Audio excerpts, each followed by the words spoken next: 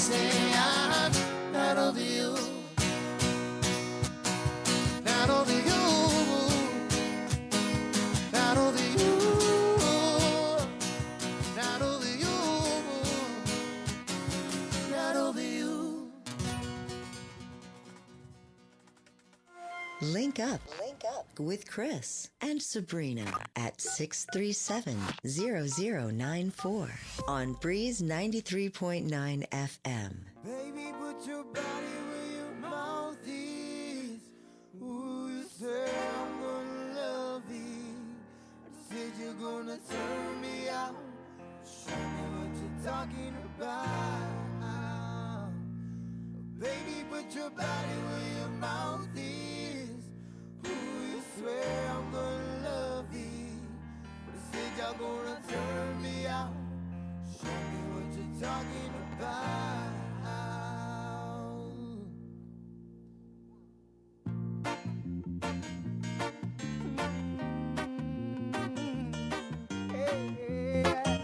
Somebody tonight.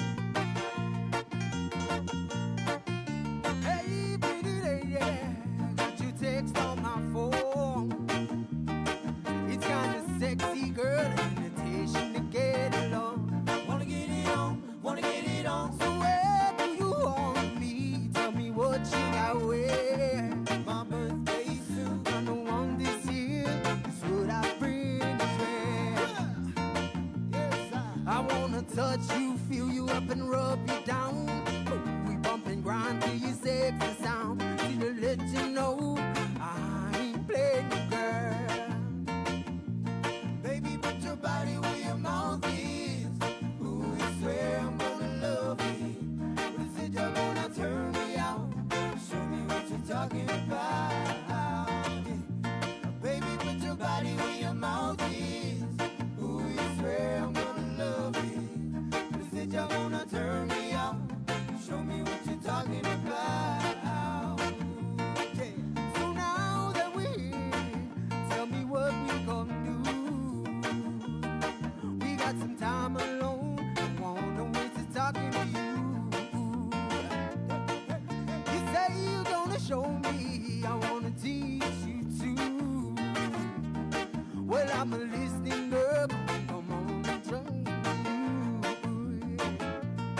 I wanna touch you, feel you up and rub you down. Ooh, we bump and grind till you sexy sound. Just to let you know I ain't playing you, girl. Baby, put your body where your mouth is.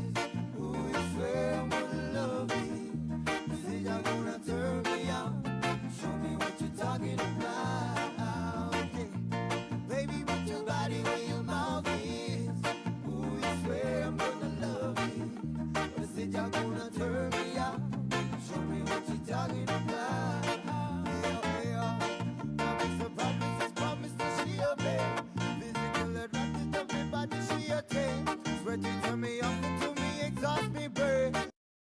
Love me to the very next day to ease the pain. She off the when she up, I wanna all the way down. When she makes me love all night long. Baby, put your body where your mouth is. Ooh, you say I'm gonna love you. But I said you're gonna turn me out. Show me what you're talking about. Yeah. Baby, put your body where your mouth is. Ooh, you say I'm gonna love you. But I said you're gonna turn me out. Show me what you're talking about. Yeah. Baby, put your body where your mouth is. Ooh, you say I'm gonna love you. But I said you're gonna turn me out. Show me what you're talking about. Yeah. Chris and Sabrina with The Link. Here on Breeze 93.9 FM.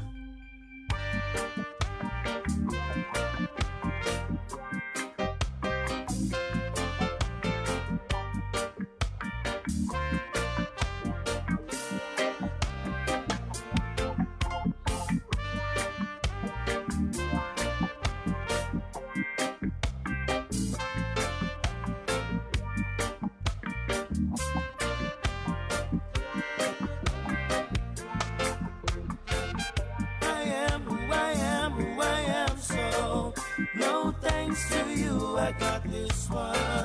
I am who I am, who I am, so it pays to be myself.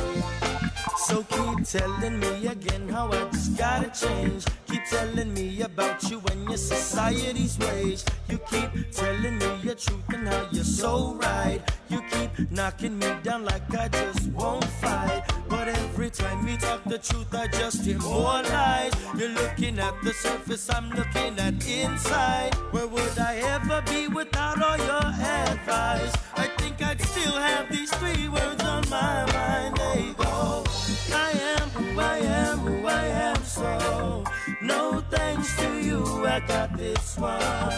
I am who I am, who I am, so it pays to be myself and you're so wrong. I am who I am, who I am, so no thanks to you, I got this one. I am who I am, who I am, so it pays to be myself. I love how you keep telling me what's good for me, and all the things you try to do, they just shouldn't be. Well, my advice to Babylon is just to wait and see, cause you have never seen a soldier built like me. There's not a line that you can draw that I cannot turn. There's not a wall that you can build that I cannot burn. There's not a thing that you can teach me that I can't learn. If I fall down, it'll be on my turn to be yours. I am who I am, who I am, so no thanks to you, I got this one.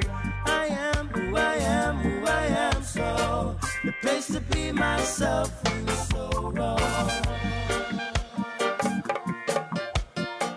The place to be myself and you're so wrong.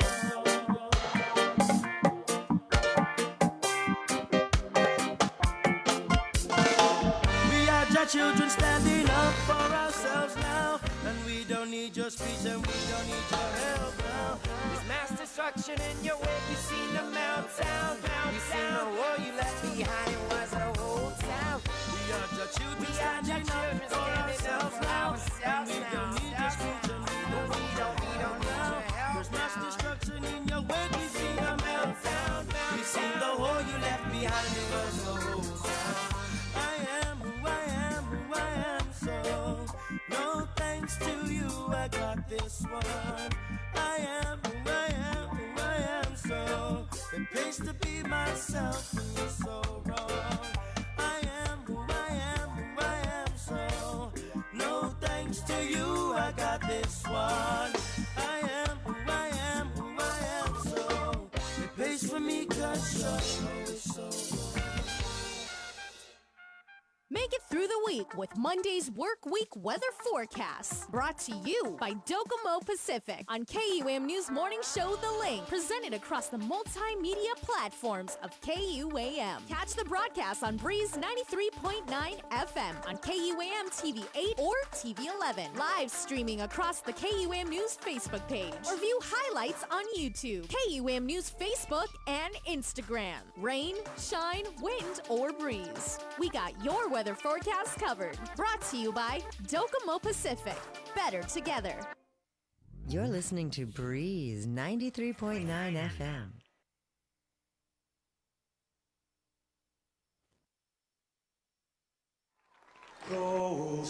Rosinha uli die sombren zelten meg, et zu te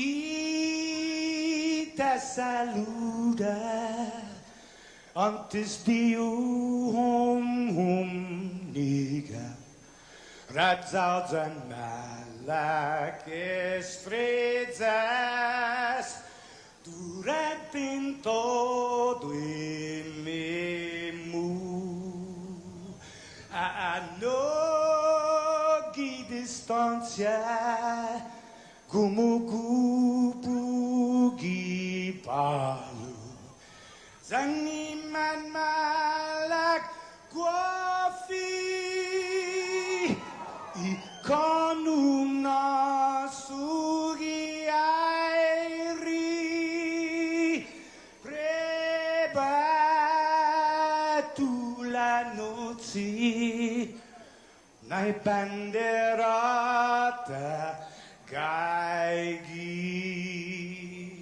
pues atan fanny bandera, kau esta pagua pumalala, giluk tanu man libri, sentami ti man ko badi. Fanogi tamoru purita nota kantai matu nanyagi todu ilugat para i honra para i gloria abiba isla sin para y honra, para y gloria, abiba isla sin parar. Todo y tiempo y paz para kita dan gini langit na bendition. Conchay peligro na fan sofuham Zeus protegis languahon. Conchay peligro na fan sofuham Zeus protegis languahon.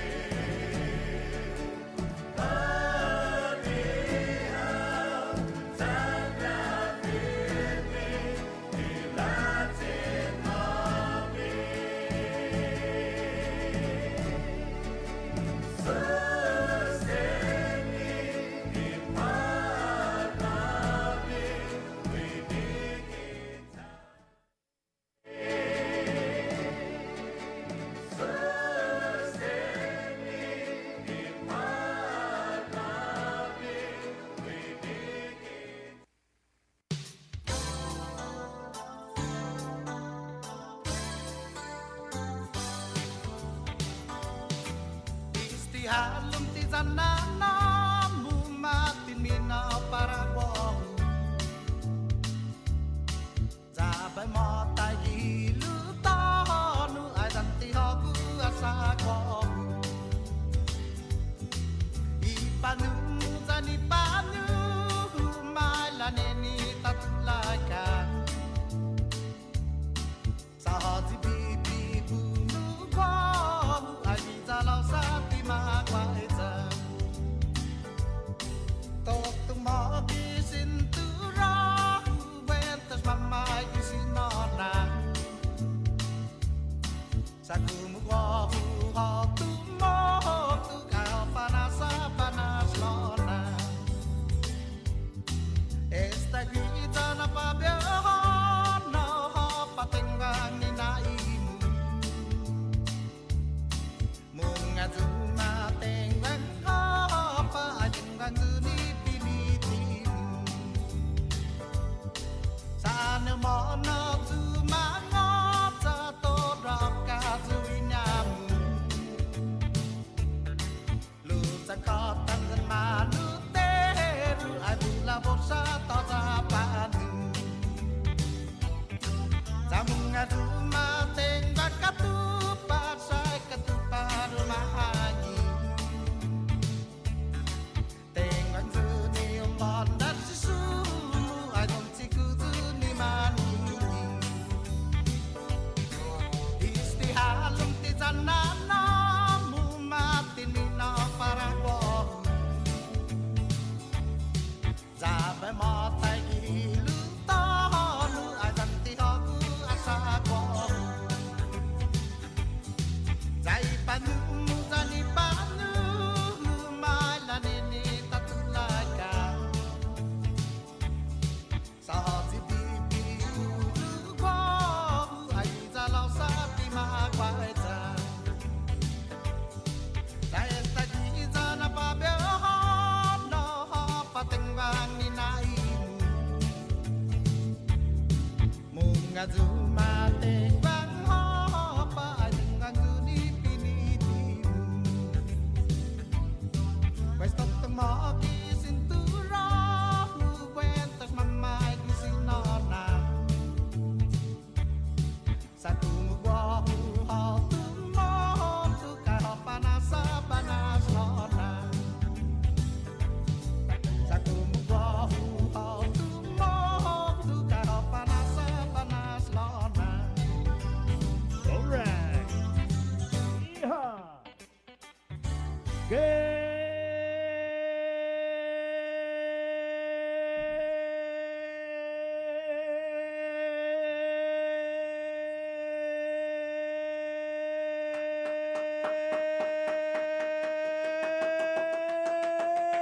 morning, Guam. Right on. Good morning, Sabrina. Good morning. Good morning, Jason Solis. Good morning. Right on. Good morning. What kind of day is it out there? It was actually kind of dry this morning. I mean, you figured yesterday the sky Right. really opened up. We had Landon Eilert on yesterday from the National Weather Service. He's saying we're going to get a lot of rain, right, for the next few days. So prepare for it. You know, wear your long sleeves, right? Long sleeve shirt, long sleeve pants. Get your umbrellas. Prepare the kadu. You should have an umbrella anyway on Guam. We've said this many times that, you know, if it's too hot, break out the umbrella. If it's raining too much, break out the umbrella. The raincoat, a little bit more single purpose. Right. I would think. Yeah. Check our buddies, our buddy Dwayne down at Jay Goodman. They got some great umbrellas. Thank you again, Jay Goodman. 623, Thursday, October 7th, Pacific Points, Calvo Enterprises, iTeeny, and Jack in the Box, proud to present this episode of The Link. Miss a Link, Miss a Lot, coming up. We're going out, right, Bree? Yeah.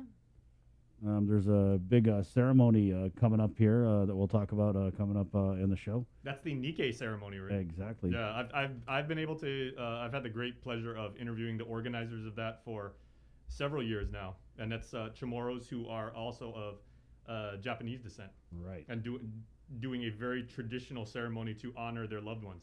It's very, very beautiful. Bree and I did a live stream. What was that?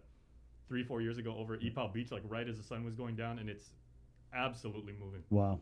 Yeah, so that's coming up. We'll take you out and about. We're also catching up with Mayor Jesse Atlig of the Mayor's Council of Guam. He's the president. They had a big meeting yesterday where they kind of discussed this foster family initiative that the Mayor's Council is going to be diving into. They have a goal to enlist 19 new foster families by Christmas. Pretty lofty.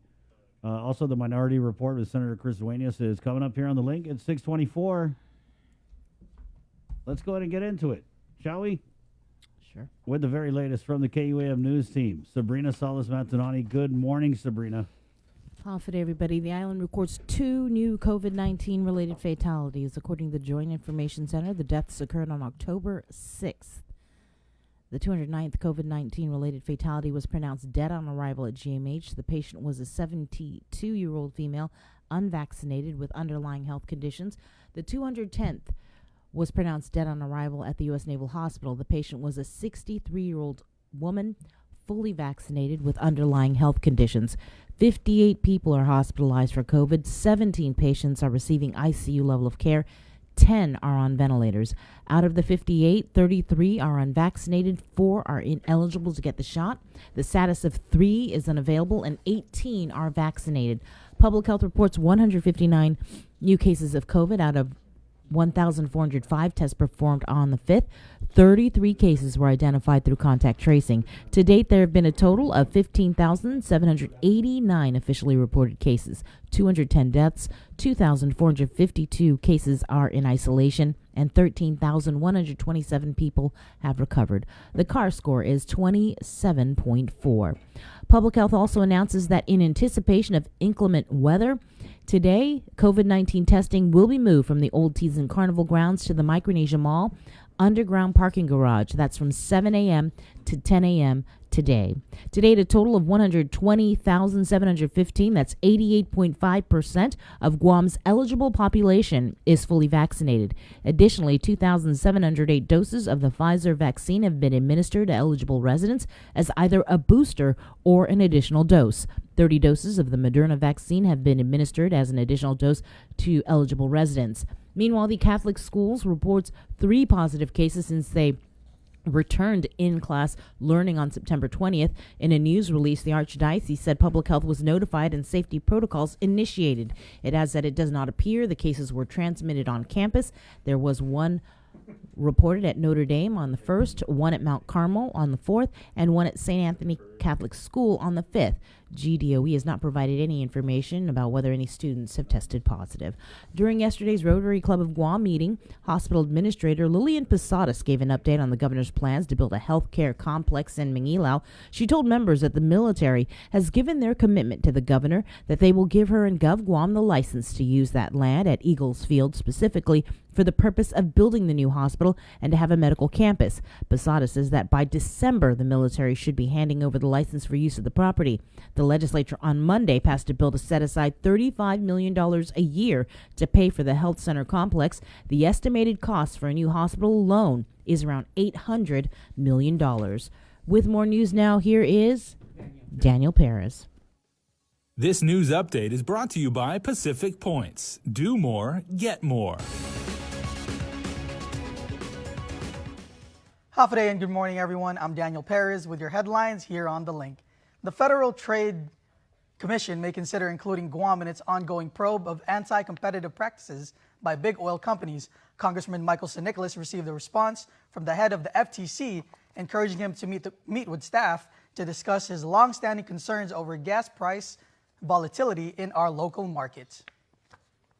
In a news release, Nicholas said he will be working with the FTC so that, quote, Guam gas price activity will finally be evaluated federally. He has asked Federal Trade Commission Chair Lena Khan to include Guam in its current efforts to police, quote, unlawful business conduct in oil and gas markets. White House Press Secretary Jen Psaki noted in her daily briefing Tuesday that the Biden administration wants to crack down on practices that may harm consumers at the gas pump. even as far as, quote, unlawful mergers in the oil and gas industry. Back in August, NEC Director Brian Deese also sent a letter to the FTC Director Lena Khan asking the FTC to use all of its available tools to monitor the gasoline market and take action as needed. She responded to that and said she would look into it. So we are going to continue to use every tool at our disposal, even as we're not a member of OPEC, to ensure we can keep gas prices down for the American public. In her response to National Economic Council Director Neese, Khan wrote that the FTC is taking 3 specific actions. First, it will identify additional legal theories to challenge retail fuel station mergers where dominant players are buying up family-run businesses. Second, it will be taking steps to deter unlawful mergers in the oil and gas industry. In July, it rescinded a 1995 policy that allowed companies to, quote, propose facially anti-competitive mergers with impunity. And third, the FTC will investigate abuses in the franchise market where large national chains control franchisees over prices at the pump. St. says he will keep the community informed as new information becomes available. In our next segment of Behind the Front Line, a hospitalist at Guam Memorial Hospital shares the most common question he gets from COVID-19 patients. Tomas Maglotnia has more. I think, in terms of the burnout, in terms of the staffing, I know that it's been a challenge, particularly on the nurses' side. In his 5th year serving at the Guam Memorial Hospital, Dr. C has seen the great lengths frontliners go to. Unfortunately, the COVID patients require more time and more resources. Dr. Jolene Uggan says they'll continue to hold the line. GMH has done everything that it has been able to do since the onset in March 2020. And Dr. C treated one of the very first COVID-19 patients on Guam, recalling the panic and anxiety. Today, he says there are 2 questions unvaccinated patients ask him the most. The first question is I'm going to be asked is, when can I get the vaccine? And the answer is unfortunately not today. The second question is, when can I eat? And I wish I wouldn't have to hear this question. I wish, everybody would be vaccinated, and I wish, the third wave could be smaller than it is. Those wishes turning into hope, even amid some frustration. I was frustrated, and you asked me, why were you frustrated? You look like a nice person. I was frustrated because, if we all would be vaccinated, this third wave most likely wouldn't happen as much as it happened. And that's why I was frustrated. The medical part, the burnout, that's manageable, that's a part of the job. But, if you have something that you can prevent it and you didn't, that's where the frustration. The Guam Attorney General has filed a motion to dismiss the Justice's Department's lawsuit against the GovGuam Retirement Fund. In September, the feds filed suit in district court on behalf of 4 GovGuam employees who also served in the military. They allege that while on active duty, GovGuam violated the Uniformed Services Employment and Reemployment Rights Act of USERRA by not crediting their service towards retirement. This while using donated leave as part of the government's leave sharing program. The AG contends that the feds failed to state a claim and that the case should be dismissed because the government does not produce benefits but provides an alternate form of leave to those who find it more beneficial. The AG further argues that the suit threatens to undermine a leave sharing system that helps support other vulnerable workers who suffer from catastrophic or chronic illnesses. Knowing the signals and sounds of a potential fire could save your life. The Guam Fire Department is teaching the community about fire safety. KUAM's Hannah Devanzo has this report.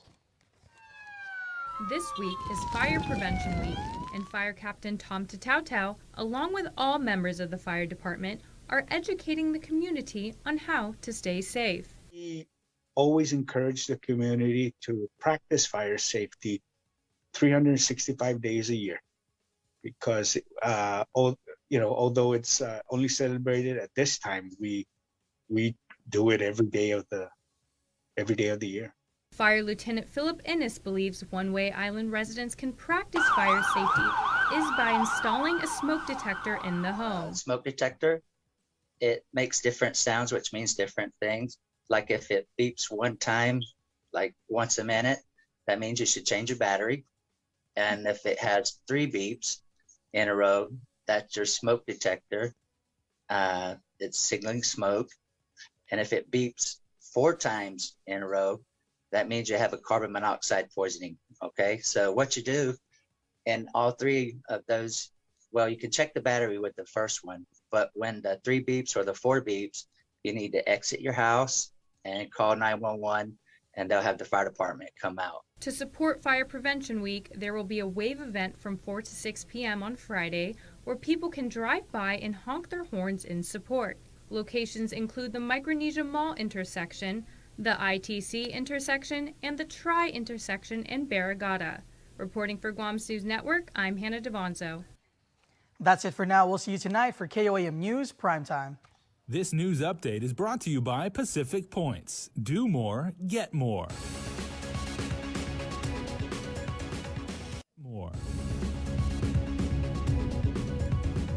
A complaint alleging sex discrimination has been filed by a Guam Department of Education employee with the Equal Employment Opportunity Commission. With more, here is KUAM's Isaiah Uggan.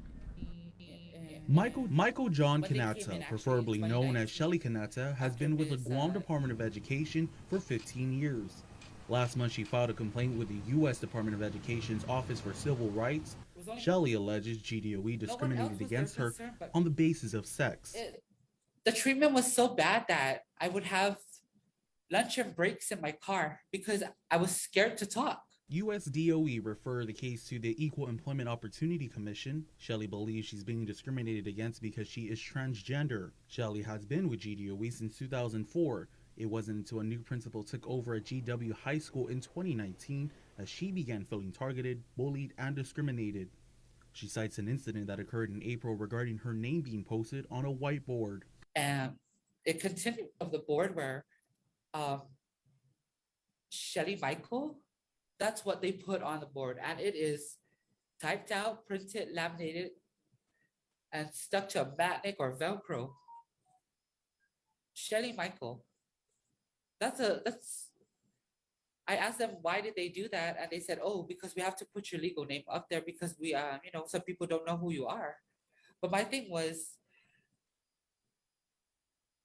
so now it's a problem, but with my former administration, it wasn't a problem. Everybody knew who I was. I'm the only person that goes by Shelly. Prior to her complaint with the Equal Employment Opportunity Commission, in May she filed a complaint with the Guam Federation of Teachers and requested GDOE transfer her out of GW. She says GFT misplaced her file and told her that her case is weak, and GDOE never responded to her request. As a result, she signed for paid leave and hasn't been back to work since. During this time, however, she's also had health issues related to her diabetes that has prevented her from returning to work. As recent as September 27th, she received a doctor's note regarding her ongoing health issues, the note stating her general health has been out of control in the last few months due to ongoing stress from a work-related bullying issue. The doctor's note also pointed out that it appeared that her personal medical information was obtained illegally from her clinic. Shelly has not received a paycheck from GDOE for the past 2 months. She filed the complaint with the feds because she is a transgender, is afraid, and feels no support from the school, the GFT union, and GDOE. But they didn't make it easy for me. They did everything that they can do to try and break an individual without people noticing. Just because you can't see it doesn't mean that it's not happening. Reporting for Guam News Network, Guahusi Isaiah Uggan. Time is running out for Congress to act to raise the debt limit so that America can pay the bills for spending that has already been authorized, but partisan fighting has prevented the Senate from taking that step. Now, Democrats say they may raise the debt limit on their own. Skylar Henry reports. Democrats are considering the so-called nuclear option to raise the debt limit. Oh, I think that's a real possibility. The nuclear option suspends the Senate filibuster, allowing Democrats to pass a bill with a simple majority, as opposed to needing a 60-vote threshold. But West Virginia Senator Joe Manchin says he does not support ending the filibuster. I think I've been very clear. Nothing changes. But the bottom line is we have a responsibility to be the adults. Democrats will try to move to a vote on the debt limit this afternoon. Republicans can simply get out of the way and we can agree to skip the filibuster vote so we can proceed to final passage of this bill. He continues to waste time with partisan stunts that are dead on arrival. He's scheduled yet another vote this afternoon, which he knows will fail. President Biden has asked Congress to raise the debt ceiling before the October 18th deadline, saying every day that passes without it hurts the economy. Our markets are rattled. America's savings are on the line. The American people, your savings, your pocketbook are directly impacted by this stunt. Senator Manchin is also balking at the president's legislative priority, a multi-trillion-dollar social spending bill. I don't believe that we should turn our society into an entitlement society. I think that we should still be a compassionate, rewarding society. Manchin says he wants the price tag cut from $3.5 trillion to $1.5. The president has countered at roughly $2 trillion. A new poll shows 57% of those surveyed say they support the social spending bill, even at the higher $3.5 trillion price tag. Skyler Henry, CBS News, Capitol Hill. And with your news in Chamorro, here is Kim Concepcion. Buenos napades te get sunto gifunut sa morgan ni KUAM News. Presenta ni Familian Mizo gi First Hawaiian Bank. Semana Administrator para Guam Memorial Hospital sa Lilian Posadas, gimiting i Rotary Club po sangani tinagogong niya muna, plano ni para mahatsa nuevo na fasilidad salud para i-isla. Ilangin na para mahatsa di medical campus gi Eagles Field gi sa Mangilaw. Asangan na esta militant makomiti siya gi gobyerno na gobyernamentong guahan para ilisensya ni para manaserbi para at na lugar lo para na sa nuevo na hospital sa medical campus. Ilangin mas na gi December, sempre oficial militar, umanay gobyerno no ilisensya. Legislaturang guahan sa mapasa si Bill 121 no na sangit 35 milyon pesos kada sakan para sinaporte ni nuevo na hospital. Ima-estima na gasto para hospital por todo sa 800 milyon pesos. Otro artículo, el Guam Education Board también expresa esa denuncia por seguridad y calidad y manera finan algo ni estudiantes siya pag sa pafan eskwela lo gi maskedyo na grupo. Masyaman cari na su lo ki manay na por famagunia gi campus eskwela yung meludui komite ng edukasyon gi legislatura si Senadora Tilina Nielsen asangan nahong bedada na Departamento ng Edukasyon guahan para na fan seguridad escolantes siya mentas may dudukan ni mameresi. I GDOE sa manafan matutati estudiantes siya gi eskwela gi dos na maskedyo na grupo gi mapos na mes masogis te para manait mas menos na kadumentado gi campus tau di tempo. Yuto mo na sunto para pago na Webis kini KUAM News kifinot sa Moro, maresta un 39 años na tao gi Martes. Ani masoda online na biktima na masese maski umbiyahi sa masonggi gi zadetedu gi dia 21 gi Agosto gi Fusino Street na talan. Mataki si Manuel Jr. Cabrera te tao ni aggravated assault. Maresta si te tao por estisya na kinanta DC. Kidnapping, robbery, aggravated assault, reckless conduct, theft of property, criminal facilitation, and guilt established by complicity. Disipago may bestitiga este na causa. Para Guam News Network, wow si Kim Concepcion. Yasuto ifinut sa moro sa presenta sa ninafatto ni Familian Mizo gi First Hawaiian Bank. Say hello to the First Hawaiian Bank mobile app. Want a better look at your spending? With MoneyMap, you can automatically create budgets and manage where your money is going. Know when you have a green light or when it's time to slow down. Maybe cook more meals at home this week.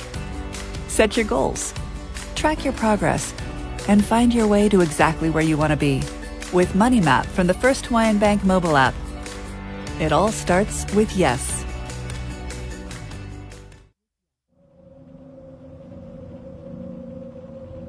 The Totomortna Tales.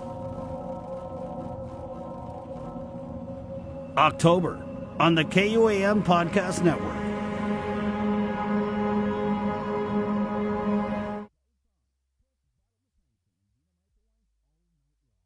This holiday season, we're once again bringing together the island's largest array of local vendors for a special innovative way for you to shop, broadcast, and go digital with Team KUAM. Join us on Sunday, November 28th for the annual Christmas Pops Virtual Holiday Market at 12 noon on KUAM TV8 and the KUAM News Facebook page, plus additional show times through December 11th. We'll also be featuring vendors daily with posts with QR codes and links on our social media pages beginning Monday, November 29th, and hosting an exclusive Christmas Pops website for your one-stop shopping. It's a safe and convenient way for you to shop local this holiday season. To reserve your spot, email promotions at KUAM.com today. Virtual space is limited. Breast cancer is the second leading cause of cancer death in women.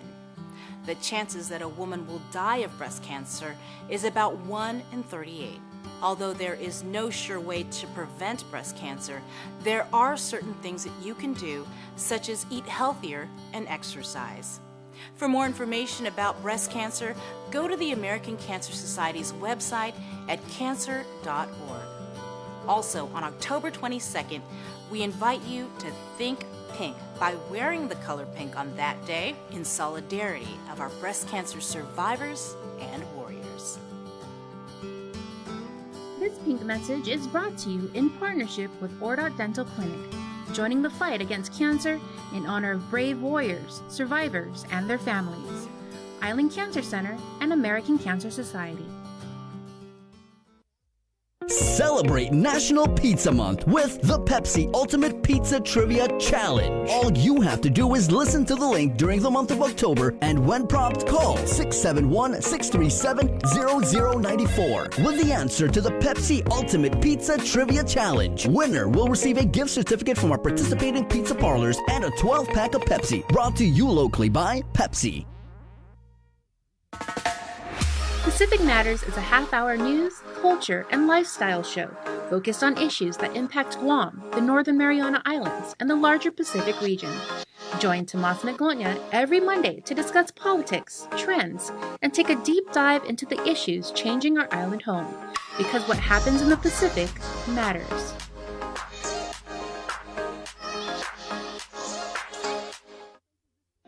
Uno Mixed. We're mixing it up on the last Thursday of every month with a look at lifestyle, entertainment, food, and so much more on the stations, networks, and digital platforms of KUAM Communications. Uno Mixed is presented to you by Docomo Pacific, Better Together, and Pepsi. Take in the panoramic beauty of our island each Sunday on the KUM News Instagram with Scenic Sundays. Scroll through the natural beauty of the island on display. Scenic Sundays on the KUM News Instagram is brought to you by Addis Trust and Investment, Location, Service, Trust, and Haagen-Dazs Shops Guam, where every day is made extraordinary.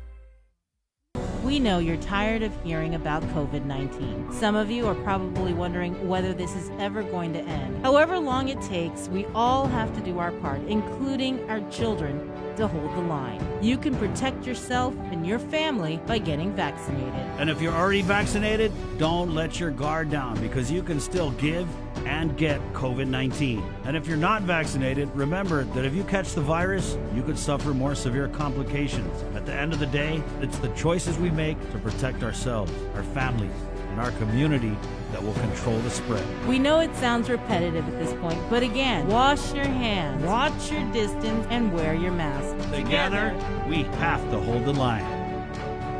The KUAM Podcast Network is back and on demand, featuring a great variety of podcasts from our island and region, including culture, lifestyle, awareness, crime, politics, commentary, comedy, and entertainment. Available on most streaming platforms. The KUAM Podcast Network. Subscribe and listen now.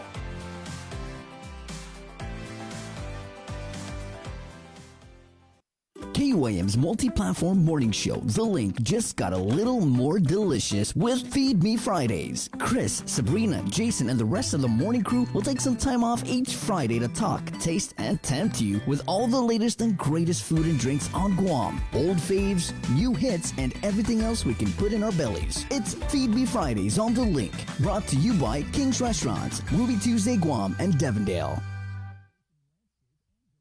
This season, KUAM Communications is ready to go with more games, more championships, and more sports specials guaranteed to bring out the fan in you. Don't miss a minute of gameplay from NBC on KUAM TV8 or from CBS on KUAM TV11. We're bringing you all the action and excitement, brought to you locally by Michelob Ultra, the superior light beer, Mariana's Irrigation and Landscape, and Docomo Pacific.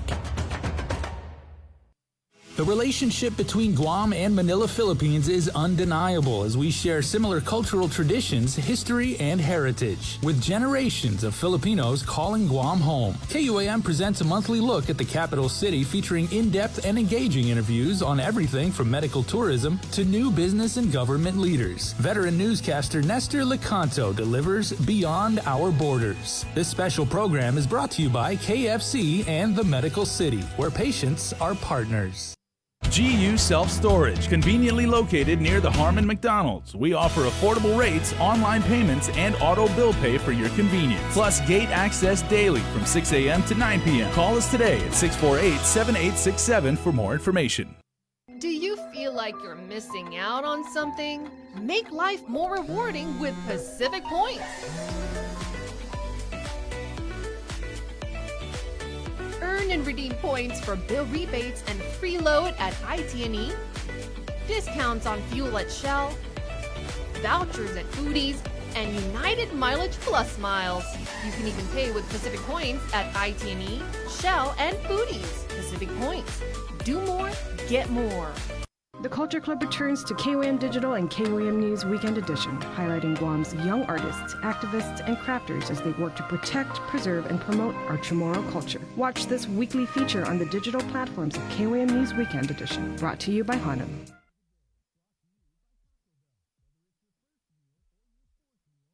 See what's on TV tonight with schedules, network news and notes, local promotions and giveaways on KOAM Communications social media pages. Like and follow us on Facebook or Instagram now for all the latest and never miss out.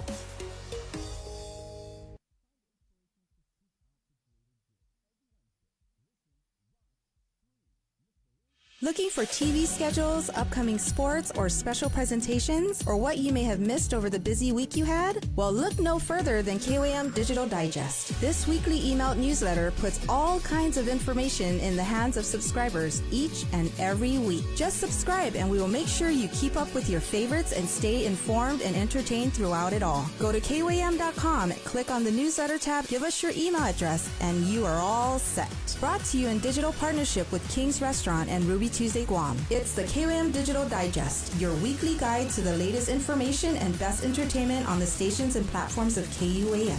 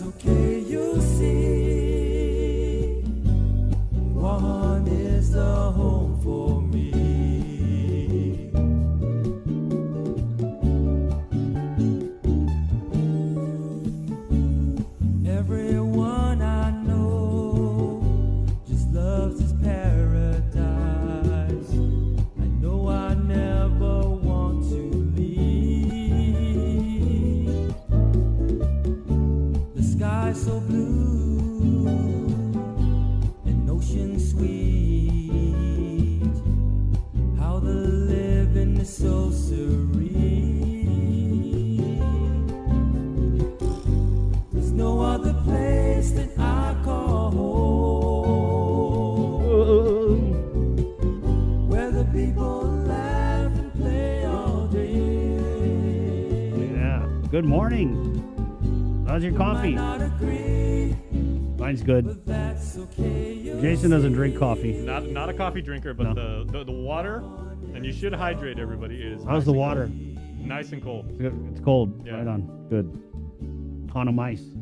Yeah, one molecule of hydrogen, 2 of oxygen. I'm good to go. It's a proven recipe. Yeah. It works. Kind of works. Yeah, it's 6:53, guys. I just wanted to share this story with you. So it was like a few weeks ago, right? And I don't know what had happened that day, but it was something with COVID, and there was just like a ton of crazy positives, and I think there was the multiple deaths. So anyway, we did the show, and I went out to grab lunch, and I'll admit I was kind of like bummed out about just the whole thing, and you know what I mean. And is this who I think it is? Well, let me get into the story. So anyway, I went to go pick up lunch for us at BJ Barbecue, and as I was coming to the door, this young guy came up and he held the door open, and I was like, "Hey, thanks." And he's like, "Yeah, Chris, how are you, man?" And I was like, "Good, good, good." And then we came in, and he goes, "Hey, do you remember me?" And I get that all the time, right? And I usually say yes, and he did kind of seem familiar, right? And I was like, "Man, you know," and he goes, "Dude, I met you for Make-A-Wish." So this kid, Chris, is his name, and he's over at Cars Plus. When he was very young, he had a condition, a medical condition, that was so severe that he was able to qualify to be a Make-A-Wish kid. And he got to meet some of the New York Yankees, but then his other wish was to meet the Malfunction Boys. And I just thought it was so cool because this happened, I mean, I want to say he was like 10, maybe 9, 8. He was very young. I remember this. Yeah. And so we had gone to the Make-A-Wish office, and remember they had like a bunch of toys that he had got as part of his wish. I believe he even went on a shopping spree. But you know, with the Make-A-Wish kids, we were able to meet another young lady who unfortunately passed from cancer. And you and Julius and Andy, the Malfunction team at the time, you actually said she will always be the 4th Malfunction. Right, and so she had wanted to meet us, and then Chris had also wanted to meet us. But obviously it was kind of a tale of two different wish kids. And so knowing that Chris had been sick and seeing that he'd grown up to become this, I mean, boy, the guy's fit. Look at him. He's a handsome kid. Show that picture again. And he's doing good. It was just so like, God, it just really put things in perspective for me that day. And I was able to just go on and have a great day. And I kept thinking, that is just so neat how you cross paths with somebody and then, you kind of lose touch, right? Because we just go on about our lives, and I never knew that he had gotten better and grown up to be a, healthy, productive member of society. And it was funny because I was walking away, and I was like, man, I really remember you now, because the more he talked about it, I was starting to think, and I was like, oh, God, yeah, I remember. And so when I was walking away, he was like, hey, man, you don't have to post anything about this. And so I didn't post anything about it. I mean, he knows you are Malfunction, by the way. But I just wanted to share that story with you guys because it's like sometimes when you're feeling down, like the God will just send something your way, right? So pray it up. Hey, it's 6:56. Right here on the link. That's a great story. Thanks. Thank you for sharing that. Good stuff. Thursday, October 7th. We're going to come back after this break. Good morning. Breast cancer is the second leading cause of cancer death in women. The chances that a woman will die of breast cancer is about 1 in 38. Although there is no sure way to prevent breast cancer, there are certain things that you can do, such as eat healthier and exercise. For more information about breast cancer, go to the American Cancer Society's website at cancer.org. Also, on October 22nd, we invite you to think pink by wearing the color pink on that day in solidarity of our breast cancer survivors and warriors. This pink message is brought to you in partnership with Ordot Dental Clinic, joining the fight against cancer in honor of brave warriors, survivors, and their families. Island Cancer Center and American Cancer Society.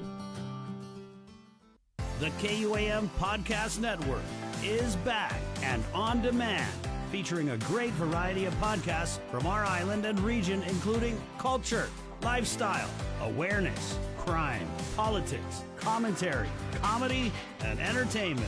Available on most streaming platforms. The KUAM Podcast Network. Subscribe and listen now.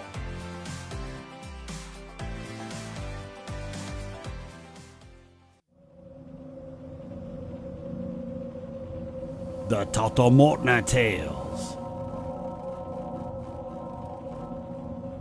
October on the KUAM Podcast Network.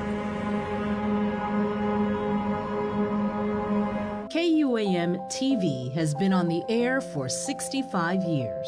65 years of growing, changing, and adapting to the needs of our local community. 65 years of making you smile, laugh, and cheer, and being there for you in times of tears and heartbreak, and learning to heal together. We've kept you on the edge of your seats, been a trusted source for you to turn to, weathered many storms together, and celebrated life's big moments. And now at 65, we celebrate all the firsts we brought you over the years, and all the firsts that lie ahead as our world changes. KUAM TV, celebrating 65 years of firsts on Guam.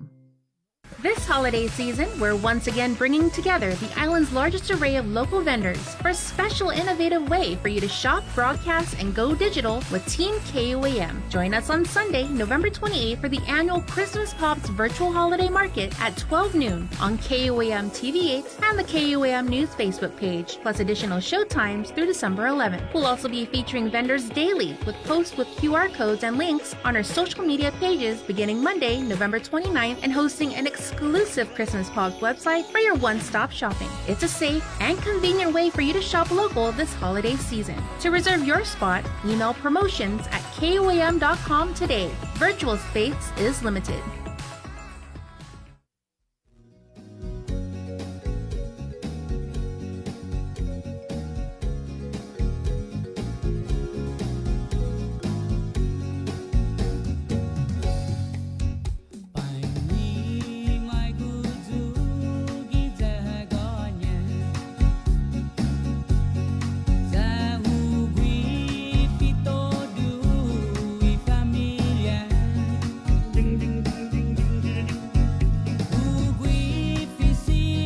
Hey, good morning. It's 7 o'clock right here on The Link. Is it 7 already? Wow. Yeah, it's also October. And people, I can see out on Harmon Loop Road, people going to work and maybe to the store, to the gas station in either direction. So traffic's starting to pick up. Right. There was a great story that Isaiah Uggan of the KUAM news team reported last night. This was relative to a transgender a staffer at GDOE for 15 years, I believe. Right, Miss Shelley. A school aide. Right, yeah. Goes by Shelley. Shelley is transgender, and her name is Shelley. Yeah.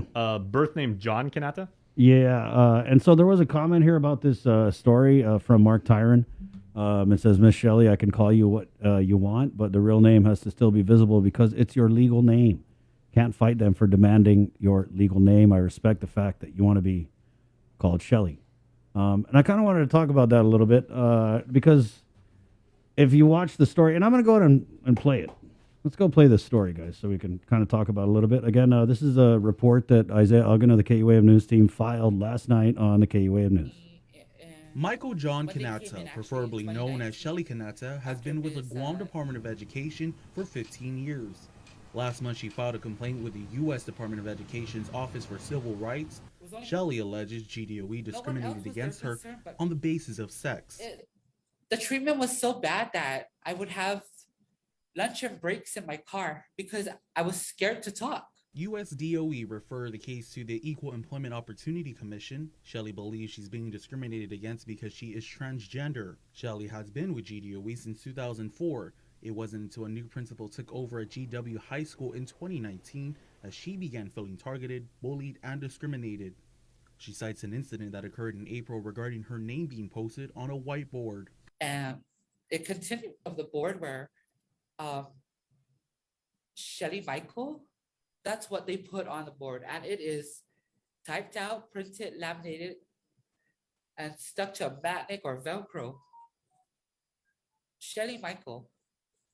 I asked them, why did they do that? And they said, oh, because we have to put your legal name up there because we, some people don't know who you are.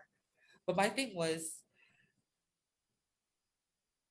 so now it's a problem, but with my former administration, it wasn't a problem. Everybody knew who I was. I'm the only person that goes by Shelley. Prior to her complaint with the Equal Employment Opportunity Commission in May, she filed a complaint with the Guam Federation of Teachers and requested GDOE transfer her out of GW. She says GFT misplaced her file and told her that her case is weak, and GDOE never responded to her request. As a result, she signed for paid leave and hasn't been back to work since. During this time, however, she's also had health issues related to her diabetes that has prevented her from returning to work.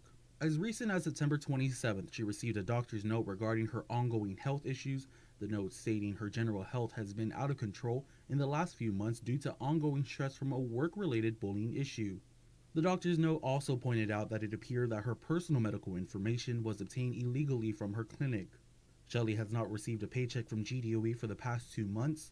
She filed the complaint with the feds because she is a transgender, is afraid, and feels no support from the school, the GFT union, and GDOE.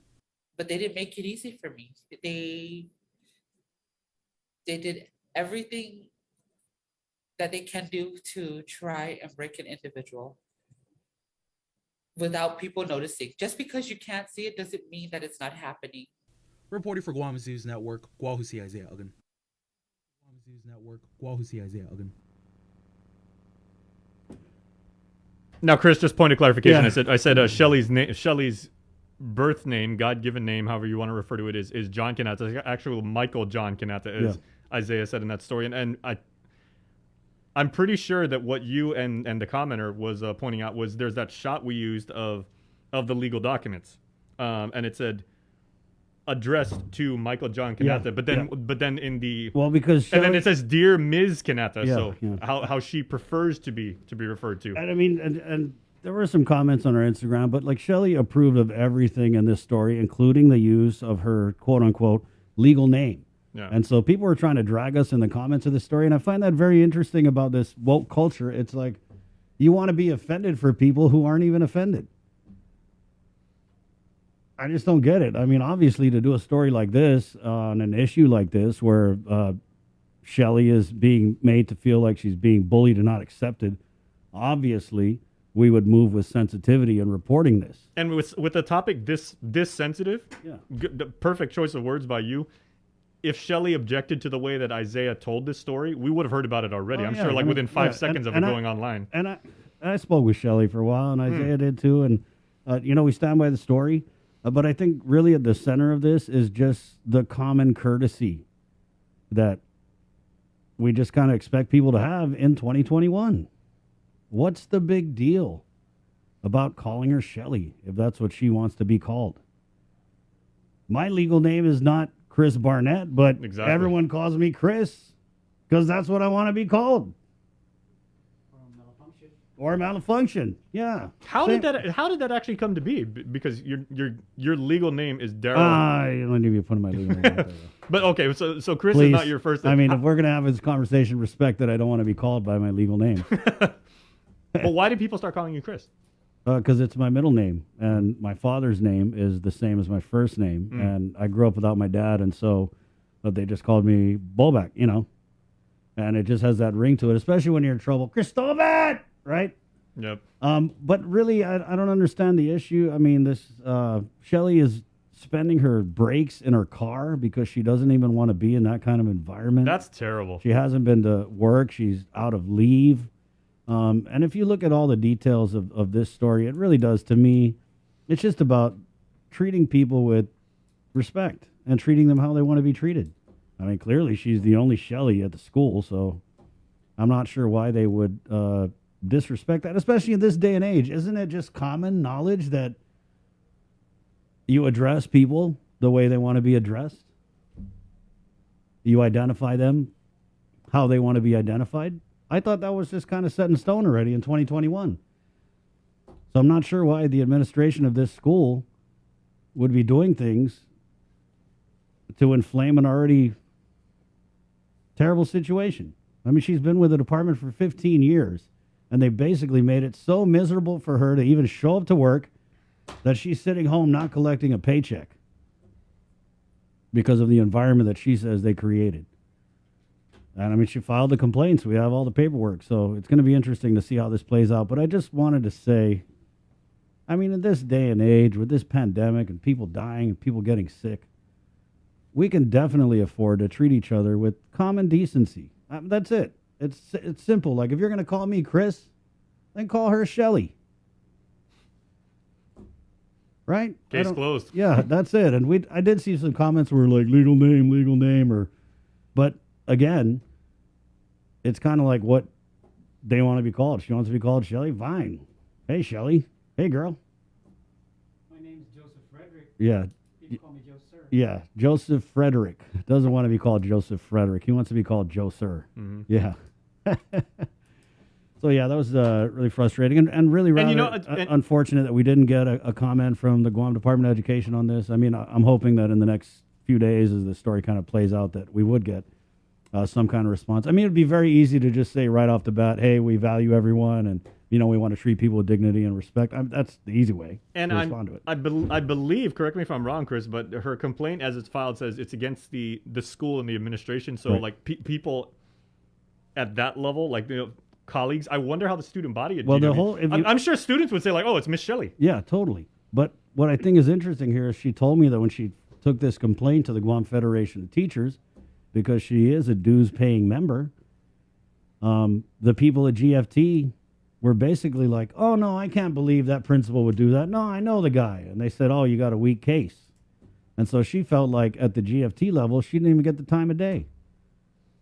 She emailed the superintendent a couple times. I know that she was in touch with GDOE's Equal Employment Office, and she filed a complaint with USDOE, and they forwarded that to the EEOC on the federal side. So it's been lodged, and I just really feel for Shelly. I mean, if you watch that story and you see the letters that her doctor's writing, her doctor's basically saying that she's suffering from anxiety and all these issues are complicating her health problems because of a workplace bullying issue. And I just got to say that it's 2021 and we're supposed to be done with this type of stuff. And I'm very positive that no one at the department is condoning this type of behavior, but just hoping that something gets said about it in the coming days, because sometimes, silence isn't what you want to hear. So God bless you, Shelly, and we're praying for you. At 7:10, we're going to take a quick break and come back with more of The Link next. Good morning. Pacific Matters is a half-hour news, culture, and lifestyle show focused on issues that impact Guam, the Northern Mariana Islands, and the larger Pacific region. Join Tomas Maglonia every Monday to discuss politics, trends, and take a deep dive into the issues changing our island home. Because what happens in the Pacific matters.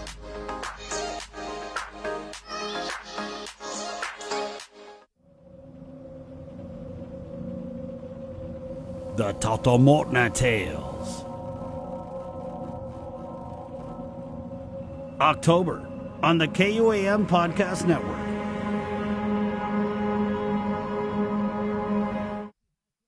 We know you're tired of hearing about COVID-19. Some of you are probably wondering whether this is ever going to end. However long it takes, we all have to do our part, including our children, to hold the line. You can protect yourself and your family by getting vaccinated. And if you're already vaccinated, don't let your guard down, because you can still give and get COVID-19. And if you're not vaccinated, remember that if you catch the virus, you could suffer more severe complications. At the end of the day, it's the choices we make to protect ourselves, our families, and our community that will control the spread. We know it sounds repetitive at this point, but again, wash your hands, watch your distance, and wear your mask. Together, we have to hold the line.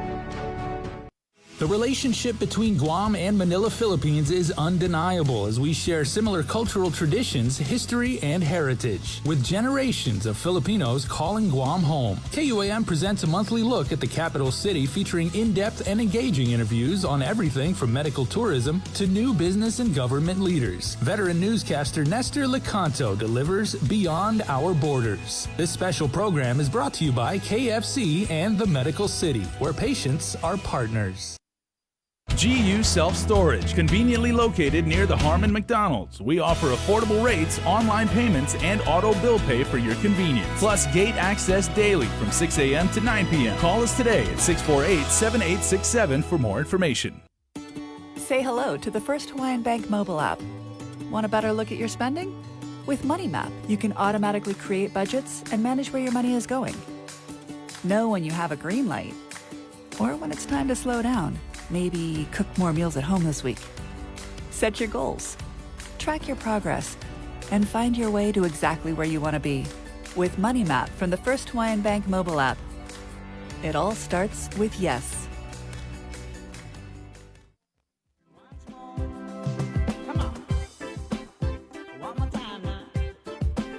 Hey, 713. Yeah, Jay, you brought up a good point. It's so she had written USDOE and they entertained her issue, and in correspondence with her, they addressed her as Miss. Yeah. So I think, even USDOE got it right, guys. Because the name on record is, of course, like, for legal purposes, that would say, okay, it's an official communique, it's a correspondence, we would have to do that. But the means by which you prefer to be addressed, it's respectful if you honor that. Yeah. And they did. And that's the feds. Hey, it's 714. Good morning. We do have some comments in here. Why give her a problem? Shelly is a beautiful name. F. Glenn here of the Hoffadades of Podcast. I hope and pray a resolution is appropriately given to Shelly. John Ray, what is the Lieutenant Governor saying about this? Good question. What indeed? Christine Nandez comments in, right, why are they making it so hard for people nowadays? It's sad. Tammy says, that's right, hashtag golden rule.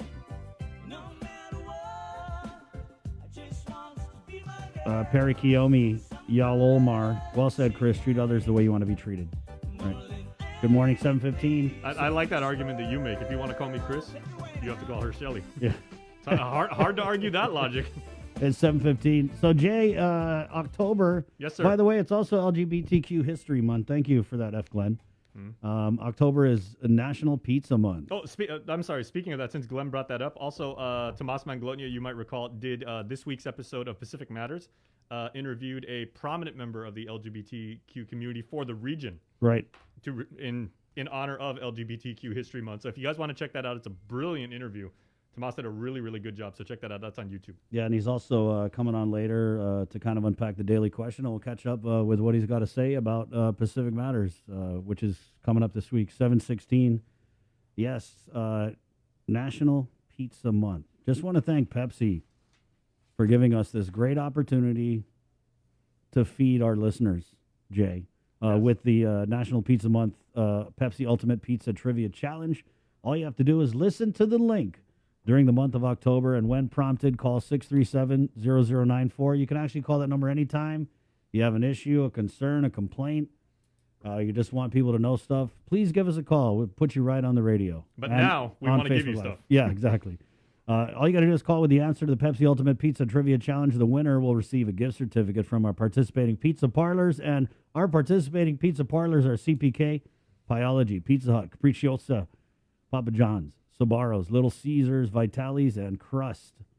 Okay, you get the question right. The winner will receive a gift certificate from our participating pizza parlors and a 12-pack of Pepsi, brought to you locally by Pepsi, Jay. Now, I noticed something, Chris. You were mentioning like the participating pizza parlors, and you said CPK first, and then you said Pyology, and then you said Pizza Hut today. Does that mean in order that today's sponsor is Pizza Hut? Today is Pizza Hut, Jay. Yes. This is great. I love pizza. What do you like getting at Pizza Hut, man? I really like their mushrooms. Their mushrooms really, really work for me. I also like their hand-tossed dough is phenomenal. Right. I really, really like that. I like the Big New Yorker. Oh, that's good. The Big New Yorker, it's, especially if you have like 20 million kids, it's a good option because it's a big pizza and you can have them double cut it, which I always do. I say, hey, can you double cut that? Dude, in two pieces, you're done for the day. And then we always get, man, I love Pizza Hut's. It's not pizza. They're chicken wings. Oh, their chicken wings are very good. Right. And if you just you can get the them, bone in or boneless. I get the bone in, and then I get it just totally plain with nothing, and then the sauce on the side. Okay, so since you went a little bit off, no, we're still on topic, right? Yeah. I'm old school, right? I've been going to Pizza Hut my entire life. Do you remember? Yes. In the 80s, my friend, Pizza Hut had this product. If you go online, search it, look up Pizza Hut Priazzo. They did a deep dish pizza that would take, I mean, granted, it took like, I think like 40 minutes to make, and that's why they discontinued. But it was basically the personal pan pizza size, but deep dish. It was like an inch and a half thick, and it was the greatest thing that for me as a 12-year-old have ever eaten. The one that we used to always is amazing. get when we were young. I mean, we were lucky to get Pizza Hut. It was the pasta dish that was like half white and half red. Oh, yeah. And then you mix it up and it gets pink. Yo, Pizza Hut, they introduced me and an entire generation of people our age to the concept of buffet pizza. Yeah. I've been going to Pizza Hut ever since what's now, the Micronesia Mall, that like the leftmost parking garage. Right. That used to be Pizza Hut over there. Correct, My teammates and I, before a volleyball tournament, we would go there the day before and we would carbo load.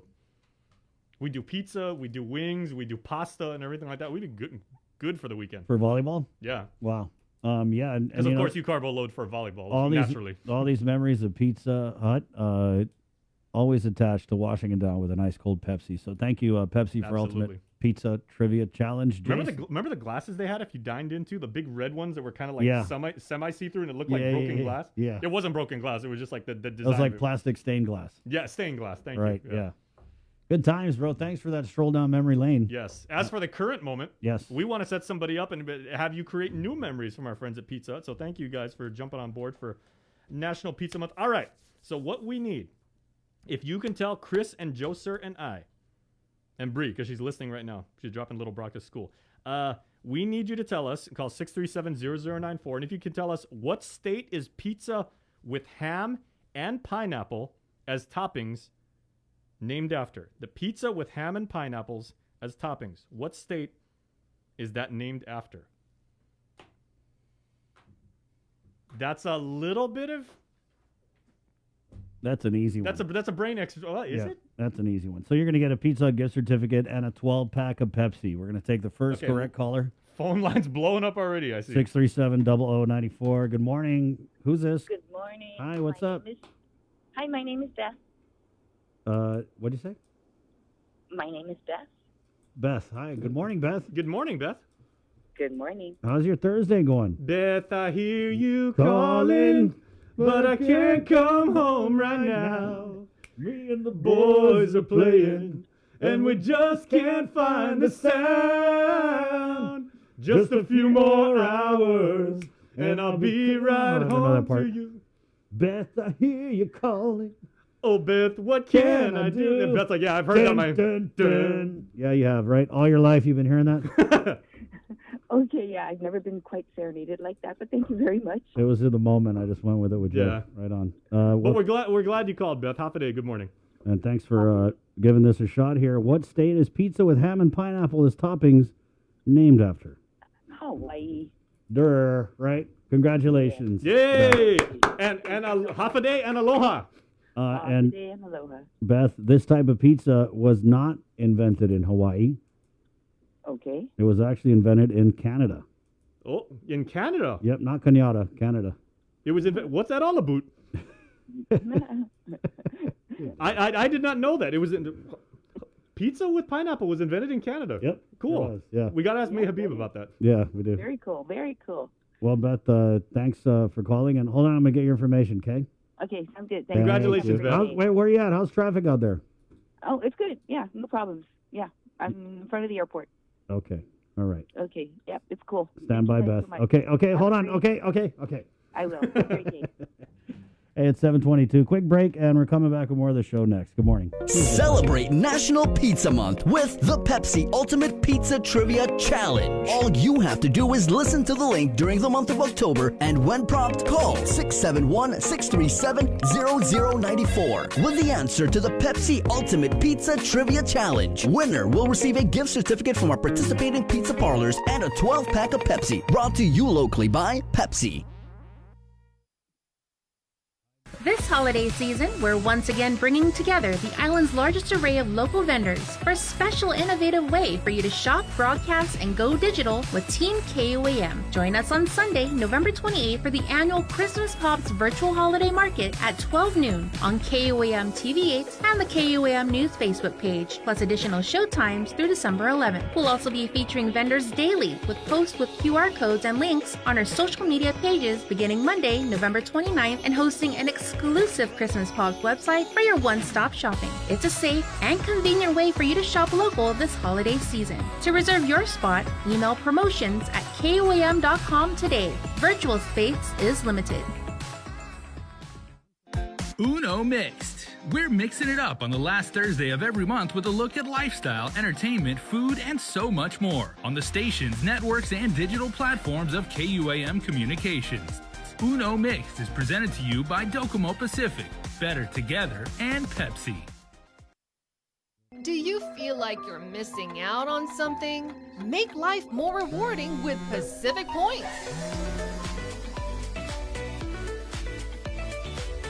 Earn and redeem points for bill rebates and free load at IT&E, discounts on fuel at Shell, vouchers at Foodies, and United Mileage Plus miles.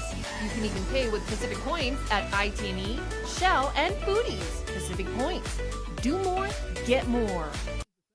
GU Self-Storage, conveniently located near the Harmon McDonald's. We offer affordable rates, online payments, and auto bill pay for your convenience. Plus gate access daily from 6 a.m. to 9 p.m. Call us today at 648-7867 for more information.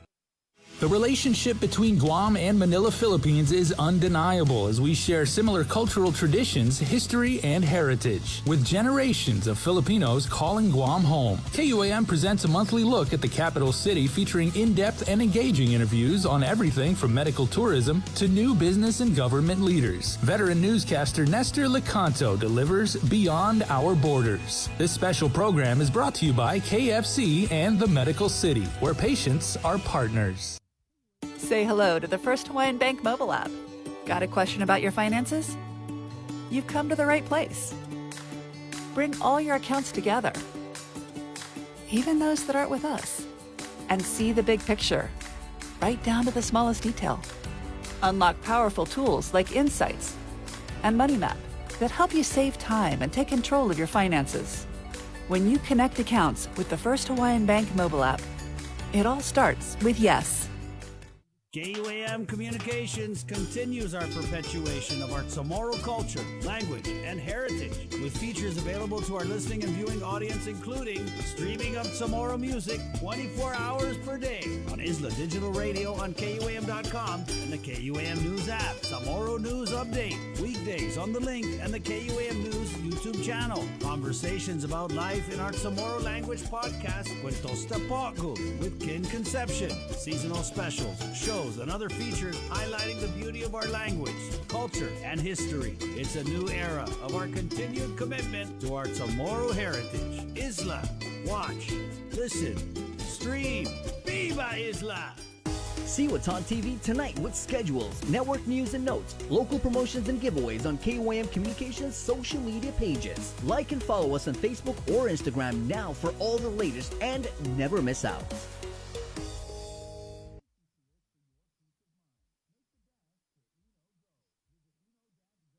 Looking for TV schedules, upcoming sports, or special presentations, or what you may have missed over the busy week you had? Well, look no further than KUAM Digital Digest. This weekly emailed newsletter puts all kinds of information in the hands of subscribers each and every week. Just subscribe and we will make sure you keep up with your favorites and stay informed and entertained throughout it all. Go to KUAM.com, click on the newsletter tab, give us your email address, and you are all set. Brought to you in digital partnership with King's Restaurant and Ruby Tuesday Guam. It's the KUAM Digital Digest, your weekly guide to the latest information and best entertainment on the stations and platforms of KUAM. KUAM's multi-platform morning show, The Link, just got a little more delicious with Feed Me Fridays. Chris, Sabrina, Jason, and the rest of the morning crew will take some time off each Friday to talk, taste, and tempt you with all the latest and greatest food and drinks on Guam. Old faves, new hits, and everything else we can put in our bellies. It's Feed Me Fridays on The Link, brought to you by King's Restaurants, Ruby Tuesday Guam, and Devondale.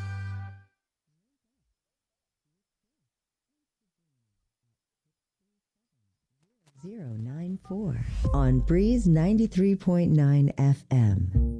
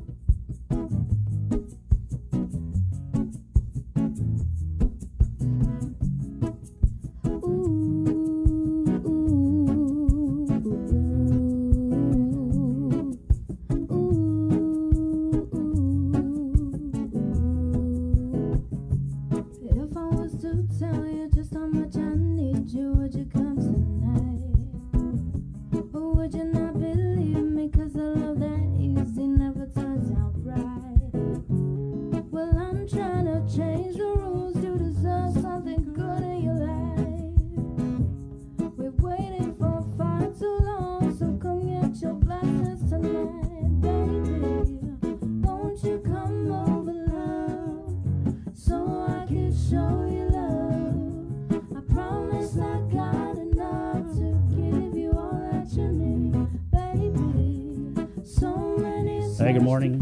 Morning. Pacific Point, IT&E, Cabo Enterprises, and Jack in the Box on The Link. 9 a.m., we're going to be going live with the Department of Public Health and Social Services. They're having a town hall presentation with Dr. Ann Pabutsky, Data with Dr. Ann, I think they're calling it. That's cute. So we'll be carrying that live stream at 9 o'clock. Also, Sergeant Paul Tapau coming on the show in a bit. Let's do the Minority Report now with Senator Chris Duenas, the Minority Leader at the Guam Legislature. Senator, I kind of wanted to start with this Healthcare Center of Excellence bill that was unanimously passed at the legislature. And I know there was a lot of discussion, not just in the legislature, but also with the congressional office about how this project was, way off, and why do we need to, lockbox this money to build it today when it's not going to be built for several years off. But I kind of understood that, the political look of it is if you voted against something, a bill that would build a new hospital on it, I mean, they're just going to drag you through the mud. So it passed unanimously, but does that mean you didn't have any concerns with it, Senator? Actually, no, Chris, and thanks, and good morning, Chris. Good morning. And I understand Bree's on her way in. Yeah. No, actually, this bill went back to committee twice. And so I believe the introduction was sometime maybe around March or April. So there was concerns initially when the bill was first introduced. The concept was really understandable. I mean, the fact is that we need a new hospital. I don't think anybody disputes that. The issue of public health and the Guam behavioral is something that, we wanted to understand more of what was the reason behind this thought of a medical campus. And so this bill actually has turned out to be something quite different now as passed unanimously than what it first came out. Chris, what this really is, and what a lot of us wanted in working with the chairman, Joseph Augustine, what we wanted to see is a financing bill. We wanted to see something that basically reflected the priorities of the legislature, saying that this one opportunity of a lifetime, none of us ever thought we would ever achieve getting the reimbursement of EITC from the federal government. And so when that $55 million, was passed in Congress that we would now be getting reimbursed for EITC, a lot of us thought, okay, let's roll up our sleeves and concentrate on the priorities of our government, right? And so this bill now really is a financing bill. It's an earmark of $35 million of the reimbursement of EITC for primarily, first and foremost, the hospital. We were able to pass an amendment. Good morning, Bree. We were able to pass an amendment in this bill that basically prioritizes the hospital. If you look at a lot of the other amendments, it basically kind of made sure that this bill essentially just put the 35 million there, and some of the other considerations in the bill were taken out. And in the final version of what was voted on, it is a very strong financing mechanism approved by bond council. And I think that's why the senators in the end were very comfortable with this bill going forward. I did want to ask, I just walked in, but I wanted to follow up on something that was said during the Rotary Club meeting, and whether or not the legislature was aware about the land that the military was going to be transferring the land up at Eagles Field right. to the governor in December. Was that something you guys were aware of? And so that's also kind of, if you watch I think there was a total of 3 committee of the whole meetings, and including the public hearing for the bill. And so a lot of the questions really did center around, why are we doing this now when we don't see that the plan itself is complete and solid. And so a lot of that had to do with the issue of the property. Where are we going to build this medical campus? Now, basically what has happened is Lillian and her team in the hospital has consistently said that they need a footprint of property that's going to be large enough for this campus, because at least particularly for Guam Behavioral and the hospital, like now, they are co-located. And the reason why is because you do have a lot of overlapping individuals that are getting treated for substance abuse and other issues, may require hospitalization and access to a hospital from time to time. Yeah. So it does make sense to co-locate, right? And you're right. What we were grappling with, and we continue to grapple with, is like there's this issue of the military having to get into a lease agreement with the government of Guam in order to, provide that footprint of property at Eagles Field. Now, according to GITA, they said that that offer should be prepared by next month, October, or actually, excuse me, now it's October. We were discussing this during the September session. So in a few weeks, maybe we're going to get an announcement that the military has entered into an agreement or made an offer to the government of Guam to lease that property. One of the things I remember us talking about early on, Bree, when we were talking about this concept was, there are going to be perhaps issues with original landowners. The way that with the way property issues exist right now in terms of transfer from the military back to the government is original landowners. This seems to be a workaround, if you will, if it's going to be leased. But landowners still, I've gotten calls in my office, and I've talked to individuals, and I've actually heard in different forums that original landowners aren't happy with that they believe that if there's going to be lease proceeds to the government, it should go to them. And so, it shouldn't go to, why would we be leasing from the federal government, and not paying the original landowners? Yeah. So that is possibly going to be a sticking point. So that's what, as we were discussing this, we kind of pushed aside all that and said, look, are we committed to making sure that we're going to set aside funding for a hospital with this reimbursement for EITC? That consensus came together, and so that's what this bill is. All the other issues that have to get worked out are going to have to be worked out, but I still believe that Maguilao property is contentious at this point. There's many of us that believe that perhaps the old hospital location actually should be the location. And so that's going to be up for debate. But as far as the bill, if it gets signed into law right now, it's strictly a financing mechanism. Okay. Yeah, I was confused by the whole thing. But let's go to that original landowners. Has there been any comment at all from the administration about what's going to happen with this land? Do we even know who the original landowners are? I consistently have asked that in the roundtables and also the different meetings that we've had. There's been several updates from the hospital just on their general operations, but it always comes down to the task force that's currently working on this hospital, construction and the plan. And we just never get an answer. And I think it's something that deserves an answer, because I've asked several times if they have approached and worked with Ancestral Lands Commission to make sure that, they can settle this issue. Now, the consistent, I guess, retort or feedback that I get is we're leasing from, the federal government, and that's not a concern. I don't think so. I don't know why you wouldn't do that, right, Chris, at the front end, just go and settle that issue. There's surveys being done. There's all kinds of work being done out there on the property.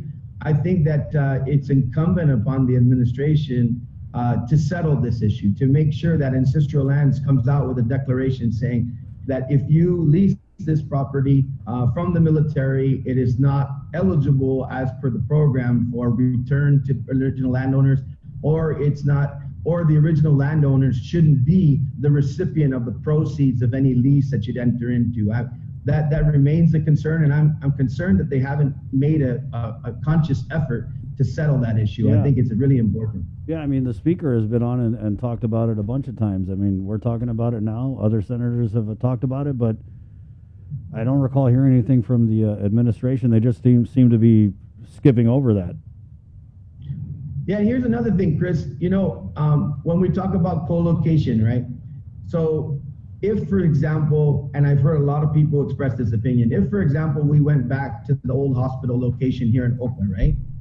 The reason why the hospital administration continuously said, and the administration said that they prefer Manila is because the large footprint of land. And in order to be able to do something of the size that they want to do here at Oka, they would have to go more vertical, right? But here's what's interesting, because even in this bill, they wanted $1 million to be able to do an assessment. It got pulled out to do an assessment of the current hospital and what its future, needs assessment would be with the property. But you have behavioral health, which is actually the newest building in the government inventory, which is really in good shape. You have a footprint with that and the current hospital where they could expand on. If you built the new hospital at Oka, they would still be co-located. They'd be right down the road from each other. When we talk about public health, and I know you guys have covered this in the story, and I saw some comments from others that have worked at public health, that's a really solid building. It's got electrical problems. That's what made them have to move out to begin with, and the fire. I mean, I don't know that, the campus itself is actually a done deal and something that actually has to happen. And so, yeah, a lot more needs to be discussed going forward, aside from the fact that the legislature spoke and said, our priority is the hospital. Our priority is to make sure that $35 million of that reimbursement coming back from EIT is to build medical facilities, starting with the hospital. But yeah, you know what, Chris and Bree, you're absolutely right. There's so much more work to be done going forward. And there are people who still believe that that hospital should be built at Oka. Yeah. But they never really, I don't know, it kind of seemed like they just came out right off the bat and said, we're going to put it in Manila Eagles Field. I mean, I know there was that feasibility study, but it kind of seemed like, I don't know, common sense that you put it in Tamuning close to everything else that's, medical related. You got Jibwick right there. You got all the clinics. Is there already water and utilities in that area? Yeah, that's a good one, Bree, because actually that's what was discussed on the floor as well. When I made my amendment to be able to make sure that the hospital was a priority, when I talked to Gita Baum Council, they said, just try to be careful not to make it absolute, because there actually is a large requirement for infrastructure development, power. It's in the millions of dollars. Power, water, roads, all kinds of different things that need to happen. And they were actually looking at using the money up front for that. But that's not available right now. Why would you finance infrastructure, right? But they wanted to make sure that if the plan came together and the infrastructure was vital, meaning you couldn't even start building the hospital or any other medical facility, you had to put that infrastructure in. They wanted to keep that flexibility because the government might not have the money. And so that's a great question. I mean, if you already have the majority of the infrastructure here in Oka and the properties up here, that might be a consideration as well. But you're absolutely right, Bree. I think the number for power alone was upwards of $15 million. Water, of course, I didn't hear a price tag on that, but certainly we already know with Ladera and the other issues within that area, I mean, that caused the problem back in the day, right? So certainly major water upgrades would be required. So yeah, a lot of that stuff has to be worked out. What's interesting is, if you don't mind me segueing, it was just the opposite with Department of Corrections. We also passed that bill unanimously for the $5 million, for their financing mechanism. And they, came to us with a 168-page, plan in terms of their master plan that actually goes out 100 years. I mean, it's just really the detail, Chris and Bree. I mean, everything down to the phases and how this is going to be done. I was surprised they didn't bring us swatches so that we can, choose what color of paint is going to go on the outside and maybe, what the kitchen's going to look like. But it's really a great plan. And then once again, working with them, right? They knew as they were developing this master plan over the years that the property issue was going to be a problem. There's always going to be that NIMBY problem issue, right? So they are doing this entire plan on their current footprint. The major infrastructure of the building will be offset to really, we've all been to corrections and Miguel, as the campus looks right now, it would be completely opposite. It'll be almost to the exact back property of the property where it's going to be built. It's vertical. It's completely sealed. It's a facility that will be almost, unless somebody, a staff or for some reason a person got by security bringing in contraband, it almost is a facility that could literally almost be contraband free. The upfront cost on that one is the expensive part. $106 million for the first 3 phases. And the reason why is that contains all of their administrative stuff, their administrative offices, the Sally Port to be able to bring their vehicles in, all of the kitchen facilities, culinary facilities, all of their rehabilitation aspects that they're trying to do with trades training and all kinds of things that they're going to do in those buildings in the first 3 phases. And that also brings them up to, I believe, almost 700 inmate capacity. The other 2 phases are basically far out. They don't need to be done up front. And what they're hoping is that because they're hoping to have so much success when they build the first 3 phases, they don't need to do the other phases, that there'll be more rehabilitation, less recidivism, and they're hoping to just be able to live within that. So that first 106 million, the 5 million should be easy to cover the debt service of that 30-year financing. So like I said, Department of Corrections, hats off to them. It's an excellent plan and it's an excellent master plan, and it really should be a blueprint of how the government should do business, really. Yeah, speaking of the Department of Corrections, one of our reporters actually took a tour of that facility. And, I haven't been to DOC in a long time since, I spent some time. No, I'm joking. In a while. Since you did a bid. And I was really shocked. I didn't know it was that bad. Yeah. I mean, I did a tour. I did a tour there, I think, 1997 when I was here. And then we did another one, I think, when Director Frank Ishizaki, right? And I'll tell you, the video we shot with that tour with Director Frank, and the video that Ty shot on her tour, which was last week. Wow, I mean, the rotting of that facility it's moving pretty fast. Yeah, we another thing about this project, right? I've very rarely, I don't think ever, has any agency come before the legislature and actually laid out a plan that almost pays for itself. they talked about the $3 million in overtime should basically be almost eliminated because of the manpower requirements, up to 40% less need for manpower requirements. And that's just really, like you said, it's because of the completely antiquated and outdated layout that they have currently, right? The other issue is it's really, really, really a safety hazard for the staff and everybody that goes to work there every day. And, as much as it's hard to get excited about building a prison, and we all know that, people are doing time for a reason, but they also have rights, right? I mean, the government is liable. We saw that when we had to put the locking system in place when we were in violation, different things.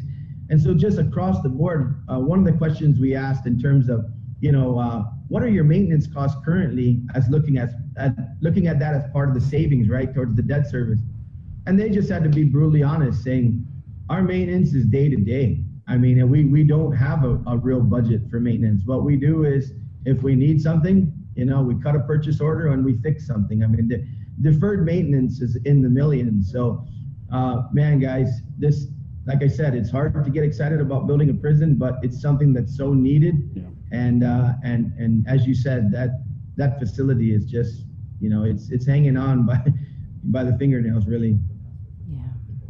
And just to go back to the plans for a new hospital, because we do have someone commenting here and asking, Nadine Castro is asking, what happens to the football field that FD is currently utilizing to practice on?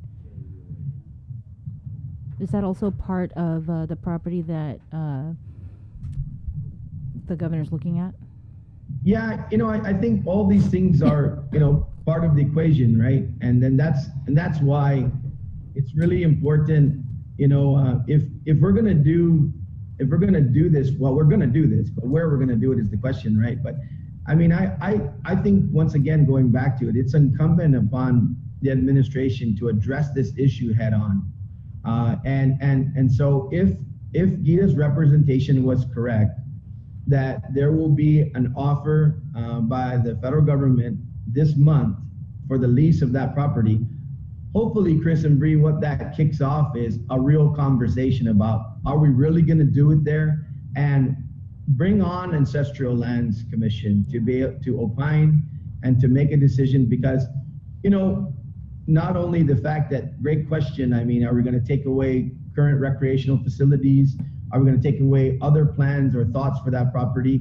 But, the issue also comes down to, are we going to get mired in a lawsuit, right? Yeah. Because certainly original landowners, I mean, they're not just going to lay down.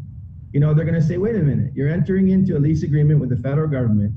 Any transfers, we saw that in Retidian, any transfers of property or property transactions with the federal government should always include the Ancestral Lands Commission and original landowners, right? So, yeah, I mean, to just kind of dodge that question and ignore it, I think is not the way to go about this. And I'm just going to read the notes, right, from, there was an oversight hearing with Guam Ancestral Lands Commission several months ago. I want to say it was in April. And so one of the notes came out from the Speaker's office, because she chairs the Committee on Land, and it stated that it is unclear if the government of Guam will bypass the Ancestral Lands Commission and keep returned properties for local government projects such as Eagles Field in Mangilao for a new hospital. The Guam Ancestral Lands Law was enacted in 1999 and has mandated that all property transferred to Guam by the federal government be returned by the Commission to original landowners. If it is kept by the government of Guam, then those landowners whose property was not returned would be compensated. Several Eagles Field landowners testified that the property should be returned to the original landowners. Some ALC commissioners and landowners testified that any returned land should be immediately given back to the original landowners rather than be held by the government. If the local government wants to use the land for other purposes, they should negotiate with the original landowners and compensate them justly. So, yeah, I guess you're right. It would be interesting to see how this all plays out going forward. I mean, I think we can all agree that we do need a new hospital. Yeah. So. But I think the problem is that we were just this kind of just Where? like, boom, we're going to build a new hospital. Boom, it's going to be in Mangilao. Mm-hmm. Boom, there's a fault line at Oka. So, yeah, I mean, it was, and I felt like we kind of slowed it down a little bit with this bill to really kind of examine, because there's a lot of questions right before this whole process. Definitely, and you know, that's why in my closing comments on this bill, I was just proud of the legislature for saying that we're going to recognize our priorities. Our priorities are public safety. Our priorities are public health, and that's what these two bills did. They ended up becoming a financing mechanism, and you know, we can see now that the prison. I tell you, if they could go out and do their RFP tomorrow, I mean, we would probably be, you know, turning dirt early in the first of the year, right? But the hospital is so far off. But I was proud of our team for saying, you know what, we're going to make sure that this once in a lifetime reimbursement of this money is set aside for a key responsibility to our people, and that is adequate and proper healthcare facilities. And so. But yeah, you can see that there's just really so much else going on, Chris and Bree, in terms of this. And I hope the administration will just come forward and settle this issue straight away so that we don't get mired in this issue. I mean, just what you just read, Bree, I mean, does that sound like a lawsuit or what, right? I mean, there's plenty of lawyers, I think, that would easily research who these original landowners are and just say, sorry, Gov Guam, you know, you need to work with these folks. And so that seems to me like it would push this project, you know, even further down the road if we don't settle this issue. Right. So what else? I noticed on the calendar today, there's like several bills going up for public hearings today, right? Right. And here's where I also I did work with the chairman on finance yesterday, and here's where, you know, some of the confusion. I saw some representation from BBMR a few weeks back saying that, hold on, legislature, you're over appropriating EITC reimbursement, right? So as I discussed with Office of Finance and Budget, Steve Guerrero, and also our chairman, Joe San Agustin, this might get a little confusing, but I'll try to make it as simple as possible. The calendar year 2020, is, as far as tax refunds were concerned, is appropriated in fiscal year 2021 to be able to settle the tax returns for fiscal year 2020. So right now, these bills actually, the reason why they have a funding source, and also these bills are a one-time, they're a one-shot deal. They're not financing over 30 years or 40 years like the hospital and the prison. They're a one-time appropriation. And so that's taking into consideration that the 55 million or more to come back to the government of Guam will be coming back as soon as you know, revenue tax and the federal government reconcile how that first remittance is going to be done. So as far as we're concerned, we're appropriating that money now because that's a reimbursement to the government of Guam. Now, if the federal government comes back for fiscal year or calendar year 2021, which we appropriate in fiscal year 2022, if the federal government comes back and says, we're going to treat this like the ACTC, and we're going to give a one-time, you know, we're going to deposit into the government of Guam's coffers as a one-shot deal, we're going to estimate 55 million, and if it's more, we'll reconcile it later. Then the governor has full control over those funds. We can't do anything with it.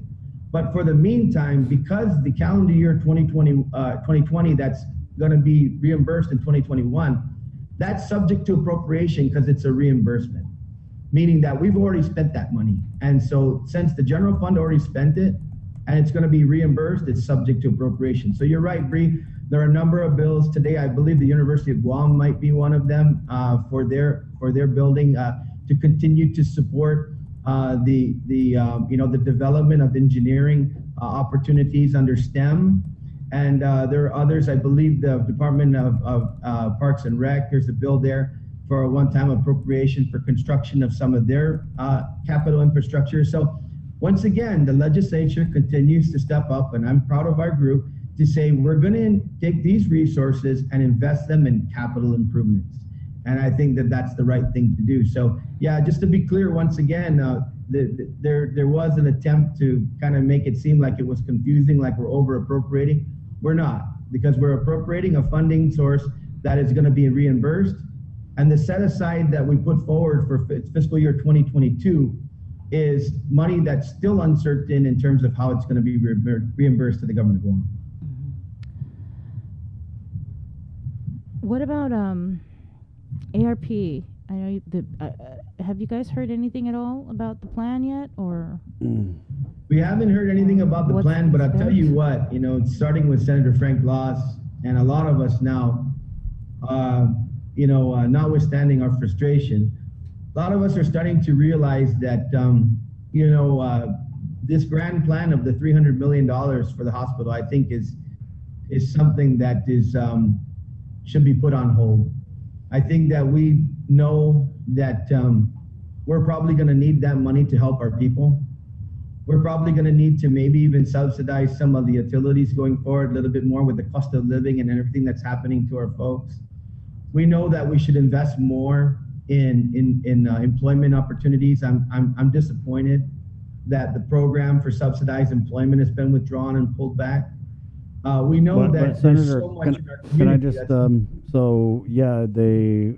that was a great program. They were going to subsidize hiring of like thousands of workers into the private sector, right? But the administration said the reason why they didn't do that is because the business community, I don't know which ones, said that they'd rather just get the money to use it where they see fit. I can understand where businesses want to basically be, receive the subsidy and do what they're doing. So if that's the case, Chris, it's still something whereby we have to prepare for it, right? We have to announce these things. We got to communicate, right? And so I supported the resolution by Senator Frank Blas and other senators to make sure that we can possibly set aside 60 to 75 million for all of our tourism industry partners who are currently dying on the vine because they're shuttered operations. So you're right. I mean, if they got that subsidy, they may continue to employ who they're employing and bring on more people. But let's talk about it, right? As long as we're saying we're going to take 300 million of the 550 or 600 million and take that off the table. And then also we have publicly committed to over $100 and some million in projects with GBB, other subsidies. We're not communicating. There is no plan then. Yeah. And so I think the biggest thing is we need a declaration whether or not that 300 million is on the table or off the table. Because if it's off the table, Chris, and Bree, I'm gonna tell you, there's not gonna be a lot left over to continue to sustain our community. And I think that the people of Guam, now that they know that there's a financing mechanism for the hospital and for all the medical facilities, I think the people of Guam will see fit that, that 300 million should be used to help our people, and that a hospital is probably not even going to break ground for years, and the legislature set aside money for it. That 300 million should go to help our people. We're going to need that bridge financing for the next couple of years to make sure we can help our community, because tourism is not coming back anytime soon.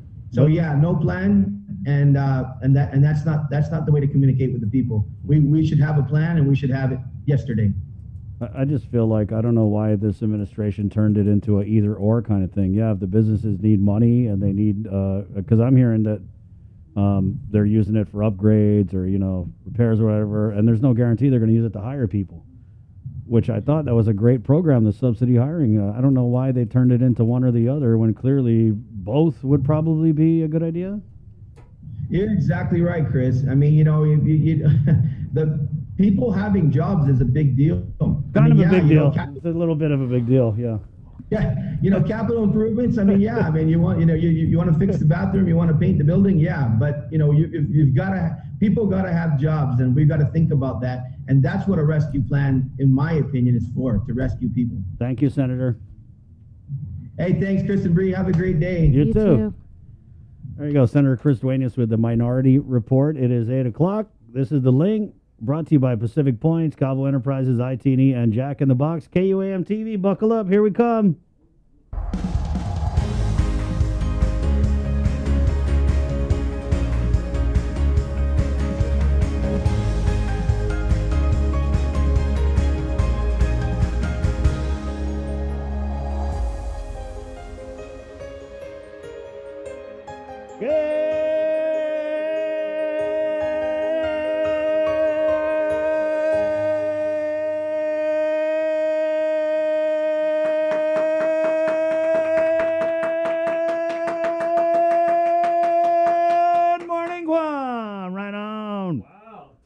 Arsenio. 8:01. This is the link. Hi, KUAM TV. My name's Chris. I'm Jason. Good morning. Hi, Sabrina. Good morning. Good morning. 8:02 coming up on the show. We have Sergeant Paul Tapau, Mayor Jesse Allig of the Mayor's Council of Guam, unwrapping yesterday's Mayor's Council meeting. All that is coming up here on the link. Miss a link? Miss a lot. Good morning also to our Facebook Live audience. Thank you guys for joining us. And let's go ahead and get into the news right now. Our 8 o'clock newscast is proudly sponsored by Pacific Points with the very latest from the KUAM news team. Sabrina Salas Matanani. Good morning, Sabrina. Off it, everybody. The island records 2 new COVID-19 related fatalities. According to the Joint Information Center, the deaths occurred on October 6th. The 209th COVID-19 related fatality was pronounced dead on arrival at GMH. The patient was a 72-year-old woman. She was unvaccinated with underlying health conditions. The 210th COVID-19 related fatality was pronounced dead on arrival at U.S. Naval Hospital. The patient was a 63-year-old woman, fully vaccinated with underlying health conditions. 58 people hospitalized for COVID, 17 receiving ICU level of care, 10 on ventilators. Out of the 58, 33 are unvaccinated, 4 are ineligible to get the shot. The status of 3 is unavailable, and 18 are vaccinated. Public Health reports 159 new cases of COVID out of 1,405 tests performed on October 5th. 33 cases were identified through contact tracing. To date, there have been a total of 15,789 officially reported cases. Again, 210 deaths. 2,452 cases are in active isolation, and 13,127 people have recovered. The CAR score, 27.4. Public Health also announces that in anticipation of inclement weather today, COVID-19 testing has been moved from the old Tidzin Carnival grounds to the Micronesia Mall underground parking garage until 10 a.m. this morning.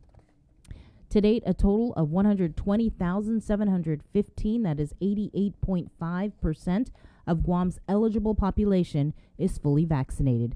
Additionally, 2,708 doses of the Pfizer vaccine have been administered to eligible residents as either a booster or an additional dose. 30 doses of the Moderna vaccine have been administered also as an additional dose to eligible residents. Meanwhile, the Catholic schools report 3 positive cases since they returned to in-class learning on September 20th. In a news release, the Archdiocese said public health was notified and safety protocols initiated. It adds that it does not appear the cases were transmitted on campus. There was 1 reported at Notre Dame on the 1st, 1 at Mount Carmel School on the 4th, and 1 at St. Anthony School on the 5th. GDOE has not provided any information about whether any students have tested positive. During yesterday's Rotary Club of Guam meeting, Hospital Administrator Lillian Posadas gave an update on the governor's plans to build a healthcare complex in Mangilao. She told members that the military has given their commitment to the governor that they will give her and GovGuam the license to use that land at Eagles Field specifically for the purpose of building the new hospital.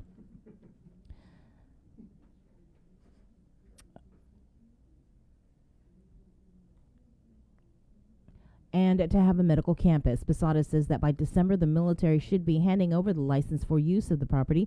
The legislature on Monday passed a bill to set aside $35 million a year to pay for the health center complex. The estimated cost for a new hospital alone is around $800 million. With more news, here's Daniel Perez. This news update is brought to you by Pacific Points. Do more, get more. Hafa and good morning, everyone. I'm Daniel Perez with your headlines here on The Link. The Federal Trade Commission may consider including Guam in its ongoing probe of anti-competitive practices by big oil companies. Congressman Michael San Nicolas received a response from the head of the FTC, encouraging him to meet with staff to discuss his long-standing concerns over gas price volatility in our local markets. In a news release, Nicholas said he will be working with the FTC so that, quote, Guam gas price activity will finally be evaluated federally. He He has asked Federal Trade Commission Chair Lina Khan to include Guam in its current efforts to police, quote, unlawful business conduct in oil and gas markets. White House Press Secretary Jen Psaki noted in her daily briefing Tuesday that the Biden administration wants to crack down on practices that may harm consumers at the gas pump, even as far as, quote, unlawful mergers in the oil and gas industry. Back in August, NEC Director Brian Deese also sent a letter to the FTC Director Lina Khan asking the FTC to use all of its available tools to monitor the gasoline market and take action as needed. She responded to that and said she would look into it. So we're going to continue to use every tool at our disposal, even as we're not a member of OPEC, to ensure we can keep gas prices down for the American public. In her response to National Economic Council Director Neese, Khan wrote that the FTC is taking 3 specific actions. First, it will identify additional legal theories to challenge retail fuel station mergers where dominant players are buying up family-run businesses. Second, it will be taking steps to deter unlawful mergers in the oil and gas industry. In July, it rescinded a 1995 policy that allowed companies to, quote, propose facially anti-competitive mergers with impunity. And third, the FTC will investigate abuses in the franchise market where large national chains control franchisees over prices at the pump. Nicholas says he will keep the community informed as new information becomes available. In our next segment of Behind the Front Line, a hospitalist at Guam Memorial Hospital shares the most common question he gets from COVID-19 patients. Tomas Maglotnia has more. I think, in terms of the burnout, in terms of the staffing, I know that it's been a challenge, particularly on the nurses' side. In his 5th year serving at the Guam Memorial Hospital, Dr. C has seen the great lengths frontliners go to. Unfortunately, the COVID patients require more time and more resources. Dr. Jolene Uggan says they'll continue to hold the line. GMH has done everything that it has been able to do since the onset in March 2020. And Dr. C treated one of the very first COVID-19 patients on Guam, recalling the panic and anxiety. Today, he says there are 2 questions unvaccinated patients ask him the most. The first question is, I'm going to be asked is, when can I get the vaccine? And the answer is unfortunately not today. The second question is, when can I eat? And I wish I wouldn't have to hear this question. I wish, everybody would be vaccinated, and I wish, the third wave could be smaller than it is. Those wishes turning into hope, even amid some frustration. I was frustrated, and you asked me, why were you frustrated? You look like a nice person. I was frustrated because, if we all would be vaccinated, this third wave most likely wouldn't happen as much as it happened. And that's why I was frustrated. The medical part, the burnout, that's manageable, that's a part of the job. But, if you have something that you can prevent it and you didn't, that's where the frustration. The Guam Attorney General has filed a motion to dismiss the Justice's Department's lawsuit against the GovGuam Retirement Fund. In September, the feds filed suit in district court on behalf of 4 GovGuam employees who also served in the military. They allege that while on active duty, GovGuam violated the Uniformed Services Employment and Reemployment Rights Act of USERRA by not crediting their service towards retirement. This while using donated leave as part of the government's leave sharing program. The AG contends that the feds failed to state a claim and that the case should be dismissed because the government does not produce benefits but provides an alternate form of leave to those who find it more beneficial. The AG further argues that the suit threatens to undermine a leave sharing system that helps support other vulnerable workers who suffer from catastrophic or chronic illnesses. Knowing the signals and sounds of a potential fire could save your life. The Guam Fire Department is teaching the community about fire safety. KUAM's Hannah Devanzo has this report. This week is Fire Prevention Week, and Fire Captain Tom Tatautau, along with all members of the fire department, are educating the community on how to stay safe. We always encourage the community to practice fire safety 365 days a year, because although it's only celebrated at this time, we do it every day of the year. Fire Lieutenant Philip Innes believes One Way Island residents can practice fire safety is by installing a smoke detector in the home. Smoke detector, it makes different sounds, which means different things. Like if it beeps one time, like once a minute, that means you should change your battery.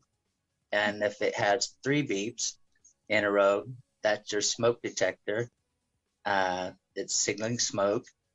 And if it beeps 4 times in a row, that means you have a carbon monoxide poisoning. Okay, so what you do in all 3 of those, well, you can check the battery with the first one, but when the 3 beeps or the 4 beeps, you need to exit your house and call 911, and they'll have the fire department come out. To support Fire Prevention Week, there will be a wave event from 4 to 6 p.m. on Friday where people can drive by and honk their horns in support. Locations include the Micronesia Mall intersection, the ITC intersection, and the Tri intersection in Barrigada. Reporting for Guam's News Network, I'm Hannah Devonzo. That's it for now. We'll see you tonight for KOAM News Primetime. This news update is brought to you by Pacific Points. Do more, get more.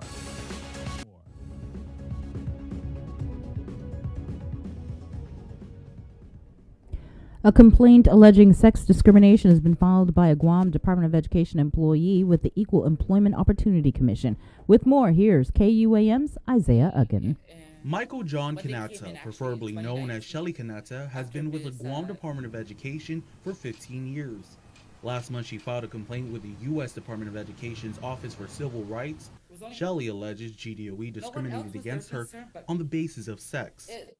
The treatment was so bad that I would have lunch and breaks in my car because I was scared to talk.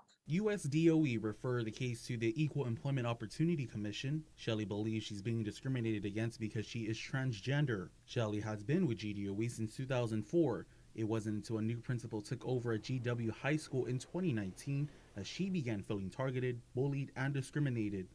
She cites an incident that occurred in April regarding her name being posted on a whiteboard. And it continued of the board where Shelly Michael, that's what they put on the board. And it is typed out, printed, laminated, and stuck to a matnik or Velcro. Shelly Michael. I asked them why did they do that, and they said, "Oh, because we have to put your legal name up there because we, some people don't know who you are." But my thing was, so now it's a problem. But with my former administration, it wasn't a problem. Everybody knew who I was. I'm the only person that goes by Shelly.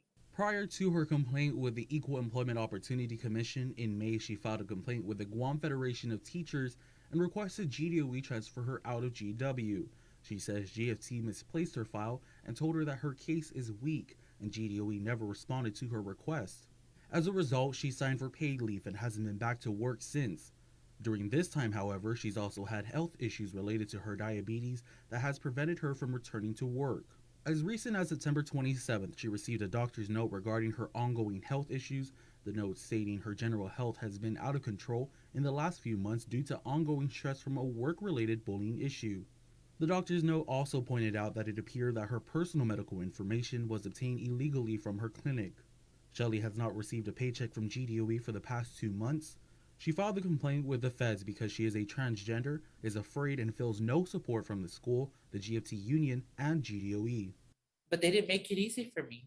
They did everything that they can do to try and break an individual without people noticing. Just because you can't see it doesn't mean that it's not happening. Reporting for Guam News Network, Guahusi Isaiah Uggan. Time is running out for Congress to act to raise the debt limit so that America can pay the bills for spending that has already been authorized. But partisan fighting has prevented the Senate from taking that step. Now, Democrats say they may raise the debt limit on their own. Skylar Henry has more. The Democrats are considering the so-called nuclear option to raise the debt limit. Oh, I think that's a real possibility. The nuclear option suspends the Senate filibuster, allowing Democrats to pass a bill with a simple majority, as opposed to needing a 60-vote threshold. But West Virginia Senator Joe Manchin says he does not support ending the filibuster. I think I've been very clear. Nothing changes. But the bottom line is we have a responsibility to be the adults. Democrats will try to move to a vote on the debt limit this afternoon. Republicans can simply get out of the way, and we can agree to skip the filibuster vote so we can proceed to final passage of this bill. He continues to waste time with partisan stunts that are dead on arrival. He's scheduled yet another vote this afternoon, which he knows will fail. President Biden has asked Congress to raise the debt ceiling before the October 18th deadline, saying every day that passes without it hurts the economy. Our markets are rattled. America's savings are on the line. The American people, your savings, your pocketbook are directly impacted by this stunt. Senator Manchin is also balking at the president's legislative priority, a multi-trillion-dollar social spending bill. I don't believe that we should turn our society into an entitlement society. I think that we should still be a compassionate, rewarding society. Manchin says he wants the price tag cut from $3.5 trillion to $1.5. The president has countered at roughly $2 trillion.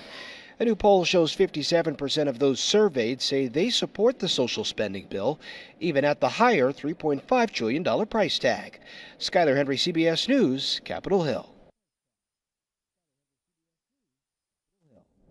All right, everybody, and now let's get you up to speed on everything that's going around on our island community with Uncle King Conception, who has today's Chamorro News Update. Buenas tardes, tingin sunto gifunod sa Chamorro ni KUAM News. Presenta ni Familian Mizo gi First Hawaiian Bank. Semana Administrator para Guam Memorial Hospital sa Lilian Posadas, gimiting i Rotary Club po sangani tinigogong niya muna, plano ni para mahasan nuevo na fasilidad salud para i-isla. Ilingin na para mahasa sa medical campus gi Eagles Field gi sa Mangilaw. Asangan na esta militar makomiti siya gi gobyerno na gobyernamentong guahan para ilisensya ni para manasad para at na lugar lo para na sa nuevo na hospital sa medical campus. Ilingin mas na gi December, sempre oficial militar umanay gobyerno no ilisensya. Legislaturang guahan sa mapasa si Bill 121 no na sangit 35 milyon pesos kada sakan para sinaporte ni nuevo na hospital. Ima estima na gasto para hospital por todo sa 800 milyon pesos. Otro artículo, el Guam Education Board también expresa esa denuncia por seguridad de la calidad y manera final algo ni estudiantes ya pau sa pa fan eskwela lo gi maskedyo ha na grupo. Masyaman chat na so lo ki manay na por famagunia gi campus sa eskwela. Yung meludui komite ng edukasyon ng legislatura si Senadora Tilina Nielsen asangan nahong bedada na Departamento ng Edukasyon guahan para na fan seguridad eskolante siya bentas maidudukan ni mameresi. I-GDOE sa manafan matutati estudyante siya gi eskwela gi dos na schedule na grupo gi mapos na mes masugeste para manait mas menos na kadumentato gi campus tau di tempo. Yuto mo na sunto para pago na webis kini KUAM News gifinot sa Moro maresta un 39 años na tao gi Martes ani masoda online na biktima na masese maski un biyahe sa masonggi gi sa detedu gi 21 gi Agosto gi Fosino Street na talan. Matagi si Manuel Jr. Cabrera te tao ni aggravated assault. Maresta si te tao por estisya na kinanta DC. Kidnapping, robbery, aggravated assault, reckless conduct, theft of property, criminal facilitation, and guilt established by complicity. Disipago may bestitiga este na kausa. Para Guam News Network, Guau si King Conception. Yasuto ifinut sa Moro sa presenta sa ninafatto ni Familia Mizo gi First Hawaiian Bank. Say hello to the First Hawaiian Bank mobile app. Want a better look at your spending? With MoneyMap, you can automatically create budgets and manage where your money is going. Know when you have a green light or when it's time to slow down. Maybe cook more meals at home this week. Set your goals, track your progress, and find your way to exactly where you want to be with MoneyMap from the First Hawaiian Bank mobile app. It all starts with yes. The relationship between Guam and Manila, Philippines is undeniable as we share similar cultural traditions, history, and heritage. With generations of Filipinos calling Guam home, KUAM presents a monthly look at the capital city featuring in-depth and engaging interviews on everything from medical tourism to new business and government leaders. Veteran newscaster Nestor Lecanto delivers Beyond Our Borders. This special program is brought to you by KFC and the Medical City, where patients are partners. Do you feel like you're missing out on something? Make life more rewarding with Pacific Points.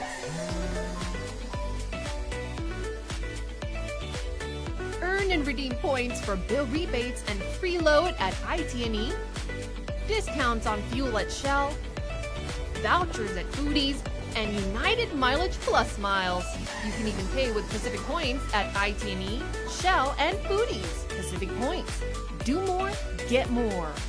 GU Self-Storage, conveniently located near the Harmon McDonald's. We offer affordable rates, online payments, and auto bill pay for your convenience. Plus gate access daily from 6 a.m. to 9 p.m. Call us today at 648-7867 for more information.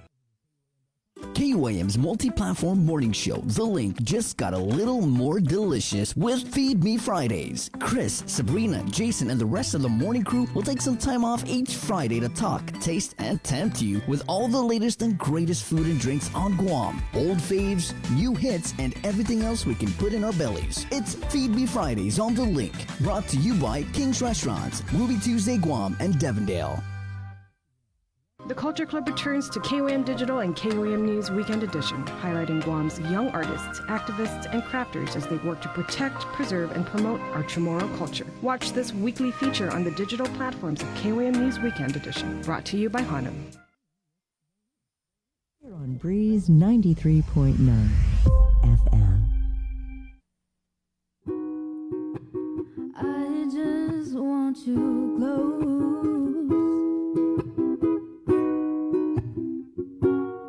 Well, you can stay forever.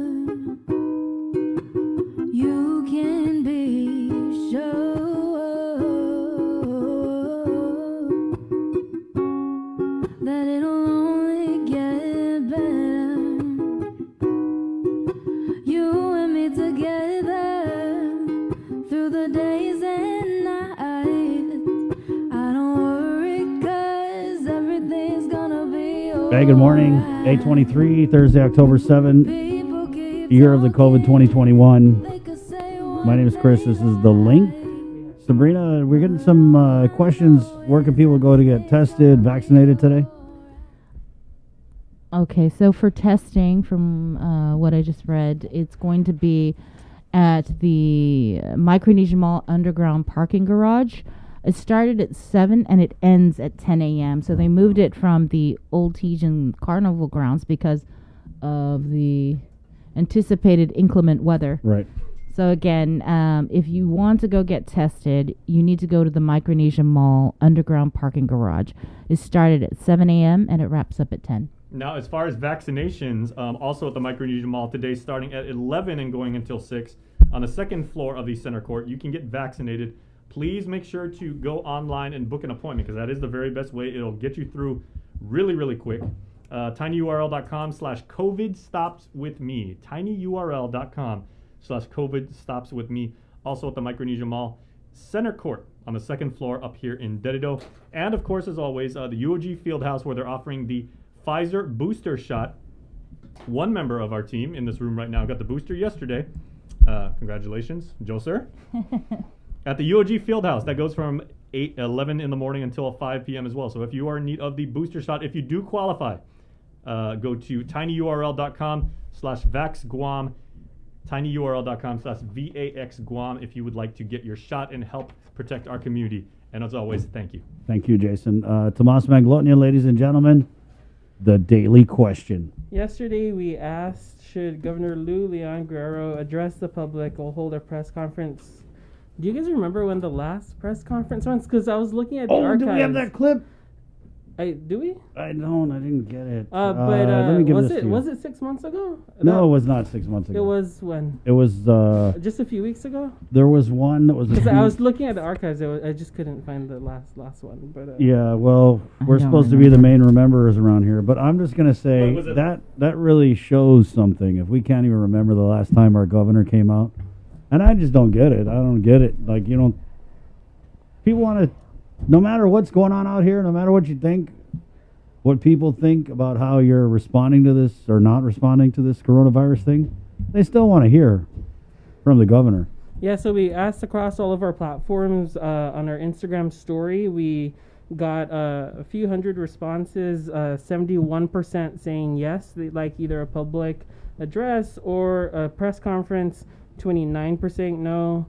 29% saying no, and then just to break it down for you for the exact numbers, on our Instagram poll, 289 people voted for yes, they'd like to hear something public and live. 120 saying no. Jumping into our Instagram comments, we have one commenter here writing, first of all, she barely lets the public know anything that's really important, so we have to learn it from you guys, commenting to us, KUAM. As for the press conference, she's probably going to make a vague speech that won't do any good for us, this commenter says. Either way, she's going to do what she wants to do at her own pace. Again, a viewer submitted comment there. More comments on our Instagram. This commenter saying, she should do both. Why ask? Can't you see deaths are going up? And that, I guess that's a nervous emoji reaction there. Which one's that? Let me see the nervous emoji. Oh, is that the gritting teeth one? Yes, Right. yeah. Veronica jumping over to our Facebook platform, writing, no, she's handling it accordingly. And besides, the hospitalization numbers are going down as expected, and more people are getting vaccinated, at which we're at 80% fully. So Veronica here saying she would not, I guess, have a preference whether or not there'd be a public response. Marilyn, one of our top fans, commenting, what the governor should do is speak live instead of those pre-recorded YouTube and Facebook videos and posts they put up when most everyone is going to sleep. She owes the people of Guam that much before her term is up. That comment we found on Facebook. Again, yesterday's daily question was, should Governor Lou Leon Guerrero address the public or hold a press conference?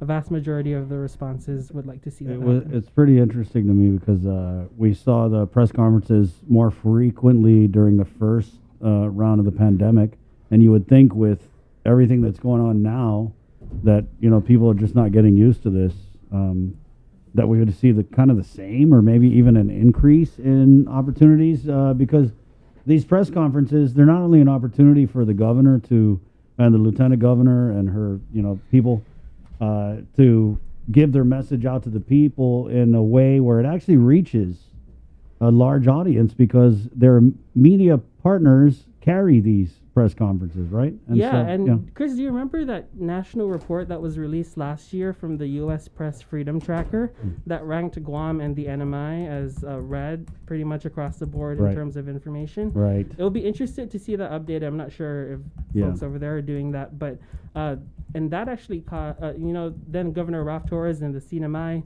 started doing daily press conferences, and As a then now response. those are weekly, obviously, because adjusting to the pace of all things, but and so so those weekly press conferences that we cover on KUAM every week are Fridays at 8 a.m.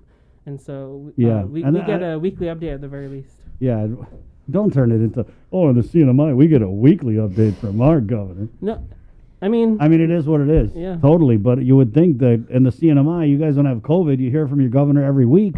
Here in Guam, we're raining down COVID. Can't even keep track of how many people are dying from it. But we don't hear anything. And like I was saying, it's not just an opportunity for the governor, lieutenant governor to address the people. More importantly, it's an opportunity for the media to ask the questions that people want to know about because there's just so many questions that people have. And we just don't have that opportunity. And I want to say the last press conference, the one before that, they've traditionally always offered media outlets a couple reporters. So, for example, KUAM, we have, you know, someone from the Link, and then, but the last press conference they had, they limited it to one reporter each. Yeah, and on Fridays, the format CNMA Governor Ralph Torres usually comes just for the first 10 minutes and then tosses it on to the COVID-19 task force. Yeah. So that's the type of access we're able to have every week. Oh, well, okay, thanks.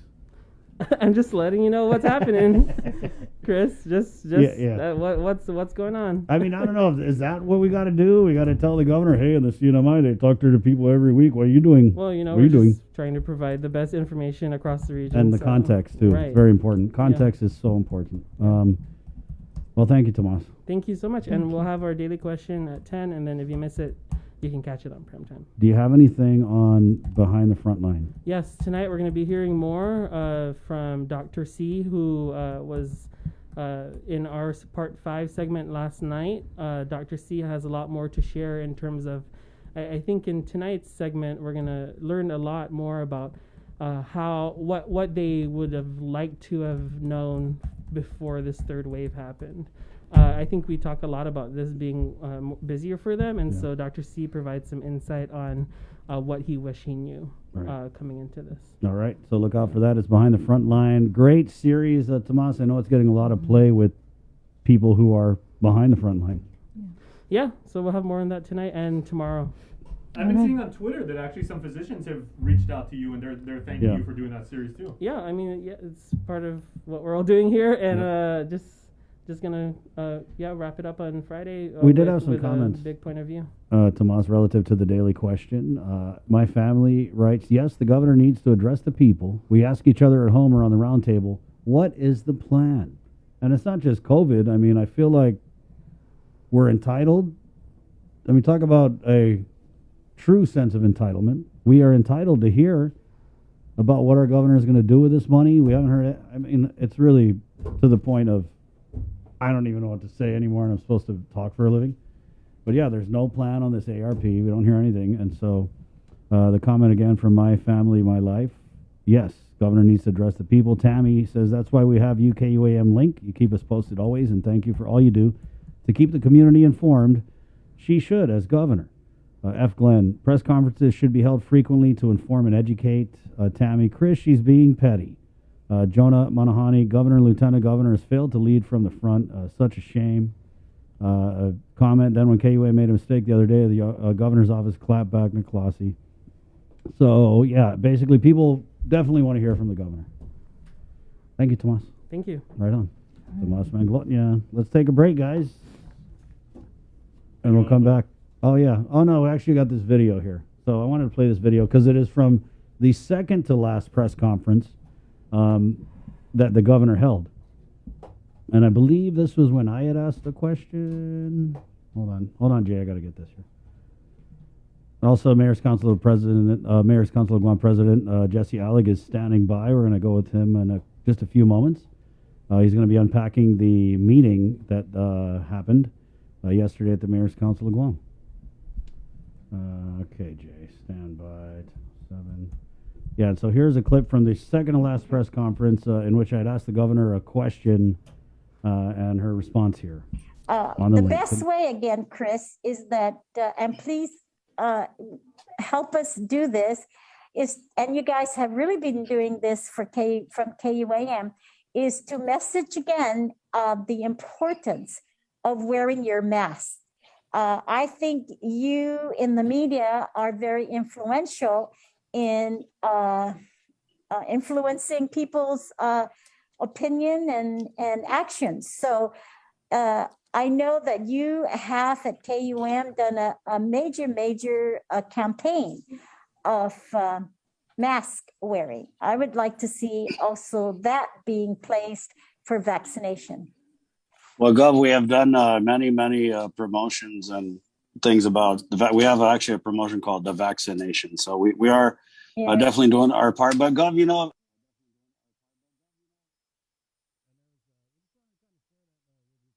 the last time I was able to speak with the governor, and she did have some very high praise for the work that we do here at KUAM. It's up to you to call it irony, but it is what it is. It's 8:35. We'll be back with Mayor Jesse Allig next, right here on The Link. Good morning. We know you're tired of hearing about COVID-19. Some of you are probably wondering whether this is ever going to end. However long it takes, we all have to do our part, including our children, to hold the line. You can protect yourself and your family by getting vaccinated. And if you're already vaccinated, don't let your guard down, because you can still give and get COVID-19. And if you're not vaccinated, remember that if you catch the virus, you could suffer more severe complications. At the end of the day, it's the choices we make to protect ourselves, our families, and our community that will control the spread. We know it sounds repetitive at this point, but again, wash your hands, watch your distance, and wear your mask. Together, we have to hold the line. Pacific Matters is a half-hour news, culture, and lifestyle show focused on issues that impact Guam, the Northern Mariana Islands, and the larger Pacific region. Join Tomas Maglonia every Monday to discuss politics, trends, and take a deep dive into the issues changing our island home, because what happens in the Pacific matters.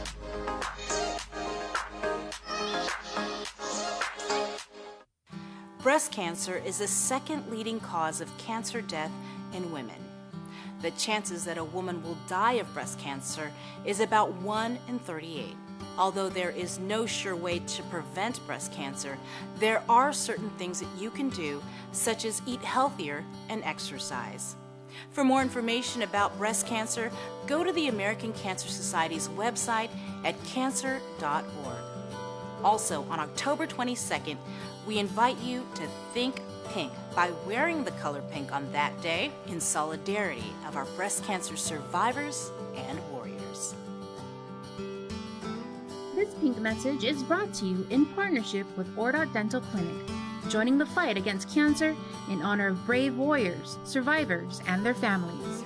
Island Cancer Center and American Cancer Society. See what's on TV tonight with schedules, network news and notes, local promotions and giveaways on KYM Communications social media pages. Like and follow us on Facebook or Instagram now for all the latest and never miss out. KUAM's multi-platform morning show, The Link, just got a little more delicious with Feed Me Fridays. Chris, Sabrina, Jason, and the rest of the morning crew will take some time off each Friday to talk, taste, and tempt you with all the latest and greatest food and drinks on Guam. Old faves, new hits, and everything else we can put in our bellies. It's Feed Me Fridays on The Link, brought to you by King's Restaurants, Ruby Tuesday Guam, and Devondale. Celebrate National Pizza Month with the Pepsi Ultimate Pizza Trivia Challenge. All you have to do is listen to The Link during the month of October, and when prompted, call 671-637-0094 with the answer to the Pepsi Ultimate Pizza Trivia Challenge. Winner will receive a gift certificate from our participating pizza parlors and a 12-pack of Pepsi, brought to you locally by Pepsi. Uno Mixed. We're mixing it up on the last Thursday of every month with a look at lifestyle, entertainment, food, and so much more on the stations, networks, and digital platforms of KUAM Communications. Uno Mixed is presented to you by Docomo Pacific, Better Together, and Pepsi. Say hello to the First Hawaiian Bank mobile app, where you get smart insights into your finances so you can make smart decisions with your money. With a daily personalized feed, you can compare your monthly income to spending. That's better. Discover where your money is actually going. You might be surprised. See what's essential and what isn't. The more you use the app, the smarter it gets. With insights from the First Hawaiian Bank mobile app, it all starts with yes. The relationship between Guam and Manila, Philippines is undeniable, as we share similar cultural traditions, history, and heritage, with generations of Filipinos calling Guam home. KUAM presents a monthly look at the capital city, featuring in-depth and engaging interviews on everything from medical tourism to new business and government leaders. Veteran newscaster Nestor Lecanto delivers Beyond Our Borders. This special program is brought to you by KFC and the Medical City, where patients are partners. Do you feel like you're missing out on something? Make life more rewarding with Pacific Points. Earn and redeem points for bill rebates and freeload at IT&E, discounts on fuel at Shell, vouchers at Foodies, and United Mileage Plus miles. You can even pay with Pacific Points at IT&E, Shell, and Foodies. Pacific Points. Do more, get more. GU Self Storage, conveniently located near the Harmon McDonald's. We offer affordable rates, online payments, and auto bill pay for your convenience. Plus gate access daily from 6 a.m. to 9 p.m. Call us today at 648-7867 for more information.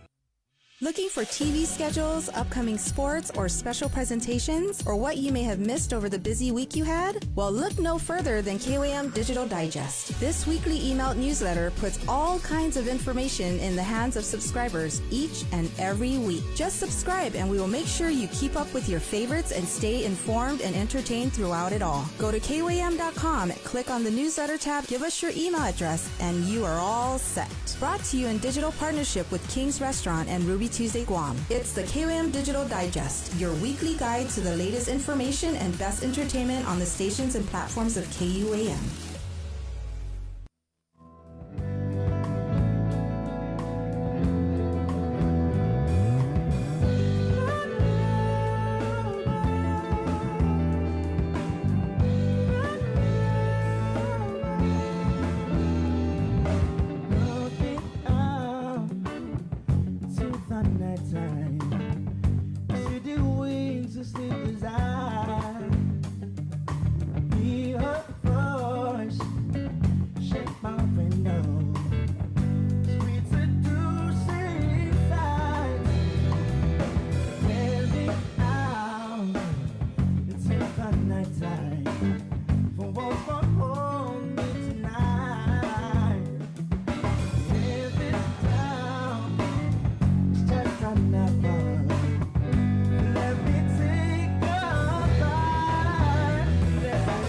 Wow, that's all the way live.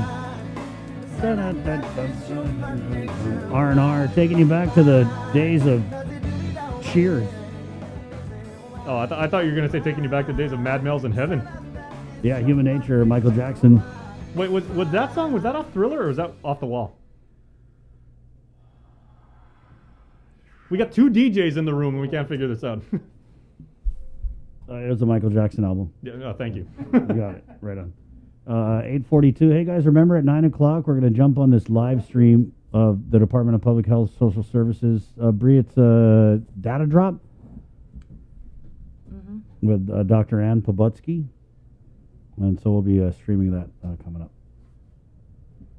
Yeah, she's been actually very consistent on releasing reports weekly. Right, and so that's definitely much appreciated, right? Because there was a little bit of a data desert a little while ago, but now very fruitful. It's raining down like manna, and we appreciate it.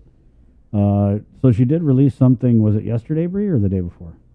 I want to say it was the day before yesterday, and it was regarding, I think, breakthrough cases. But then the day before that, it was the top 10 causes of death on Guam, and COVID was number 3 for 2020. Right, yeah, it's pretty alarming there.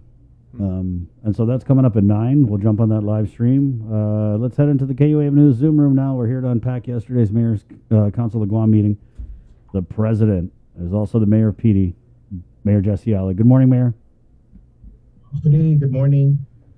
Yeah, we had a long meeting yesterday. It was there was an addition to the agenda at the last minute.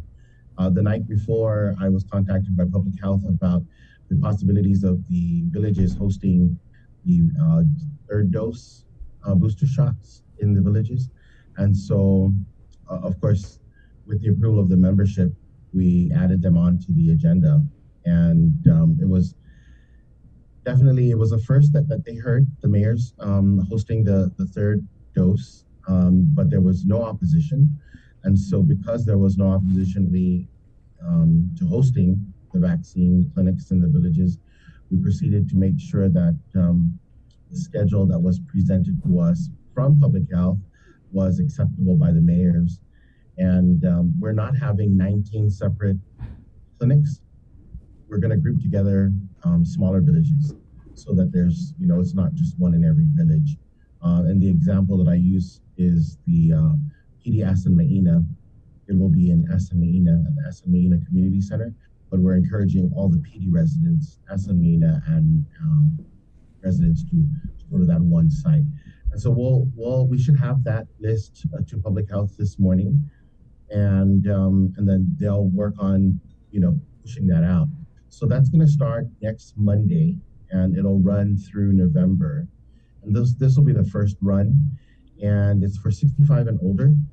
They'll obviously need to show their proof of first and second dose vaccination of Pfizer. But the good thing is that they're finally going to offer testing at community sites. So that's what we've been asking for since the start of our own personal campaign to get tested and to know your status. Yeah. So we're glad to know that along with the dose 3, there will also be testing at the site. Public Health will run everything as far as the whole conducting the vaccines or administering the vaccines.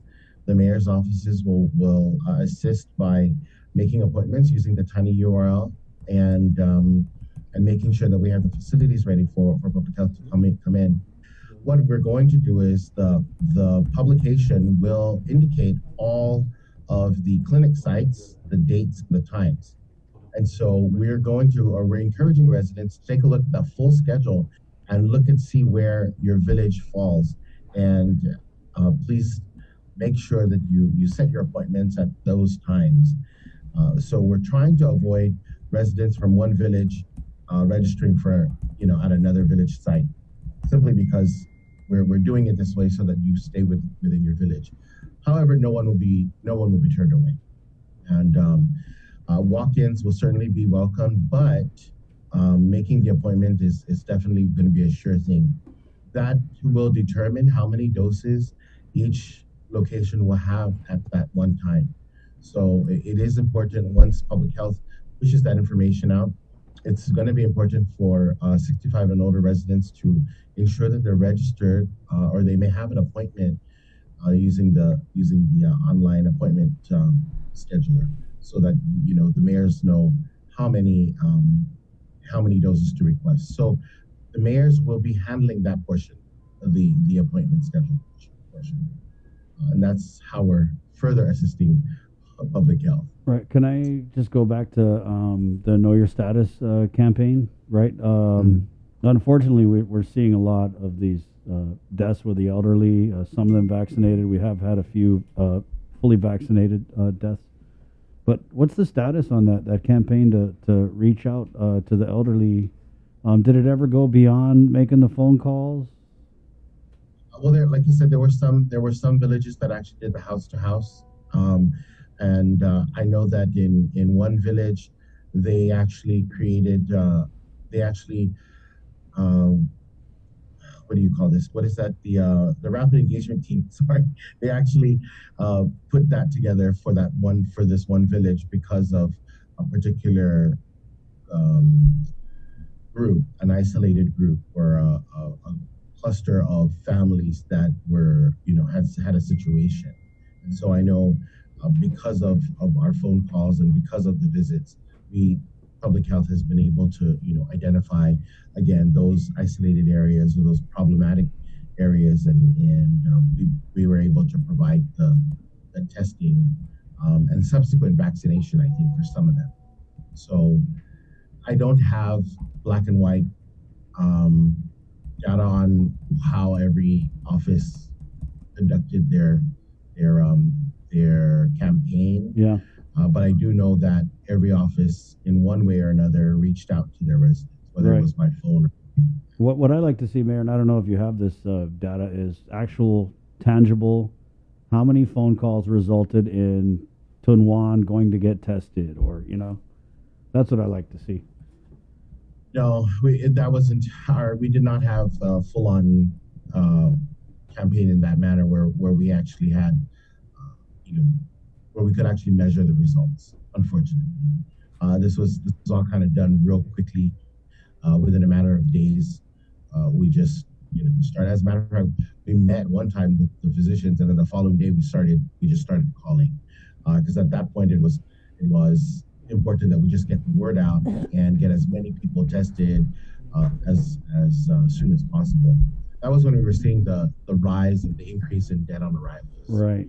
So that I mean, by looking at the JIC, right, that kind of has curbed a little, but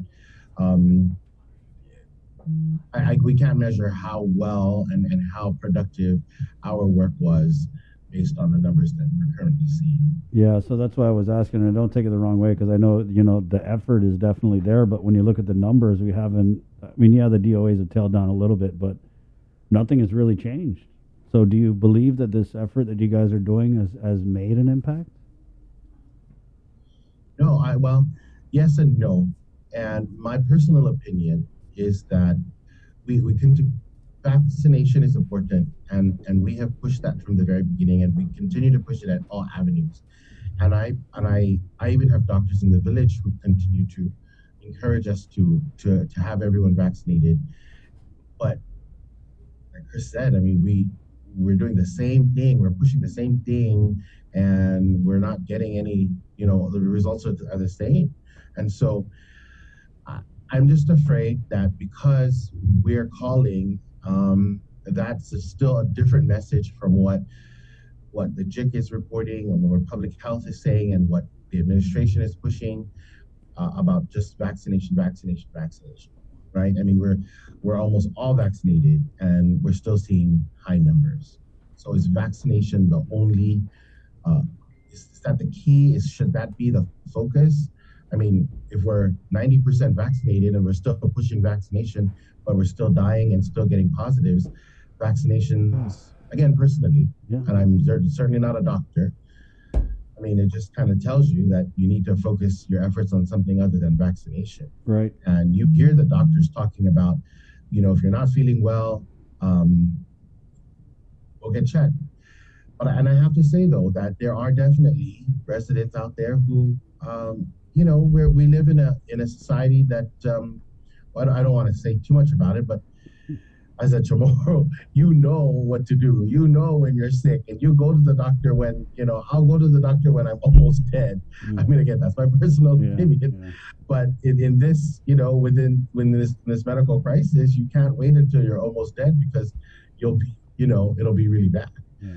So the moment you feel sick in any way, fever, cough, just not feeling well, you need to go get checked. Yeah. And I just feel like we need to push that out more. And are we seeing more people going? I think we are seeing more people going to the clinics because we still get calls about getting charged, questions about fees, and so there's still there's still some awareness about getting checked before it's too late. But perhaps I think we need to change our efforts and push more of the know your status and get checked. All the questions you brought up about why is it we're 90% vaccinated and we're still seeing this craziness. That'd be a great question to ask the governor in like a press conference type setting. Because that's a big question a lot of people have. I mean, we'll ask Dr. Ann during this, if we get the opportunity to ask those questions. But yeah, and I think that's maybe kind of why we've hit this backstop with the vaccination is people just need it to be explained to them, right? I mean, they should just be honest. I mean, does the vaccine work? Hell yes. Yeah, it does. You're good. You take that shot, you're good for like 3, 4, 5 months. Then you get a little,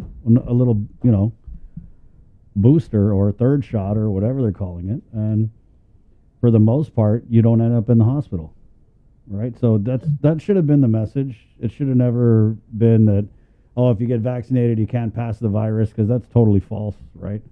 And I think that's why we've just got this last little bit of the community that unless I think what we're seeing is a lot of earlier on during the springtime, if we want to use that, a lot of the push was if we by July 21st if we reach herd immunity, we could live our lives almost normally, right? And that was the push. So we got to 80%, we got to 85%, and we're dying more, right? And yeah, that's a real big switcheroo, I'll say. Mayor. That's a real big switcheroo, and any reasonable person would have an issue and question that. Anybody would question this, right? And you're right. And people say, oh, we're moving the goalposts, and I don't think it's intentional that they want to keep us in this state. I just think it's just the nature of the virus, right? I mean, we were told you get this, and you're right. We're gonna go back to normal. Well, we got it, and then some, and we ain't nowhere near normal. So yeah, these are good questions. And honestly, for me, again, I'm not the doctor, and I'm certainly not a professional in all this.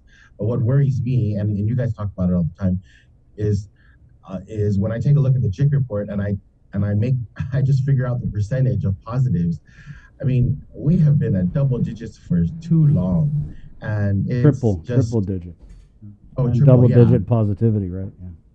Right, double digit positivity, correct. Mm-hmm. So, but yeah, I mean, it's like when you look at that, I mean, most people still don't understand what the CAR score is, and so, but if you just take a look at positives and all that, and the deaths, I mean, it just you just have to kind of need to use some kind of common sense. Well, there was a town hall meeting that the Department of Public Health hosted with law enforcement and the judiciary yesterday, and Dr. Annette David actually did a really good presentation. And a part of that presentation on COVID, there was a part where she was talking about layering our protection, and she laid out like the 4 different things, right? Preventing exposure, like stay at home restrictions, prevent infection with the vaccination, the physical distancing, the wearing of the masks, then preventing the disease with the monoclonal antibodies and vaccination, and then preventing death. Again, that's vaccination, proning, ventilators, other therapeutics, and ICU care. But part of her presentation, she also said that no single intervention is 100% effective, and it has to be kind of like all together. But primarily, she did say vaccination. So, I mean, if people would like to watch that, it is on Public Health's Facebook page. She did a really good, simple, easy to understand breakdown of COVID. Yeah, so actually, I heard her because she lives in PD. Okay. Yeah. But yeah, if anybody's ever seen her presentations, it really is just it's not difficult to understand. She lays it out really well. So yeah, I think that I'm gonna actually watch the whole thing. I was watching some of it, and then I was really interested about the layering of protection and those 4 things that you should do in combination to basically contain COVID. I agree that it's she's Dr. David's been around for a while, but it's a different. I think people will take to it simply because it's a different format, it's a different person, but she's also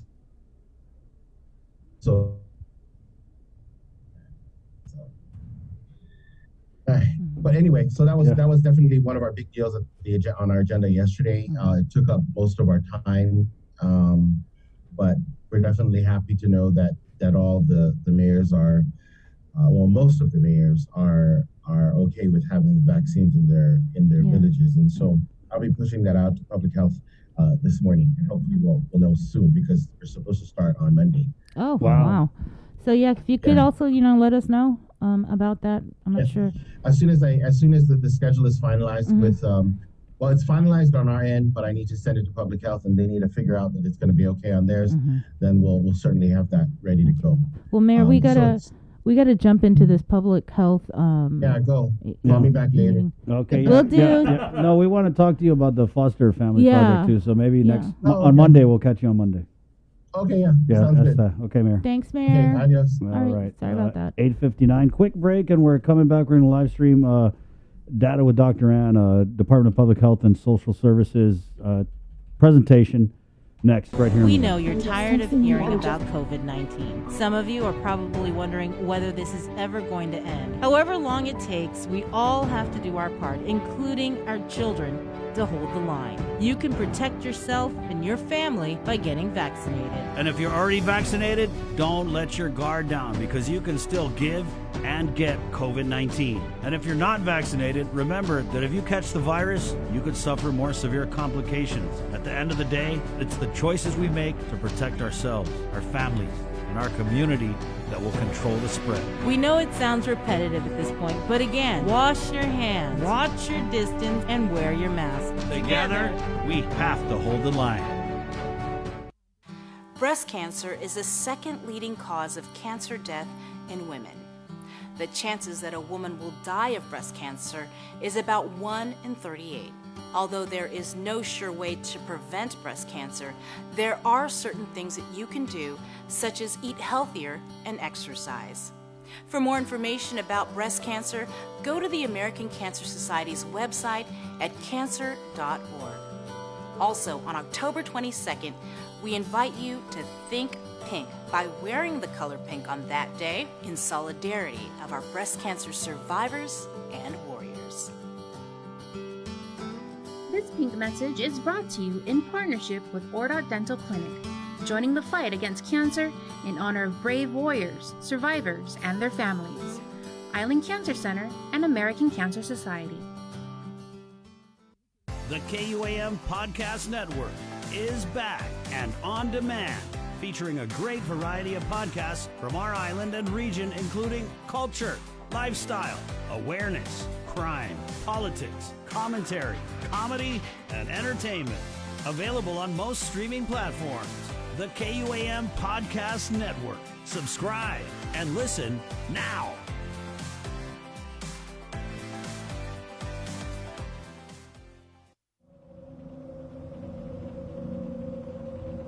The Totomotna Tales. October on the KUAM Podcast Network. This holiday season, we're once again bringing together the island's largest array of local vendors for a special innovative way for you to shop, broadcast, and go digital with Team KUAM. Join us on Sunday, November 28th for the annual Christmas Pops Virtual Holiday Market at 12 noon on KUAM TV8 and the KUAM News Facebook page, plus additional show times through December 11th. We'll also be featuring vendors daily with posts with QR codes and links on our social media pages beginning Monday, November 29th, and hosting an exclusive Christmas Pops website for your one-stop shopping. It's a safe and convenient way for you to shop local this holiday season. To reserve your spot, email promotions@kuam.com today. Virtual space is limited. Do you feel like you're missing out on something? Make life more rewarding with Pacific Points. Earn and redeem points for bill rebates and free load at IT&E, discounts on fuel at Shell, vouchers at Foodies, and United Mileage Plus miles. You can even pay with Pacific Points at IT&E, Shell, and Foodies. Pacific Points. Do more, get more.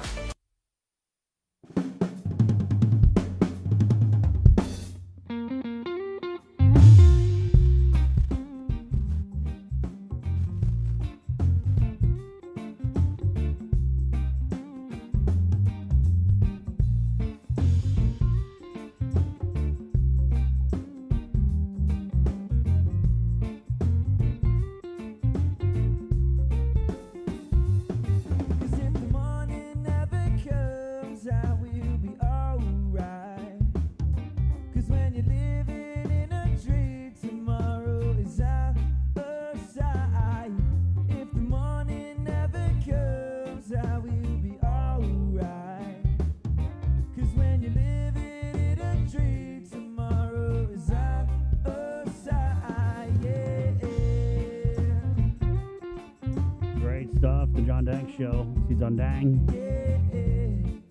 9:04. Good morning, KUAM TV. Well, you guys are just in time. We have a special presentation we're going to take you guys to. Don't worry, unvaccinated, vaccinated, you're all welcome to watch this. A real Shakespearean experience, the Zoom within the Zoom. It's like Inception. Yeah, for those of you who read Hamlet. Yeah, so we're going to take you to the Zoom inside the Zoom inside the Zoom. Yeah.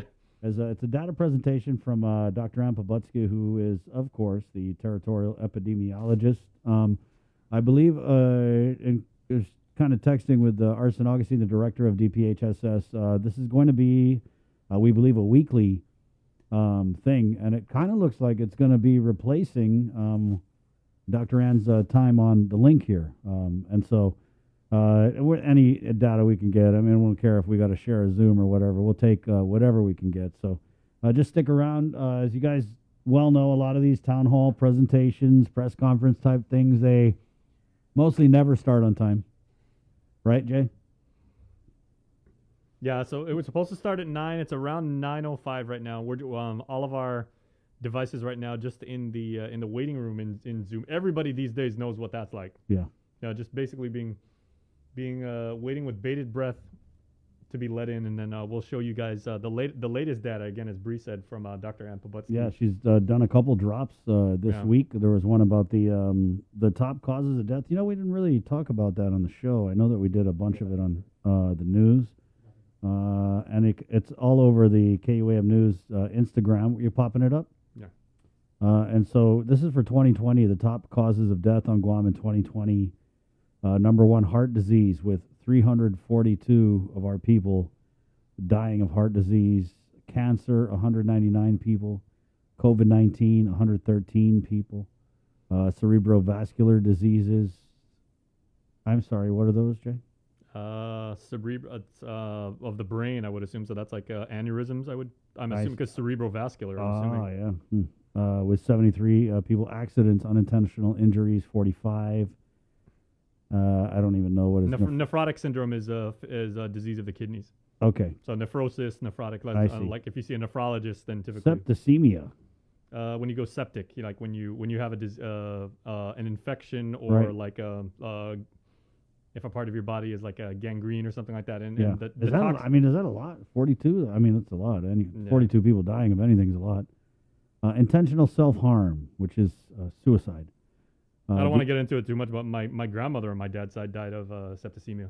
Oh. Yeah. Number 9, influenza and pneumonia with 27, and 10 was tied for chronic liver disease and diabetes. Yep.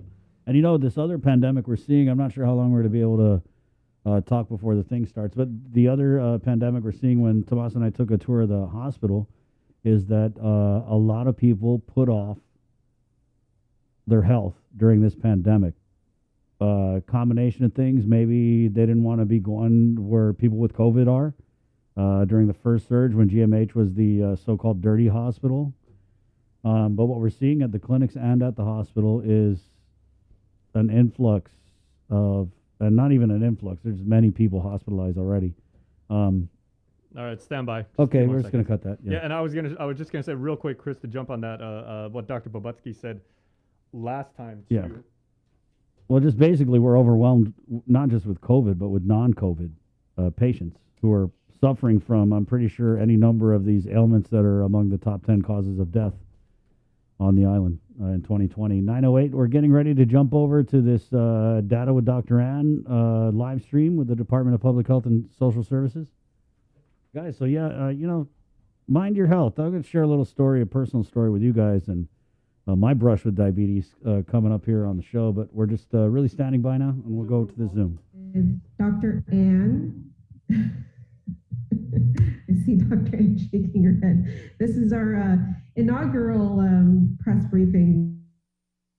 It's once a week, possibly every Thursday with Dr. Ann. I know we've been talking about doing this, but we finally found a day, something that will work with Dr. Ann's schedule as well. She's been very busy trying to gather all the data, and we've been getting a lot of questions in the media. So we're trying to get this going once a week type of thing, so that everybody has an opportunity to have some face time with Dr. Ann, get some questions out there, and she can also present some data on COVID-19. We do have also available for, in case you guys have other questions as well, Mr. Chima Mbakwem, and we did have a town hall last night. I don't know if you guys saw that, for the judiciary and also the law enforcement community. So Dr. David is here, although, she did present a really great presentation last night as well, but she's also here. I don't know if you want to make yourself available, Dr. David, but she's here as well. So she is the lead epidemiologist for the state epidemiological working group. I think I said that right. Unfortunately, I know I didn't give everybody enough time ahead of, I only told you guys this morning, so it was kind of a last minute plan, but going forward, as I mentioned, we do want to do this on a weekly basis around the same time, 9 a.m. Thursdays, but I will remind our media partners, and thank you for joining us this morning. If you can put in the chat box who will be representing your organization when we go to our round of questioning. So when we do our question Q&A portion, we will give everyone a chance to ask questions, one round and 2 questions each. And this is just in the interest of time. Dr. Ann is a busy woman, so we want her to be able to get back to work so she can compile all the data. Again, in the chat box, if you can just list your name and the organization that you represent. So let me give Dr. Ann share screen permission so she can go ahead and begin her presentation. All right, Dr. Ann, the floor is yours. Thank you. Okay, and let me, good morning. Let me also say that these are also on our website, the SITREP. I'm going to start with the SITREP. This is on our website, and all of the other reports have been uploaded to the JIC. And we're looking for a place to put them in an easily accessible area on the public health website. I'm going to start here. This is yesterday's SITREP. As you can see, we are at almost 16,000 cases and more than 260,000 tests, along with approximately 210 deaths as of yesterday. So now I'm going to share some of the trends that we're seeing.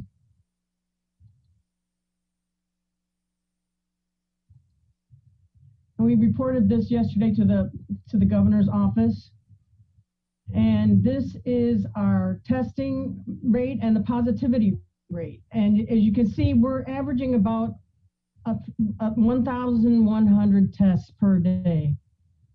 The positivity rate has been hovering around 13% for the past, the past month.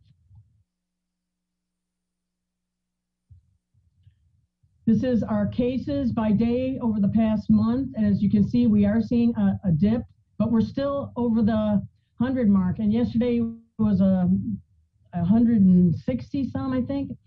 So it's fluctuating.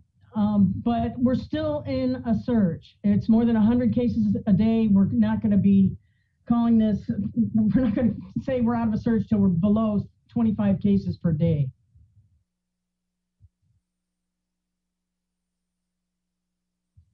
This is the cases by age group.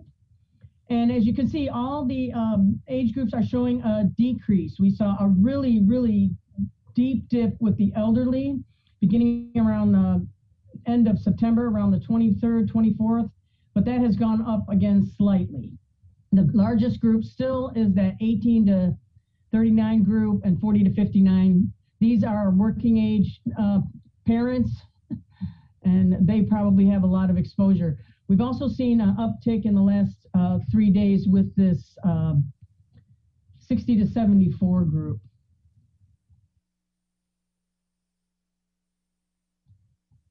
There's been an increase in symptomatic cases recently, and even though there's been an uptick, there's still more asymptomatic cases than symptomatic cases, which is actually a characteristic of Delta, but we really don't know how much Delta is circulating here. We haven't had any report on the variants recently since, I think, June.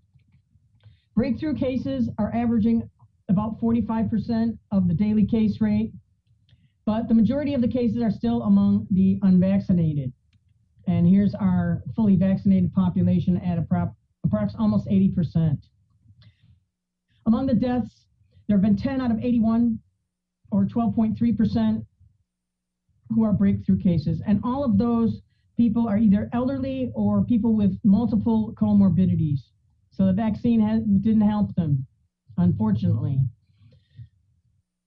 We are also seeing, this is the hospital cases over the past month, we're also seeing a dip in the hospital cases, but the ICU is clogged up with people. It's stagnant. It's been consistent like that for the past several weeks. And this was done the other day. We actually have 2 more deaths. We're at 210. The other thing we wanted to look at was breakthrough cases. And these are data as of the 17th of September. And as you can see, the breakthrough cases skew towards these younger age groups, and especially those under age 75.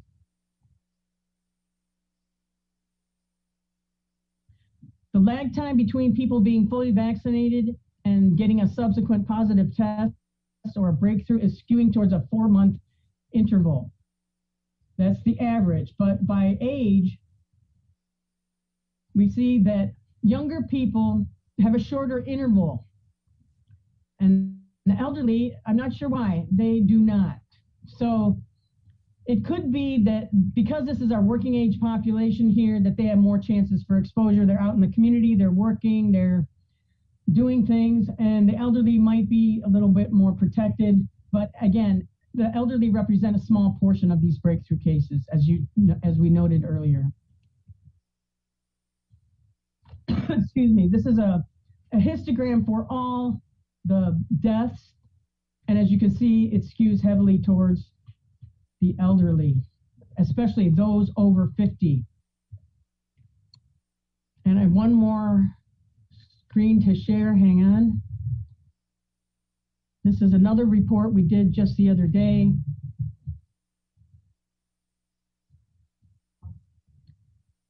We released this to the media the other day.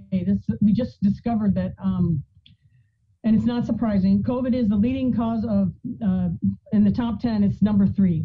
It surpassed cardiovascular disease. Normally, we see disease of the heart first, cancer second, and then stroke. But COVID has surpassed stroke. It's number 3. We are on target, I believe, to still see COVID as the third leading cause of death for 2021. And I want to give a shout out to Cindy Naval. She's the one who put this together. We have a fetal death project with Cindy Naval. She's a retiree. Isn't that awesome? We have a retiree putting the top 10 causes of death together. She's been actually doing this for the past 20 years of data, and hopefully we'll have a report on that. This is what it looks like. And I believe there's one more. This should be 113. We had one missing before. Most people are getting a cause of death listed as COVID-19, and then some are getting other causes of death. I reported on this on a report I did a couple weeks ago on comorbidities. That's available on the JIC. It's a little more detailed. It's not just the top 10 causes of death.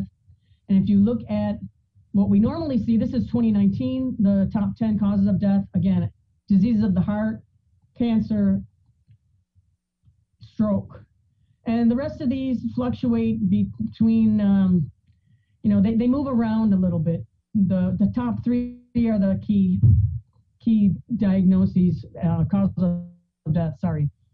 Diabetes is still up there, chronic liver disease, influenza, etc. So we're on track for this to be, for 2 years in a row, top 10 causes of death. Number 3, COVID. That's it for today. I'll take questions. Thank you, Dr. Ann. And I will get those slides from Dr. Ann and share that with everyone here, all our media partners.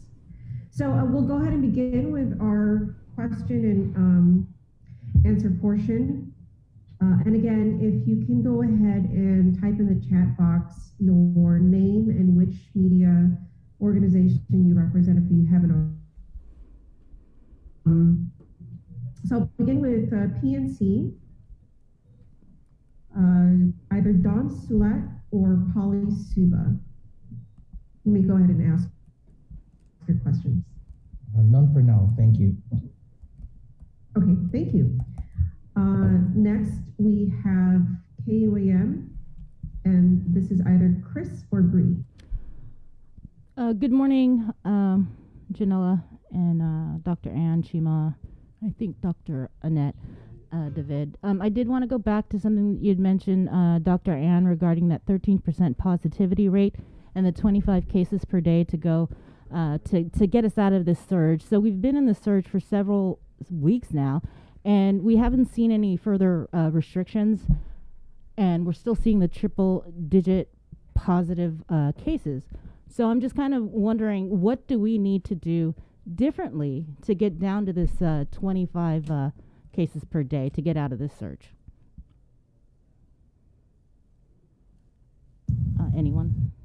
Okay, I think what we should do to get down to the 25% is to follow public health recommendations of wearing your mask, getting vaccinated, and keeping safe distance. This has worked until we got the vaccines.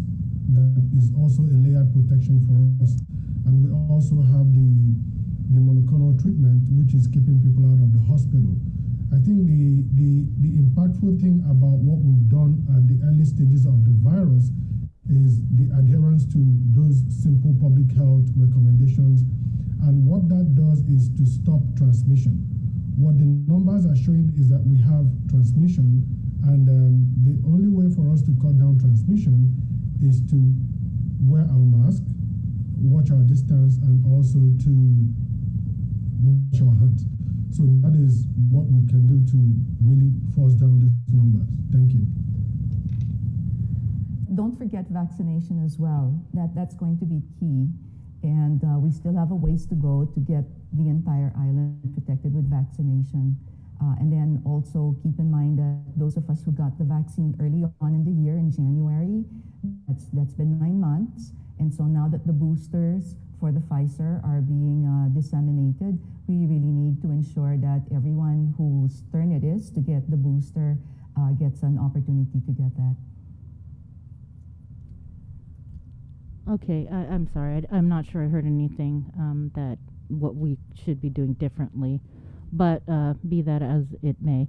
I did wanted to go also talk about the variants and how we haven't received any new results. I think, Chima, you said it on the show before that we haven't been sending any for whatever reason it was. But Dr. Ann, weeks ago, I think you had also hinted that we might have that capability to do the genome sequencing on island at some point. I don't know if it's later this year. Is there any update to that? I don't have an update, but we did order the machine. I believe it's just, I really don't know. Don't quote me on this. I don't have an update. But yes, the idea was so that we can do this ourselves. And yes, we actually have been sending samples to the CDC. The problem is the CDC hasn't provided any results to us recently. Since June? That's correct. We keep waiting and waiting, but I guess they're busy. Is there any indication that we have any the mu variant here on Guam? I know that we don't have any results, but is there any indication that it's here on Guam? There's no way to do that if you don't have the results. Sequencing. Okay. Thank you, Bree. Thank you.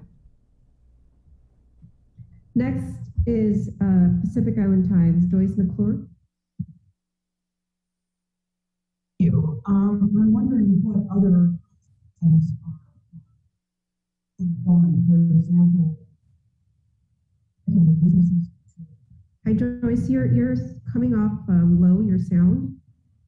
Okay, I'm sorry. Okay, we'll come back to you, thank you. We'll go to PDN, Joe Titano. Morning, Dr. Ann. Morning, everybody. This is a question for Dr. Ann. One thing I'm wondering about is, those breakthrough cases. What is the kind of the comorbidity profile looking like for people who are getting those breakthrough cases? And also I know Dr. Berger this week said that the majority of breakthrough so what does that look like? What kind of conditions are people having? And are these multiple conditions that people are having, have diabetes, or, do they have, real severe cases? I don't have data on the comorbidity of the cases, only the deaths. We haven't run that data, but it's skewing towards younger people. That means they probably recover. Most people have a mild infection, especially among younger people. So we haven't, there's just been a couple deaths where the person is younger. But again, everybody who has died who has been fully vaccinated is usually multiple. And in terms of, I know we're still looking at dead on arrival cases are kind of driving that up. Are these people, people, I think something like 87% of them are having cardiac arrest. Are these people, are these people with heart disease? What exactly is causing that? Do we know at this point? And is Guam kind of standing out in that? Is that particularly peculiar for any area? It's hard to say, because we do know that the dead on arrival cases, they're more than half of the recent deaths. It was about 50% last week. It's 52%. And out of those, yes, the majority have cardiac arrest, and they're 3/4 of those are testing positive the day they go into the hospital, so they don't even know they are sick. And again, the majority are skewing towards elderly, people with multiple and or severe comorbidities. So they don't know they're sick. Most are not vaccinated, and it could be they have underlying heart disease and they don't know that as well. There could be a lot of, we believe, uncontrolled hypertension.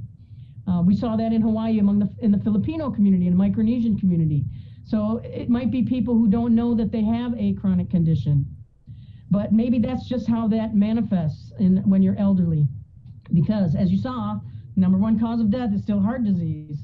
So you might have somebody who died of cardiac arrest, but the underlying cause was complications from COVID as well as heart disease. So you would have an immediate cause of death and then an underlying cause of death and or a contributory cause of death. Right, and tracking at that 50%, something like 50%, is that unusual? Are people seeing that stateside, or are we sort of special in that area on Guam? I do not know. I just know that we noticed it during this surge. We had one dead on arrival in April, and then we started seeing them July 8th, and then it started getting really bad in August. And I noticed it.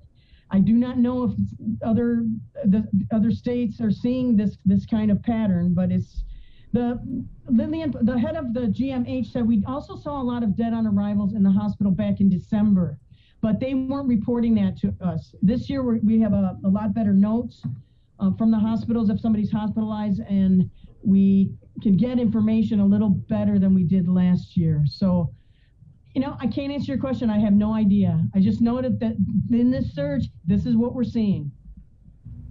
They are seeing it in some other countries. In the Philippines, for example, it is a phenomenon that is widely recognized. And so in the Philippines, they actually recommend that families and households have which helps to monitor the level of oxygen in your blood using a finger device. What can happen is, with COVID, your ability impaired, and so your oxygen levels can go down. Now, in somebody who has a pre-existing comorbidity like heart disease or cancer or anything like that, they may not be able to tolerate the lower oxygen, and that can precipitate the death. And not knowing that you have COVID will really not raise the red flag for you as the individual. So as Dr. Ann was saying, that is the profile of what's happening in other countries. Thank you, Joe. All right, Janella, before you ask the next question, I just wanted to make some clarification on what Dr. Ann said about the genome sequencing result. I think I've mentioned that there was a dry ice challenge, with our couriers. That was briefly resolved 2 weeks ago. So on the 29th, we sent 60 samples to CDC, and we're hoping that we'll get another chance to send another batch next week. So for now, we don't have the result from the last batch we sent out to CDC. And we're hoping that the dry eyes problem will be permanently resolved so that we can send out more results, more specimens, so that we'll be able to obtain the results and have more clarity on what is going on. Thank you. Thank you, Chima. We'll go back to Pacific Island Times. Joyce McClure.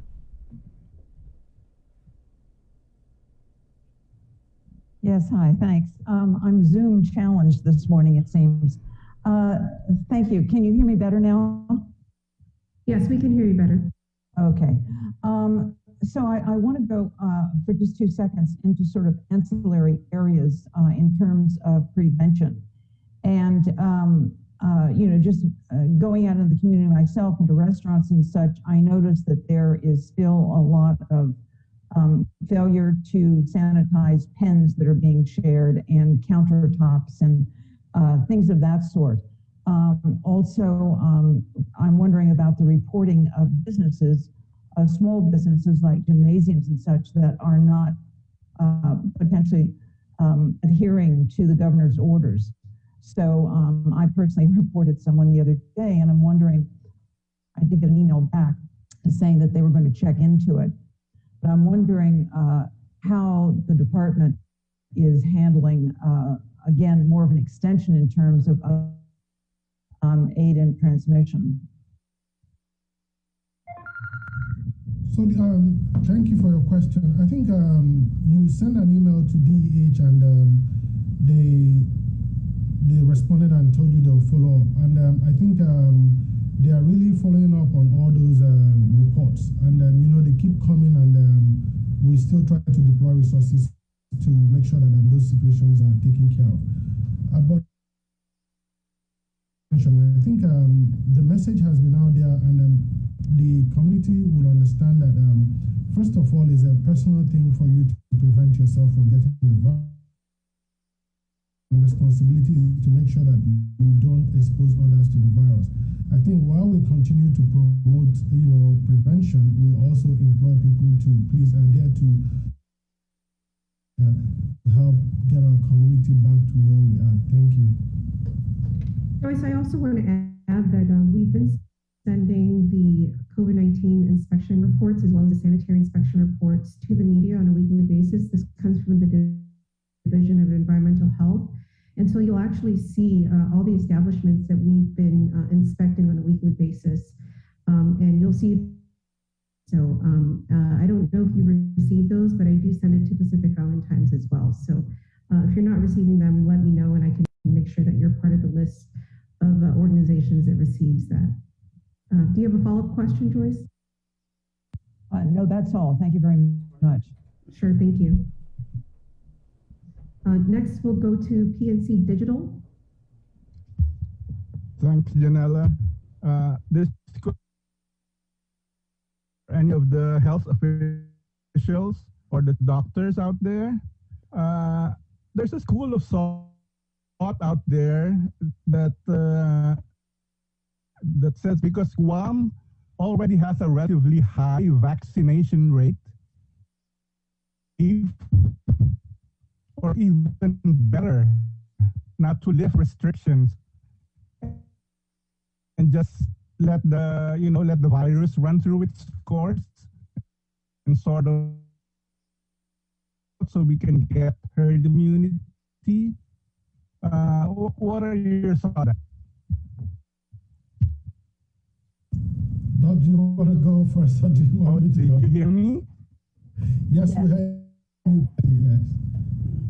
Right. If you let the virus run its course, people will pay a price in terms of life. This virus is quite deadly, and there will be people who will die. The concept of herd immunity really came as an idea. So the idea is that you vaccinate enough of the population so that you have a critical mass who are not susceptible to an infection. The concept of herd immunity was never devised as a public health. So it just it describes this idea of having enough people who are not susceptible, but it was never meant as a strategy for public health. And the reason for that is because if you allow an infection to run through a population just so that you can get enough of your population immune, you are going to pay the price in the terms of deaths. I mean, what we are seeing now is even with our still people who are falling through the cracks and who are paying the price with their lives and with their health. A good way to do it, particularly if you have effective vaccines available, which we do, and the vaccines are freely and easily accessible, which they are. So I think for us, the key message has to be to try and convince every single person who remains unvaccinated to get the vaccine. Somebody asked earlier, is there anything new? Unfortunately, there are no new magic bullets for COVID, but we do have some pretty well-established interventions that do work, as Chima had mentioned and as Dr. Ann have mentioned. It's just that we have to stay the course and really put our efforts into ensuring every single person in our island is adhering to the proven interventions, and they are the vaccination, the mask mandates, the social distancing, and the hand hygiene. And let me add to that. There's some epidemiologists who are now talking not about herd immunity, but herd protection. And the reason we want to get vaccinated is it prevents people from dying, as Dr. David just mentioned, and prevents severe hospitalization and severe illness. That's more of a protective effect. And then, okay, thank you. And to conclude, with what the two doctors stated is that what we should be wary of is new transmissions. New transmissions lead to new variants. We don't want mutation for the virus.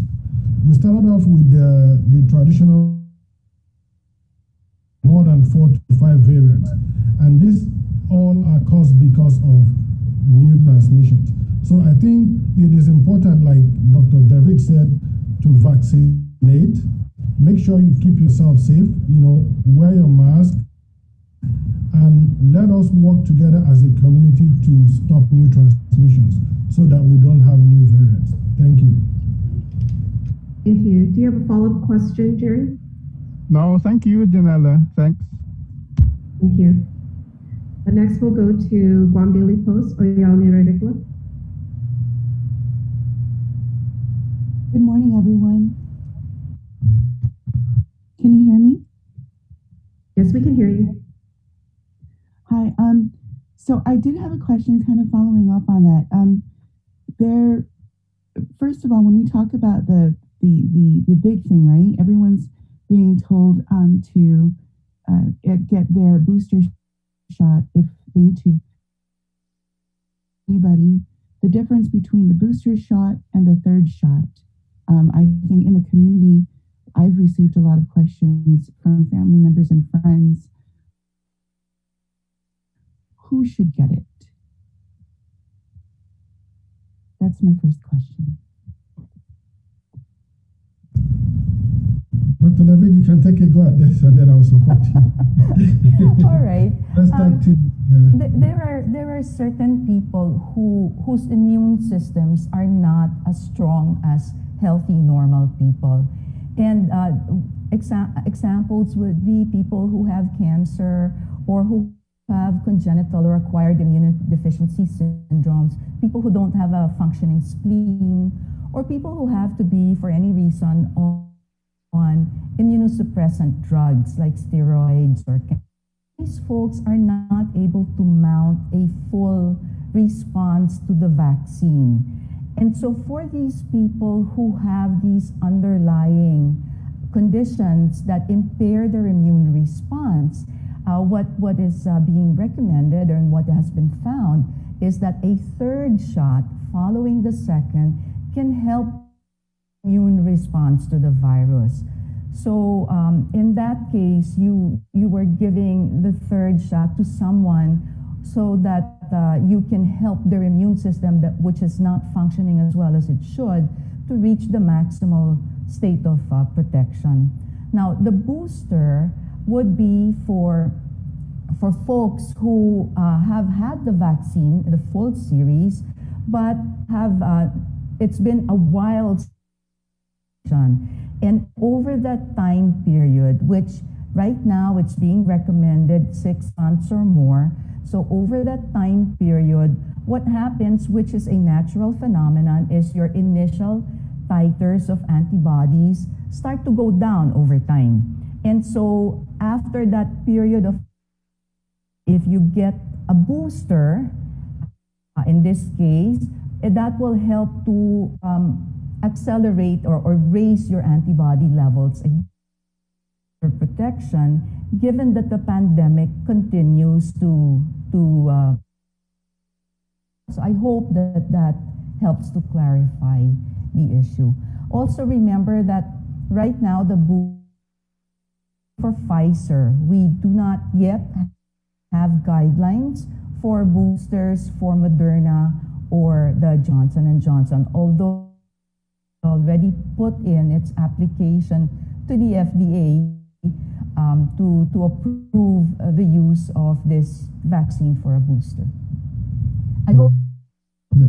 Thank you, Doc. And I just wanted to add that while we talk about the boosters and additional shots, I think the foundation is the initial doses of your vaccine. I think it's important that we, as a community, in line with what the government is promoting and public health and WHO and CDC, it's important for us to get our initial shots of all the vaccine series, and then with what Dr. David described, get the additional doses or get the booster shots, as at when due. But as a community, it's important for us to please get our initial vaccines to get that protection before we boost it. Thank you. So to clarify, because the third shots for Moderna, and then you see the booster shot numbers for Pfizer. So the third shots, as you were saying, Dr. David, the third shots for Moderna, those, and do they work the same way in essence, the booster and the third shots? Okay. Thank you for that.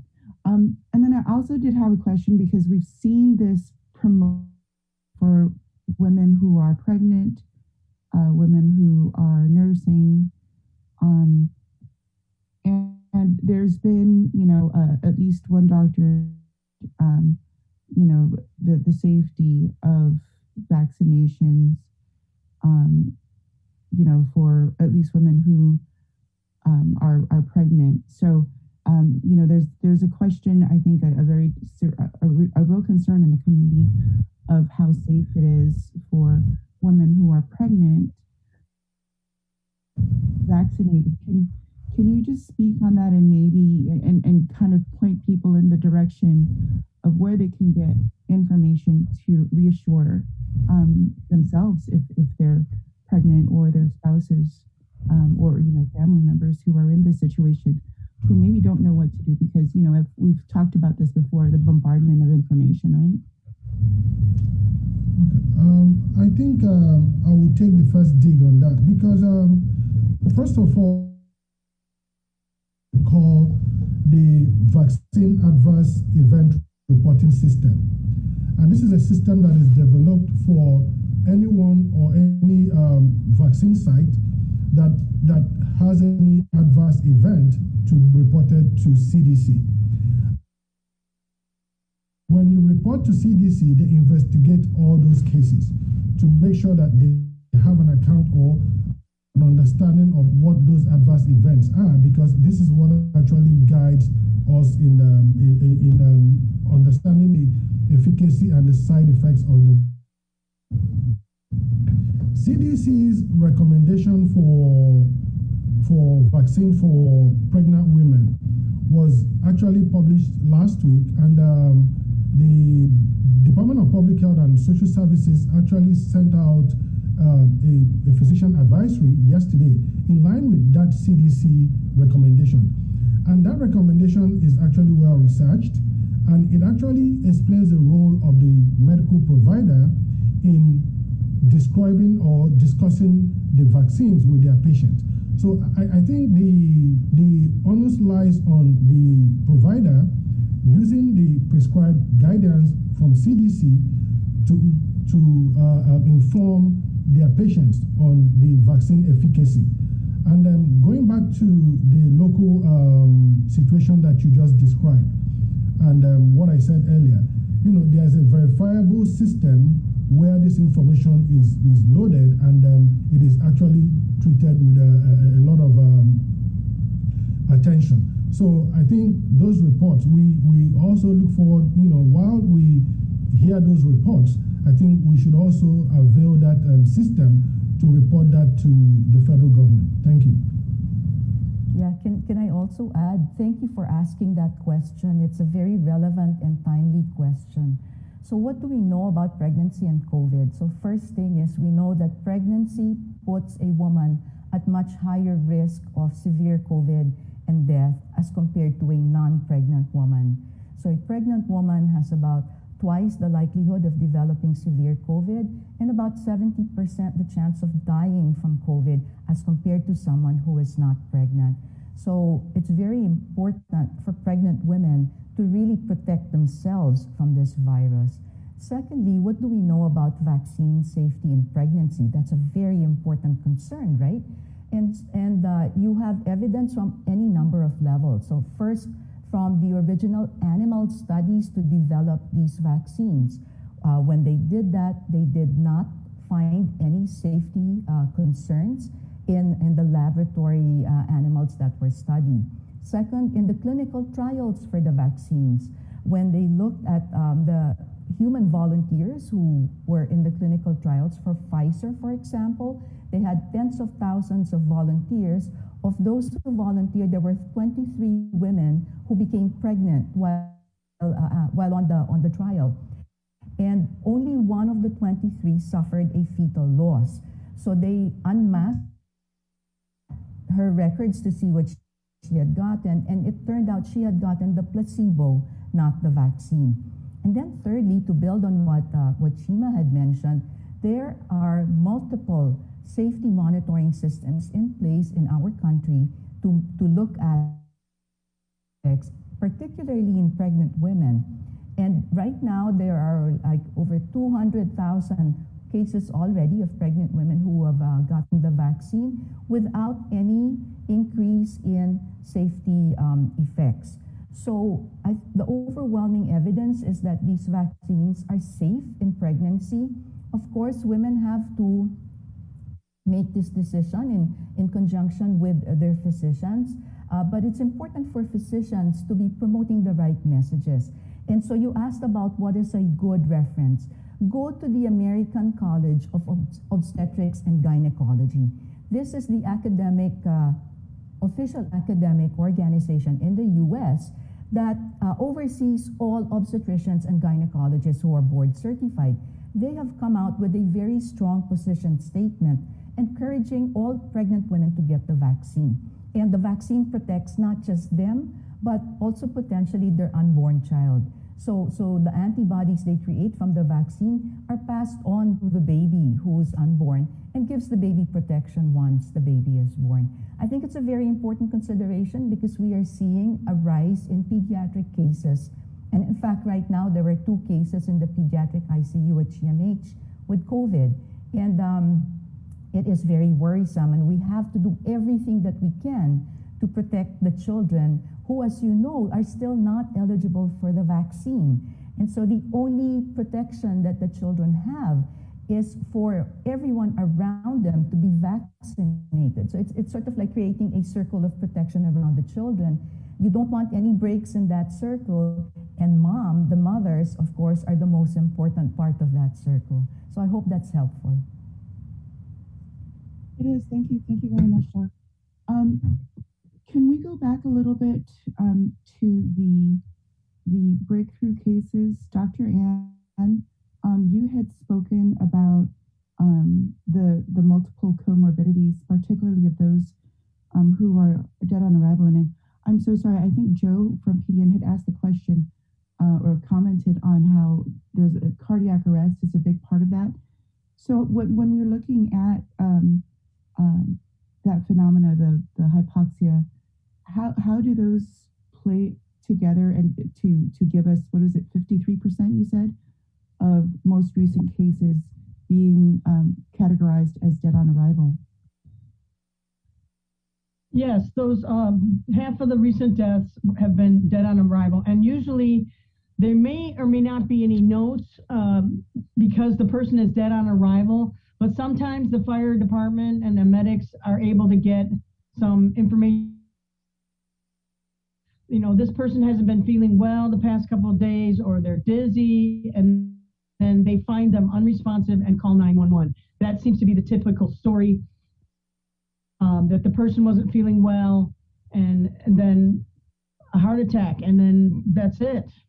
That's pretty much all the information we're getting. Sometimes, most of the time, probably about 80% of those cases as dead on arrival. So we just don't know. These are people who the family might or might not say they haven't been feeling well, or sometimes they just find the person unresponsive. Call 911. Thank you, Oya. Sorry, can I just ask one more question, Janelle? Dr. Annette David, there was several months ago you had did a presentation and you talked about sort of the lack of access to health care as being an issue as we go, and that's sort of highlighted, if you will, by the current pandemic. Folks who are dead on arrival, are they indicative of that sort of shortcoming, if you will, of our healthcare system in total, and the lack of access people have to getting preventative? That's a really excellent question, but I think it's not lack of access in this case. It's lack of. So these are folks who, for whatever reason, don't feel well, but have not gotten tested. And so they're not aware that it's not just a cold, it's actually the COVID virus, which can be quite devastating to your pulmonary system. So I think what we do, if you ask me, I've worked in global health, so I countries in our region.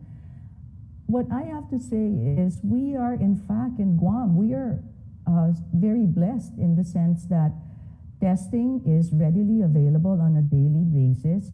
And as Dr. Ann was showing, we are doing upwards of 1,100 to 1,500 tests a day. If you look at that, that's about almost 1% of our population that we are testing every day. I don't think that you find that in many places, even in the US mainland. And then the vaccines, the monoclonal antibodies, these are all available to the public at no cost. You go to the Philippines, for every test that you get in COVID in the Philippines, you pay thousands of here. So I think our leadership has made the healthcare and the interventions like the vaccines and the monoclonal antibodies and the testing very easily available to our population. But, the government can make that available to the individuals to take up the offer and to make use of the resources that are available. So it's a tool. What this shows is we really need to do a lot more outreach so that people who don't feel well, particularly if they have comorbidity, and get tested quickly. Because if you don't test, you won't know if you have the virus. And the tragic consequence of that is the DOA. I think, Doc, in reference to what Doc said, access to care is just not about having access to clinics or to healthcare, but it also has to do with the person's health. As public health, what we've been able to do since the beginning of this pandemic is that we have a team of nurses that are like a strike team, And this strike team, what they do is that when we identify those places of need, this team actually goes to give support. Families at the beginning, and with what we're doing now, the department is actually working with the mayors to actually provide access to testing, to monoclonal treatment for those who do not have either the information because they lack access to information, but we're using that avenue, to reach those people that cannot be reached. And as public health, we understand this. And these hard-to-reach communities are primarily part of our community. And the reasons that make them hard to reach is just not, but also maybe lack of education or lack of access to information. But we are working as a team and in collaboration with DCID and our CEDARS partners. We're actually working towards reaching these hard-to-reach areas and providing these interventions to them directly. So we have the Community Health Workers Grant, and part of the reason for that grant is for us to have that ability to identify those hard-to-reach communities and go up to them to provide need. So I think we've been doing that. We've been constantly doing that. We did that a few weeks ago in some, we've had successes in identifying new cases, and we're also working towards identifying more and providing them with testing and vaccination. So COVID has actually shown that there is a lot to do for those who lack access to care and those who lack information. This is just not a Guam problem, it's a universal problem. And like Dr. David stated, it's a global problem that COVID has actually escalated, is working towards closing that gap. Thank you. And can I just add to this conversation? I also think, along with Dr. David, that this is lack of awareness, because we remember 48% were not. Now, some of them were in the hospital, but some of them were also home and then, had to go into the hospital because is that sick. There is this free treatment that's available. We've been trying to get the word out on the monoclonal antibody treatment, particularly for elderly people and, again, people with comorbid conditions. The other thing that we're seeing with the dead on arrivals, 70% of them were male. Oh, men they don't like to go to the doctor, right? So pay attention to your elderly or middle-aged relatives and how they're doing, because there's, as Dr. David said, it's free. Right now, it's free. The testing, the vax, the monoclonal antibody treatment. Yeah. Thank you. And, Doctor, can we go back a little bit, Dr. Ann? Sorry, Oya, I have to give others a chance. Oya. All right, we'll go to the link. Chris Burnett. Thank you, Janella. Hi, Chima. Hi, Dr. Ann. Hi, Dr. Annette. I just had a question about the reporting of positives with public school students. I know that last week we didn't report any cases with public school students, and I had reached out to Superintendent John Fernandez and also the Catholic schools, and they said that they had been very busy kind of standing up a return to face-to-face instruction, and so the public health had got the results, but they weren't being reported. And we're aware of a number of student positive cases. We've even heard anecdotally of parents who are having to pick up their sick kids from school, take them to go get tested, and they're testing positive. That being said, we're in week 2 of a return to face-to-face, and we have yet to see a single public school student case be reported. Can you please explain what is the delay in this reporting, or what the new policy is in reporting these student positive cases? Because we definitely have confirmed with school personnel and teachers and staff that there have been a number of positive cases with school students. Okay, I have Vince Campo here, and he can talk about this, about the reporting of results to the from the schools, because we're just now setting that up, that system. Hold on. Hi, everyone. How can I address your concerns? Sorry, Chris, can you repeat your question? Thank you. Well, if you could just tell us why we're not seeing student positives being reported as we near 2 weeks after the start of face-to-face instruction, especially when we've heard of when we start over? Okay. Vince, can you hear me? Yes, I can. Good morning. Good morning. I just wanted to ask, what's the status of reporting student positives? Because we're aware that there were a number of student positives last week as well as this week, and we haven't seen public school cases reported. So student positives, so that one's a little bit interesting. So the way that students are being reported positive is we have a couple of schools already onboarded for screening testing, right? But a lot of our student positives are really coming from the household exposures of what we're catching in the community and from our positive cases. So a lot of these are household exposures, so they're usually either quarantined full of time before we get them tested, right? So we don't test them right away. We give them 3 to 5 days, but we make sure that they are in quarantine. So a lot of these student positives would be coming from private clinics or ourselves at DPHSS. So you'd see them at the TZEN outreach, or you might see them at their respective primary physicians like AMC, ECC, things like that. Right now, so what we do is for the positives that are getting tested at the school, they are being reported on our reports. You can see those on our comprehensive SITREP reports on Fridays, which is updated on our dashboard and our website every Friday. So you can see that one there. And is there any other questions? Did I answer that question completely? Hold on, because yeah, thank you, Vince. Thank you so much. Thank you for your time, Vince. What's that? Chima, did you want to answer that? Yeah, Vince, did you say how many cases we've had? I can't hear you. I can't hear.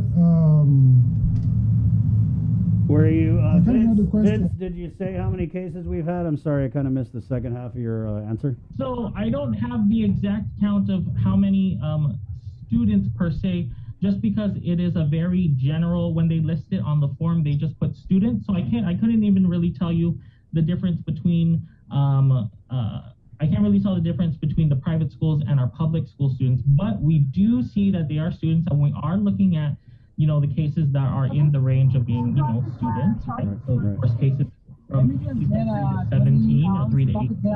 So we do have eyes on them, but not necessarily detailed data about what school they go to, if they're online or in person, and things like that. Right. Yeah. So what changed? Because we were reporting these numbers. Hey, PNC, can you figure out this Zoom and mute your microphone? We've been doing this for like 2 years already.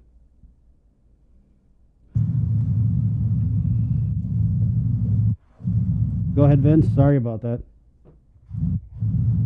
So again, what we do get right away, again, is whatever is listed on the form, right? So it does say student, but it doesn't necessarily always say what school they go to, or if they're public or private school, or if they're online or in person.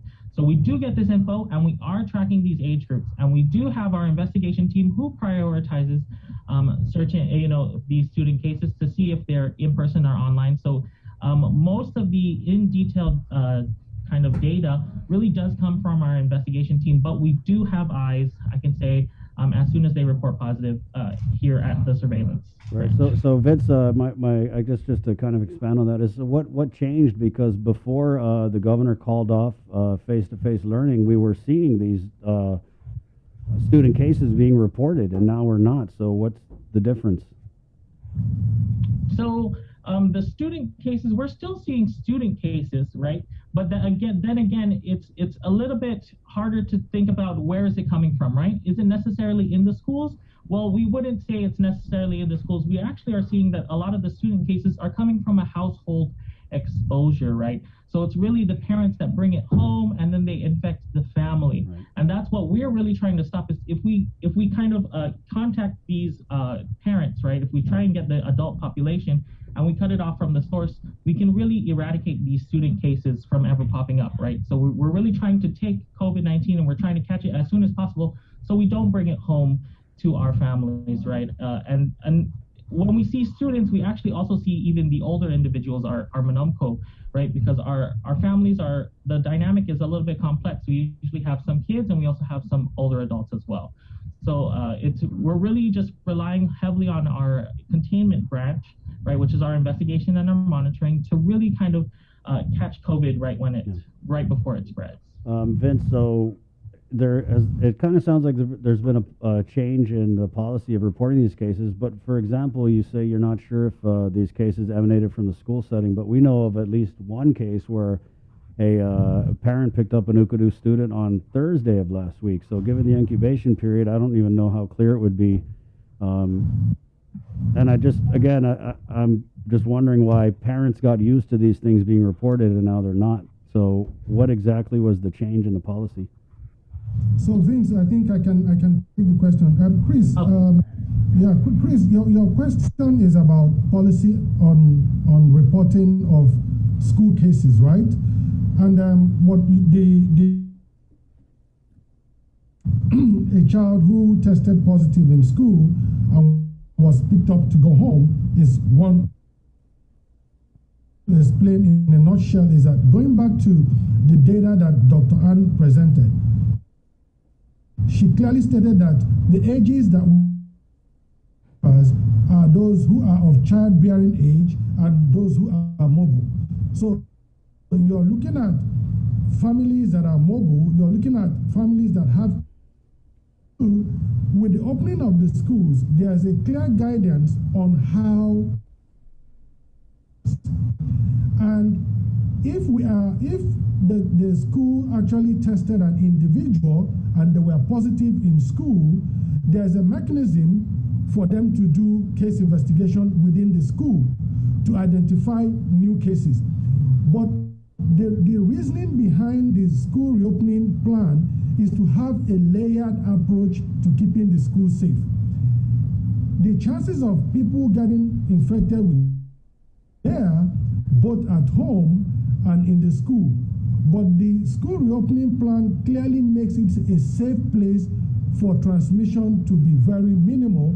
So the answer to your question is that we are still seeing cases within the community that also has this school age kids. But what we've not identified is an outbreak in any school or a high number of cases in these schools. And we have this layered approach that we're using to keep the schools safe.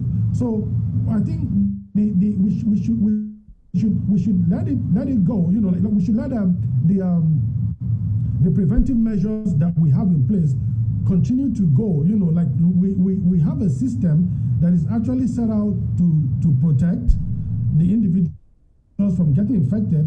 We also have the guidance to quickly identify those who exhibit symptoms and also to cut off transmission. I think the have structures in place to minimize transmission in schools. Yeah. So thank you. Chima, the reason why I also wanted to add as well that the fact that we report a positive case, a student testing positive, does not necessarily automatically mean that the transmission occurred in the school. No, I know, Janella. I'm just saying that we were reporting these numbers before the governor called off face-to-face instruction, and people got used to.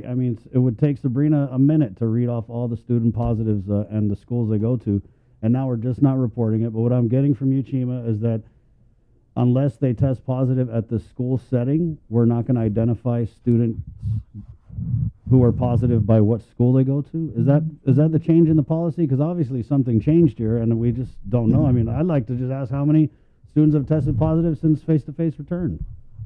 And Vince just mentioned to you that when the individuals fill up complete the PUI forms, they do not write the names of the schools in those PUI forms. But the investigation team actually goes another step to find out those schools. And he said he reports this on Fridays. Today is Thursday, so tomorrow is Friday. So when they complete that investigation and get those schools, they'll be able to report them on Friday. So I think that was what he clearly stated. Okay. Thank you. Thank you, Chima. Thank you, Vince. Thank you, Janella. Thank you, Chris. And I'll just go back to PNC's Don Sulat. I know earlier you said you didn't have any questions, but did you want to ask a question? I'll just give you another opportunity. Yes, thank you for that. I just wanted to know how long until the COVID antibodies are expressed in the body after a person is exposed to COVID.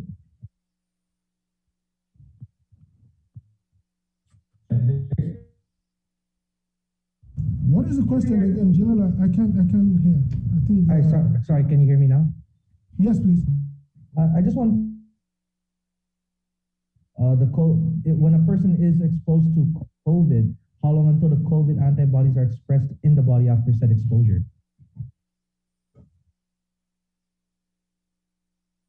Maybe Dr. David. So you're asking about the antibody levels, right? You're not asking about how long could they test positive for COVID, right? Just to clarify. Both.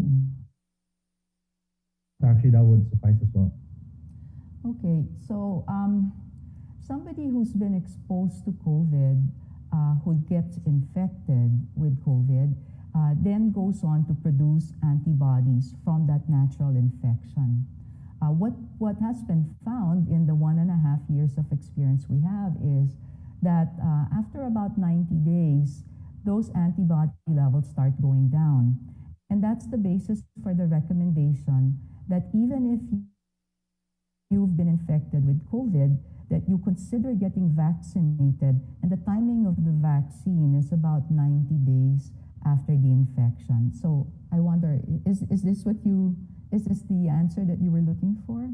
I just want to clarify that I understood it. Yes, that works. Thank you so much. All right, thank you.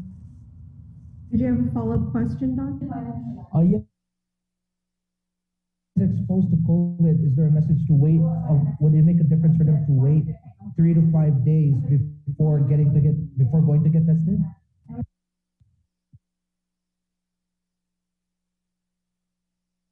Okay, so if you're looking at in two ways, if you're identified as a close contact to someone who has COVID and you are vaccinated, if you look at your time, if we look at the time of your exposure, then it is recommended 5 days after your last exposure to the individual who had COVID. The reason being that the test will be able to detect the COVID virus within that time period, because sometimes people test too early or they test too late. So that time frame is that infection, that virus from the test.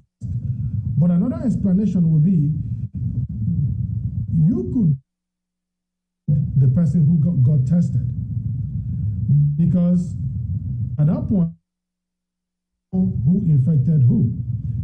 But the first person who was identified as the index case will name the people who were in close contact with them. Might develop COVID-like symptoms before the 3 to 5 days. They can still go with like symptoms. So the determination is made based on the time of exposure, the length of exposure, and the time in between, so that you're not testing too early or too late to miss detecting the virus in the test. Expand on this. Thank you. Okay. Thank you, Chima. Thank you, Don. All right, well, that concludes our question and answer portion. I want to thank all our media partners for joining us today, and also thank you to Dr. Ann, our territorial epidemiologist, Dr. David, our lead epidemiologist for SEOW, and to Chima Mbakwe, our Chief Public Health Officer. Again, we look forward to doing this every week on Thursdays, possibly at the same time, 9 a.m. And if anything changes, I will let our media partners know. And I'll also be sending you all copies of Dr. Ann's presentation. Thank you all and have a good day. Thank you. Right on. That was the Department of Public Health and Social Services. That's great. It's going to be a weekly briefing. And I know Janella said at the beginning that they're shooting for Thursdays, but of course, given the COVID, you never know when they're going to have to kind of adjust that. That was great, though. It was, yeah, it's good. Really appreciate that. Yeah. Thank you, Arts and Augustine. Takeaways, Bree?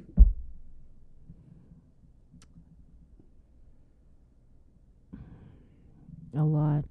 This is a lot of information. I think with the GDOE, it kind of sounded like we're going to have to wait till Fridays to find out about students that have tested positive. But just to kind of stress that it doesn't necessarily mean that they tested positive, you know, that it came from within the school. But I also don't appreciate this idea where they're just like not open at all to the possibility that a transmission could occur at the school setting. Right. I mean, the COVID has shown it goes all around everywhere all the time.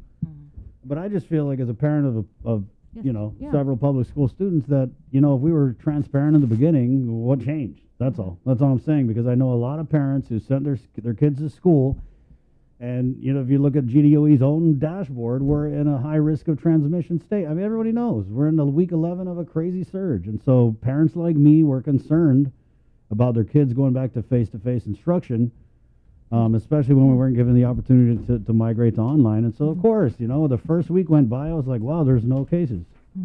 I mean, we did see, like, yesterday, the Archdiocese, they let everybody know. Yeah. And I mean, if a student tests positive, right, I feel like it's important for us to know what school they go to, even if they were tested outside of the school setting, because you don't know if they were in school the day before. Yeah. You just don't know. There's a lot of variable factors with this virus. That's why I feel like if the people get used to receiving certain pieces of information, then when they don't receive them, you need to come out and explain why. Hey, good morning, guys. Good Please, morning. yeah, right on. Thank you. 17 minutes of overtime. Let's end this thing with Cover Me, which is brought to you by our friends at Burger King and Docomo Pacific. Yeah, so we did get some comments here and about this, and we know people at the schools, and they are getting the positives there. Whether or not it's being transmitted at the school level obviously remains to be seen. Well, public health, we know they're overwhelmed and inundated trying to investigate anything. And so that public confidence in their ability, not because they're shady or anything, but just because they're stretched thin, and we know every time they come on, they don't have enough people to do this, they don't have enough people to do that. So excuse me if we're just a little worried about this, all right? 10:18 is brought to you by Docomo Pacific and Burger King, where Chicken Fries Friday is back. That sounds like a great Friday, huh, Joe, sir? Yes, sir. Go and get you a thing of chicken fries at Burger King, and then you say, I love the chicken fries. Come on, Bree, say it with me. I love the chicken fries. There you go, just like that. One more time, with feeling. I love there. The chicken fries. The chicken fries. Okay, there you go. You're getting a free chicken fries. All right, it's Cover Me, brought to you by Burger King. Hey, my name's Chris. I'm Sabrina. And this has been another episode of The Link. For Jason Solis and Joe Sir and the KUAM family, hasta adios. Bye.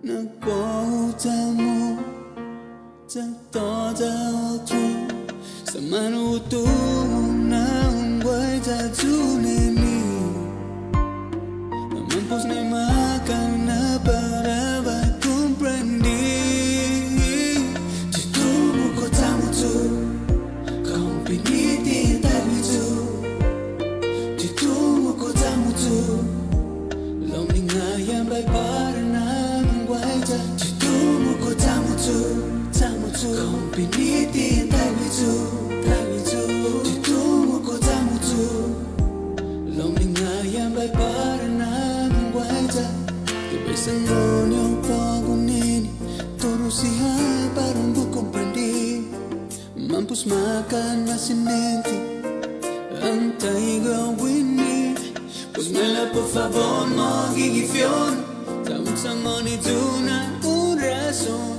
Na ofan naman pues makan ay neni Na parang ungway sa tugwini Ano to mo na ungway sa tunini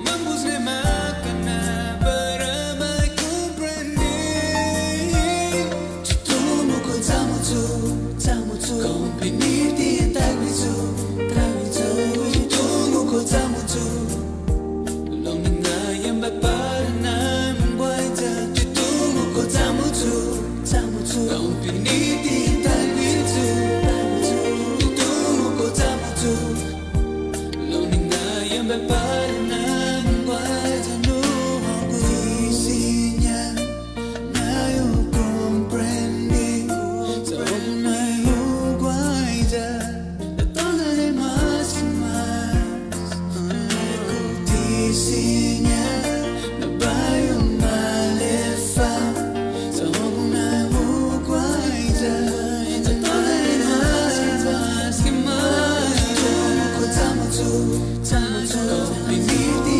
tayo tu Si tu mo ko tamo tu Longing na yan ba para na famad Si tu mo ko tamo tu Kung piniti tayo tu Si tu mo ko tamo tu Longing na yan ba para na nawad Si tu mo ko tamo tu Kung piniti tayo tu Si tu mo ko tamo tu Longing na yan ba para namin guayda Si tu mo ko tamo tu Kung piniti tayo tu Si tu mo ko tamo tu Longing na yan ba para namin guayda Si tu mo ko tamo tu Kung piniti tayo tu Si tu mo ko tamo tu Longing na yan ba para namin guayda